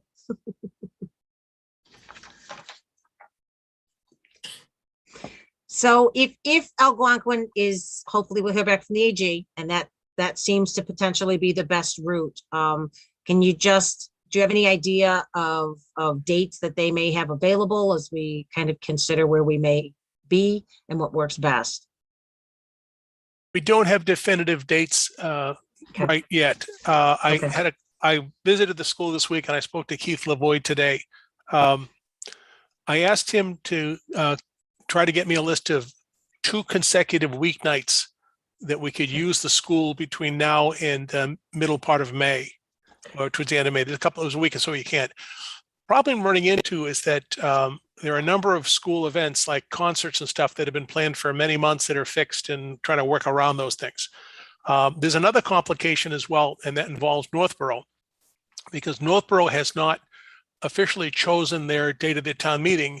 On their website, they say May the 2nd. However, they've asked the schools are reserving the last week of April for them. So I wonder if we could get a nudge to Northborough for them to figure out which of those they want, because right now, effectively, 2 weeks are being reserved for them. And that would enable you, if you wanted to hold it the last week of April or the first week. But I even called the Northborough office this morning and just asked the lady answer the phone if they had picked a date, and they said no. So that's a bit of confusion that we could have choosed up. So anyway, the gist of it is I asked Mr. Lavoy to have ready for you for your 2 weeks from now, your options to choose over at Algonquin. I would strongly suggest that at your next meeting, you put a flag on the ground and pick a date and a location, because with all COVID and there are other restrictions, and they've got a really tight schedule this spring because of activities from the fall that were pushed back. So, the window is closing. So, Jim, yes. Sorry, do you think we're going to hear back from the AG within the 2 weeks? Yes, the next 15th. The 15th is their deadline. It is. And Okay. They're very good at that. What they've done in the past, occasionally they've held back on one particular item, but I don't see why this item and select board that's just a formality, I would think. Okay. So. Okay. Lisa? Yes, Sam. Do we have any input from Tim Davis or rec people in terms of sports schedules? Are there any of the dates that we've been looking at that are actually relatively attractive for availability relative to sports schedules? Or my sense was that there's really nothing there that jumps out and says, here's a Saturday that, there are very few sports contests. Is that the case? So I think, Sam, based on the survey, I don't know so much that the date matters. And I think, Chelsea, you kind of touched on that with, the survey findings of people will choose sports over coming to town meeting. I think that was pretty clear. But I'm asking if there is, by some quirk of fate, a Saturday, one of the Saturdays that we're looking at that is between seasons, for example. So there's a day that there aren't many teams. I don't think that's the case, but it would be useful to confirm. Okay. Jim. I'm seeing a lot of shaking no, Sam. Marty, Chelsea, and Jim both. So good question. No luck. Okay. Yeah, no, not till Memorial Day, and then it becomes a little bit more sporadic after Memorial Day. Some of the leagues sort of taper down to select teams and things like that. But through Memorial Day, you're packed on Saturdays. And to quote a famous personality, I'm on to Algonquin, as they say. So, Mark, can you kind of nudge your counterpart in Northborough and try to get an idea of what they're leaning towards, what they're thinking? Yeah, I'm typing that right now. Okay. So, Jim, if I don't know what nights they particularly use. Right now on their website, they're talking May 2, which is a Monday night. Okay. Okay, a Monday night. But I've asked for a list of all back-to-back weeknights that we could have, and we'll just have to see what that list looks like. Okay. So you had mentioned maybe piggybacking this for setup reasons. I didn't know, like if Northborough was the second and third, I don't know if they typically run 2 nights or potentially more than that. I don't know if that's risky to then tap into the 4th and the 5th if it's already set up. I don't know. Okay. They're typically a one night. They run a very, very quick town meeting. Okay. Okay. So I guess for the board to think about, and Saturdays are tough. I think the survey was pretty clear. Chelsea, I think maybe a weeknight is the way to go as we move forward. It gives, Yeah. And I just think, we're obviously the numbers are coming down, but we're still high, right? So I do think, April, May, hopefully things will settle down a little bit. Okay. All right. Thank you, Mr. Haggerty. So we'll try to get a definitive date for you and we'll put it on the agenda for the 15th. We Right, can all- I'll get the information as soon as I hear back. Great. Thank you. Much Thank appreciated. you. Good night. Good night. Thank you. Ms. Malinowski, recommendation from Board of Health regarding mask requirement for employees. Yes, so this came to my attention for the last Board of Health meeting. And Dr. Alker and Taylor West gave some recommendation for the Board of Health to present to you tonight regarding the types of masks that are allowed to be worn in the townhouse. Well, any municipal building. And there, there was some discussion around whether cloth masks are okay. They're not, they were comfortable with saying a multi-layer cloth mask. So it was just to provide some definition and context around employee masking. And it's to eliminate the gaiters and bandanas from being worn. Obviously the select board owns the municipal buildings. So that's why the Board of Health just presented it as a recommendation for this board. Okay. One question, Chelsea. So obviously as numbers come down and things change, I assume that, mask mandates is something that's going to continually be on your agenda till hopefully, we can do away with masks. I'm assuming that's probably the case. It will be on next week's agenda for the townwide mask mandate. Okay. Yes, it is. right. This was more in a response to employees feeling comfortable in their workspace.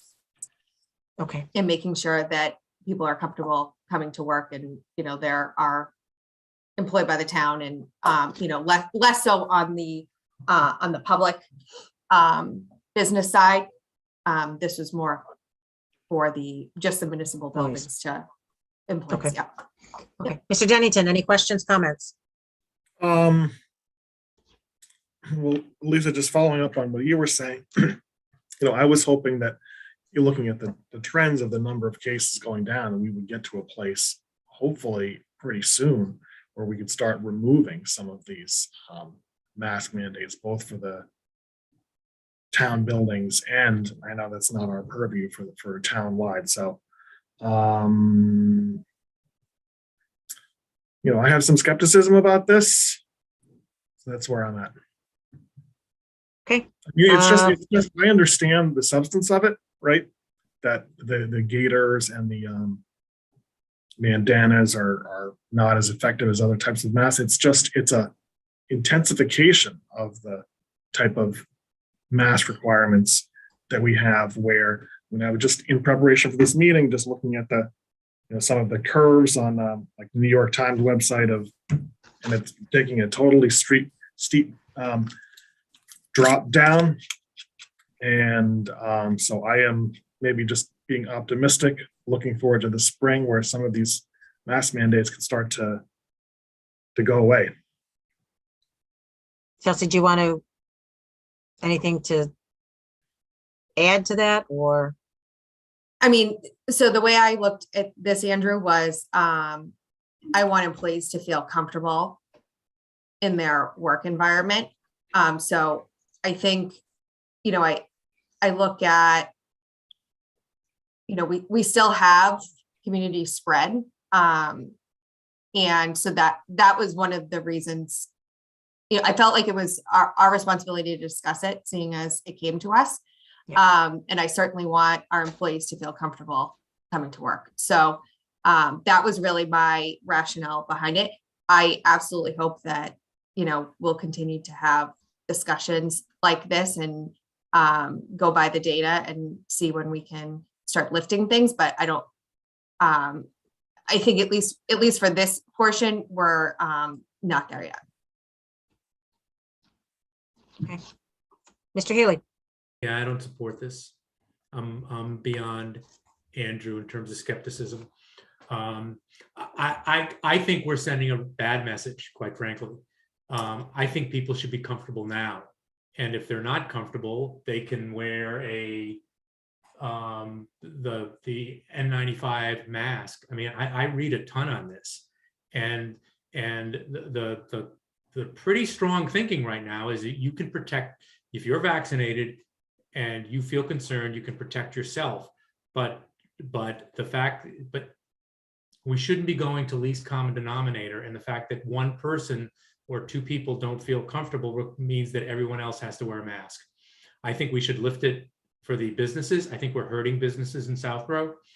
I mean, it's sort of an odd mix. Some towns in Massachusetts have it, some don't. So some businesses aren't burdened with that. In some towns, others aren't. Again, Andrew's right. The numbers are going. I mean, we put things on because numbers go up. Numbers go down, we put more things on. I can't vote in favor of this. I'd vote to lift it at the townhouse, and I'd vote to lift it townwide for the businesses. And I think the science supports that. Mr. Stivers. I'm not ready yet to declare victory. I think clearly the trend is good. And I think that there's pretty good science that says that the masks do work, and the better masks work pretty effectively. But I am with Marty in the sense that I think that individuals have the opportunity to have pretty good protection if they are willing to use the right kind of masks. So I'm not ready to drop the mask requirements, but I don't think it's unreasonable to expect people who have particular concerns to get a mask that gives them the best possible protection and not require everybody else to respond similarly as well. So again, keep the masks, but don't ban the bandanas and gaiters. Thank you. So I think that the Board of Health gives us directives. I know, I think Westboro just extended their mask mandates. I agree. I mean, I don't want to wear masks any more than anybody else wants to. I think we're on the way down, but I think we have to take into account that there are employees that are concerned, and they're probably concerned for specific reasons, whether it's someone in their household, maybe immune compromised or whatnot. And I think, we have an obligation to our employees as well. I know we're all ready for the masks to be gone. But again, I think the Board of Health had a healthy discussion on this, and this is what they do. And so if I can interject, there's sure. Honestly, anytime we do something like this, we are, and it's gotten lost in this discussion, we are impinging on people's freedom because we're the government. We're telling people they have to do something. I think if we're going to tell people they have to do something, the case has to be compelling. This is one paragraph. I'm telling you, I can point you data that is contradictory to this. And again, there's not a statewide mandate. I mean, it just seems to me for us to tell people they have to do something, we should feel obligated to make a compelling case. This is not a compelling case. So let me just share a comment that Mr. Hagerty put into the chat. Are we aware that several employees at the townhouse have recently had COVID and all were vaccinated with boosters, and they wore then N95 masks? And I understand that. I understand that, but that doesn't mean they got it because they did or did not have a mask on. And there's anecdotal information everywhere, but you can't make policy based on anecdotes. It has to be based on data, and there's nothing compelling from a data standpoint that supports this. There's certainly nothing in front of us from a data standpoint that supports that. And without that, I am not going to as a government action tell folks that they have to do something. I just don't think it's appropriate. But I think that the mask mandate still is in place. All it's doing is basically, Chelsea, correct me if I'm wrong, that all this is doing is saying that particular non-well-fitting masks are not the recommendation, of the path that we should choose. I guess maybe that got lost in the shuffle. I don't think there's compelling information for that anymore. And again, we get, again, the numbers go up and the argument is, well, because the numbers go up, we have to do this. The numbers come down, we go, well, we have to do this. At what point does data support lifting these things? Numbers go up, we impose restrictions. Numbers go down, we impose restrictions.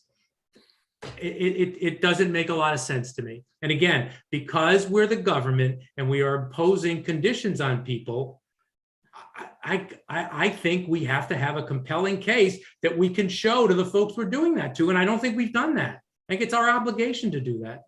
So that's how I feel. Yeah. I'm compelled. Is the issue clear, Lisa? I mean, what's the decision? What is the question? So the question basically is the requirement is still the same. We have a mask mandate at the townhouse. Yep. I think what the Board of Health is saying is they're asking to wear not gaiters or bandanas, but more of a form-fitting, a mask that covers your face. I think that's basically all they're asking us to do. Is it asking or requiring? Recommending. They recommend. Recommending.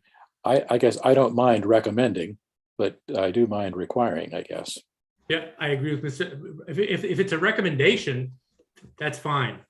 I thought it was not, in reviewing it was not a recommendation because it said certain things are not permitted. It was inconsistent in that respect. Yeah, I'm not willing to go to not permitted, but I'm certainly comfortable with recommending. And I mean, we don't have to do exactly what the Board of Health is recommending here, as a matter of fact. So, Ms. Balanowski, do you want to add anything? Yeah, I mean, I think we need to educate people then on what the appropriate masking is, and that if it's not fit around your face, and maybe we need to have the staff of the health department go out to town employees and work on education. I'm not a fan of telling people what to do, but I think, as a public official, if employees are coming to me and they're concerned about their work environment, I feel compelled to do something. And I did vote for this to bring to this board attention, because I do not want employees to feel uncomfortable at work. And I guess that was my main rationale for it. But what if you don't feel comfortable wearing a mask? I mean, that can't be the standard for us to, again, it is.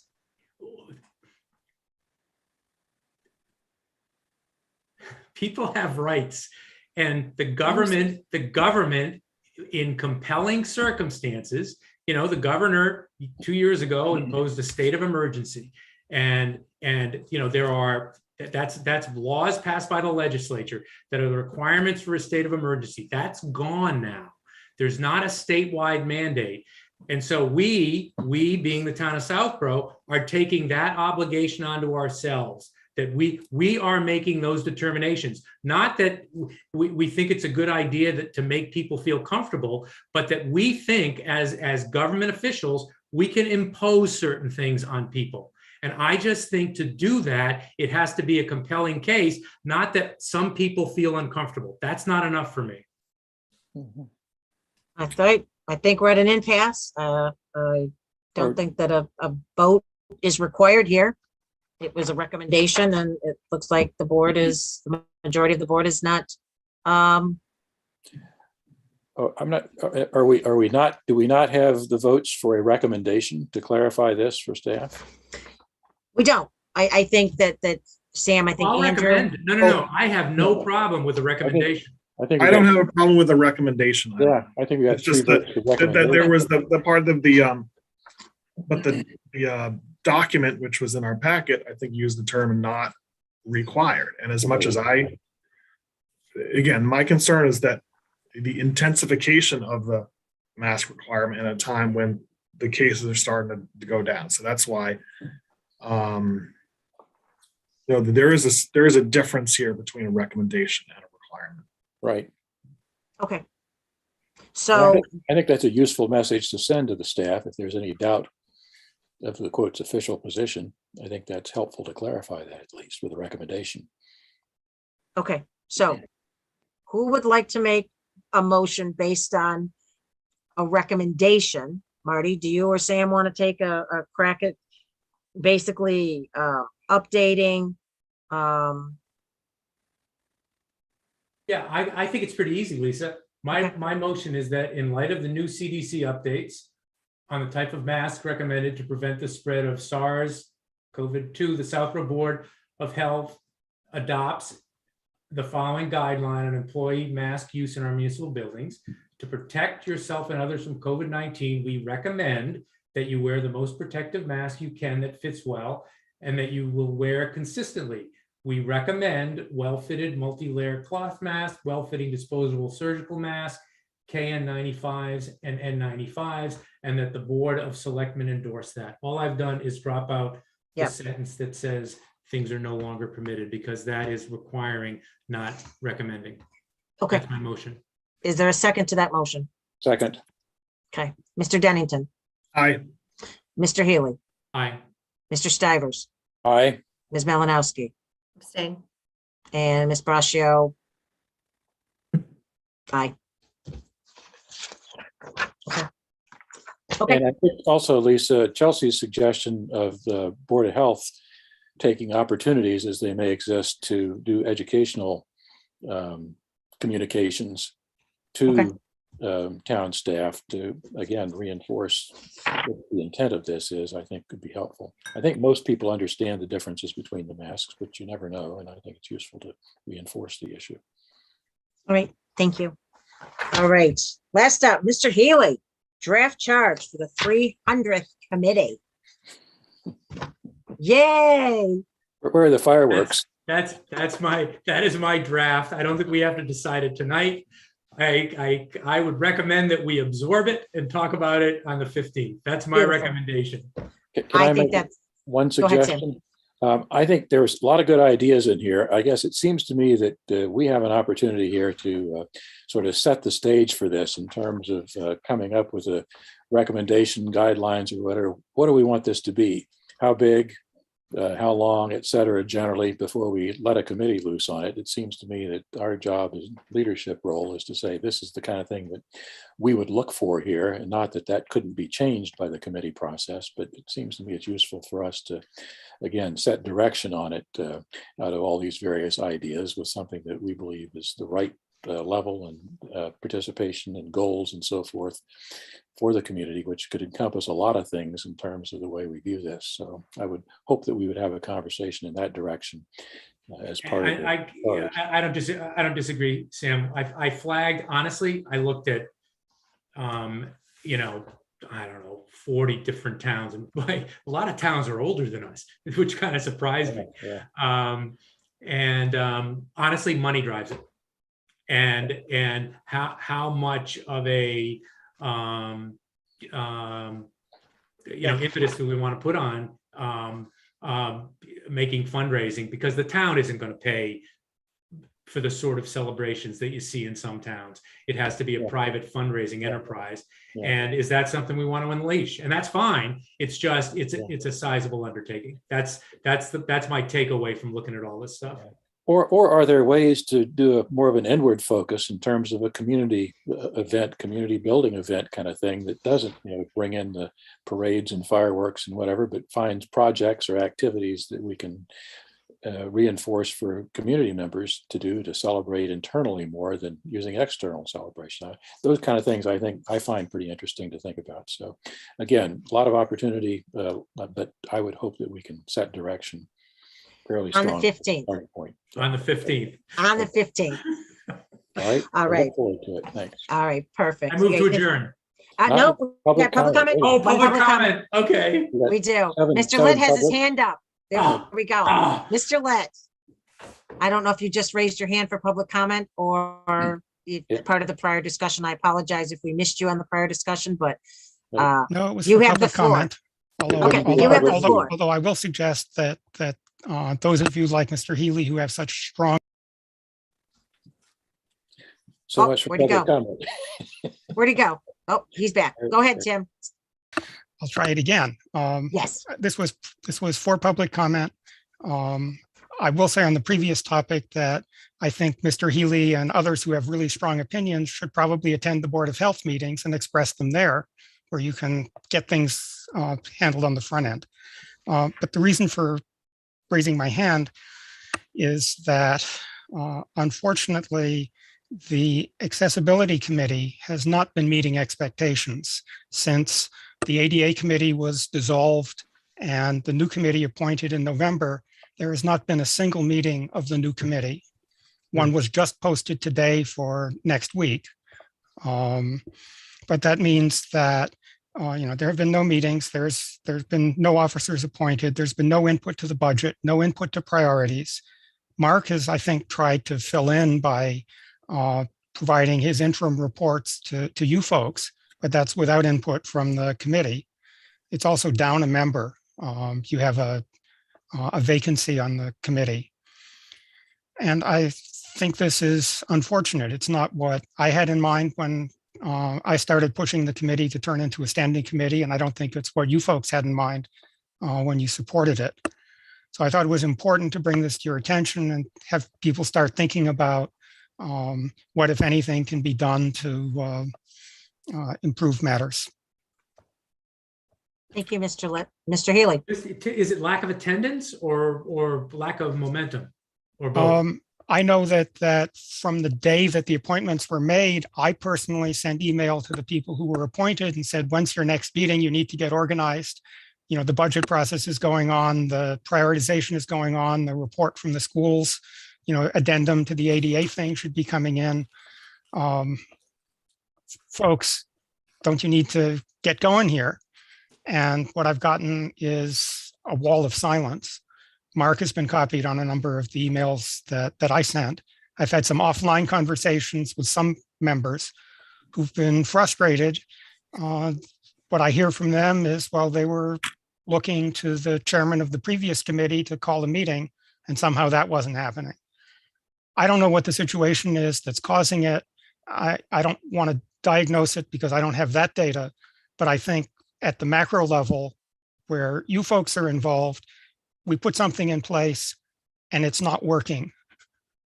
And someone needs to, help them, get to work. I'm not convinced that the meeting that's scheduled for next Monday will do that. And even if it does happen, it's going to be late in terms of the money for the capital grant. That was originally proposed by the old committee. It's been 4 months or so since that happened. I don't know what's changed. I don't know if that's the right amount of money. If it's too big, too small, what the other departments are doing. I mean, this committee was supposed to be pulling that together for us, and I don't see it happening.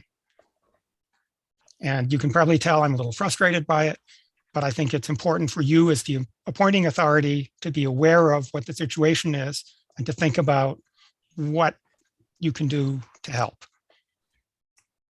That's my reason for holding you at past 11 o'clock this evening. That's okay. We were here anyway. Mr. Dennington, and I'll add something. Go ahead.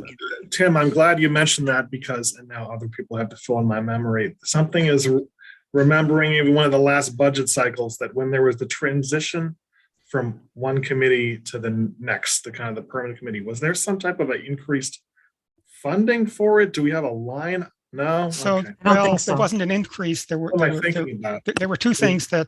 Was it just for the study? So there was money for the study in the last warrant. Yeah. A grant was obtained thanks to work by Mark and others.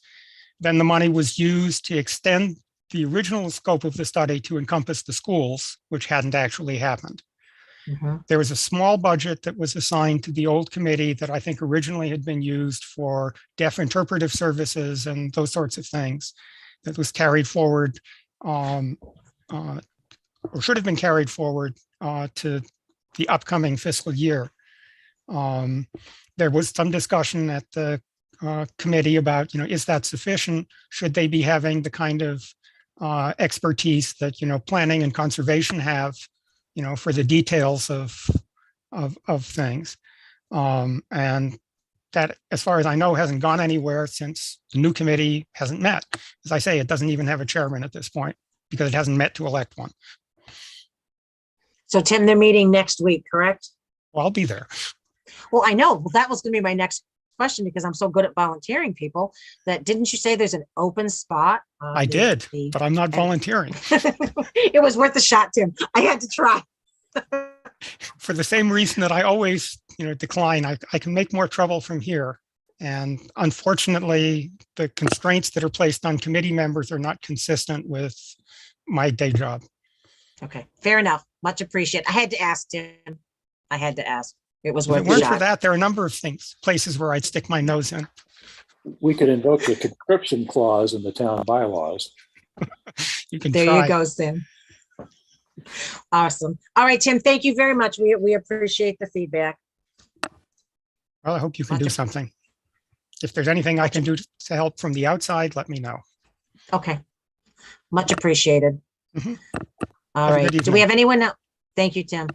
Anyone else would like public comment? And I see none. Now, Mr. Healy. I moved to adjourn and to get Mr. Dennington, an Uber driver, home to I get him know. home from Oh, Boston. man. No, I know. Is there I have my car here. I Second. assume you did. Second the All right. motion.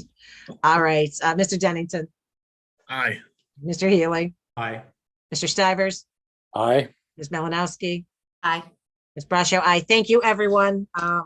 Again, I didn't place a bet on how long this meeting was. I'm glad I didn't. It certainly wasn't the intent. So, Next time we're going to schedule, one of us is going to be responsible for breakfast next time. So. I know. Good night, I know. all. Much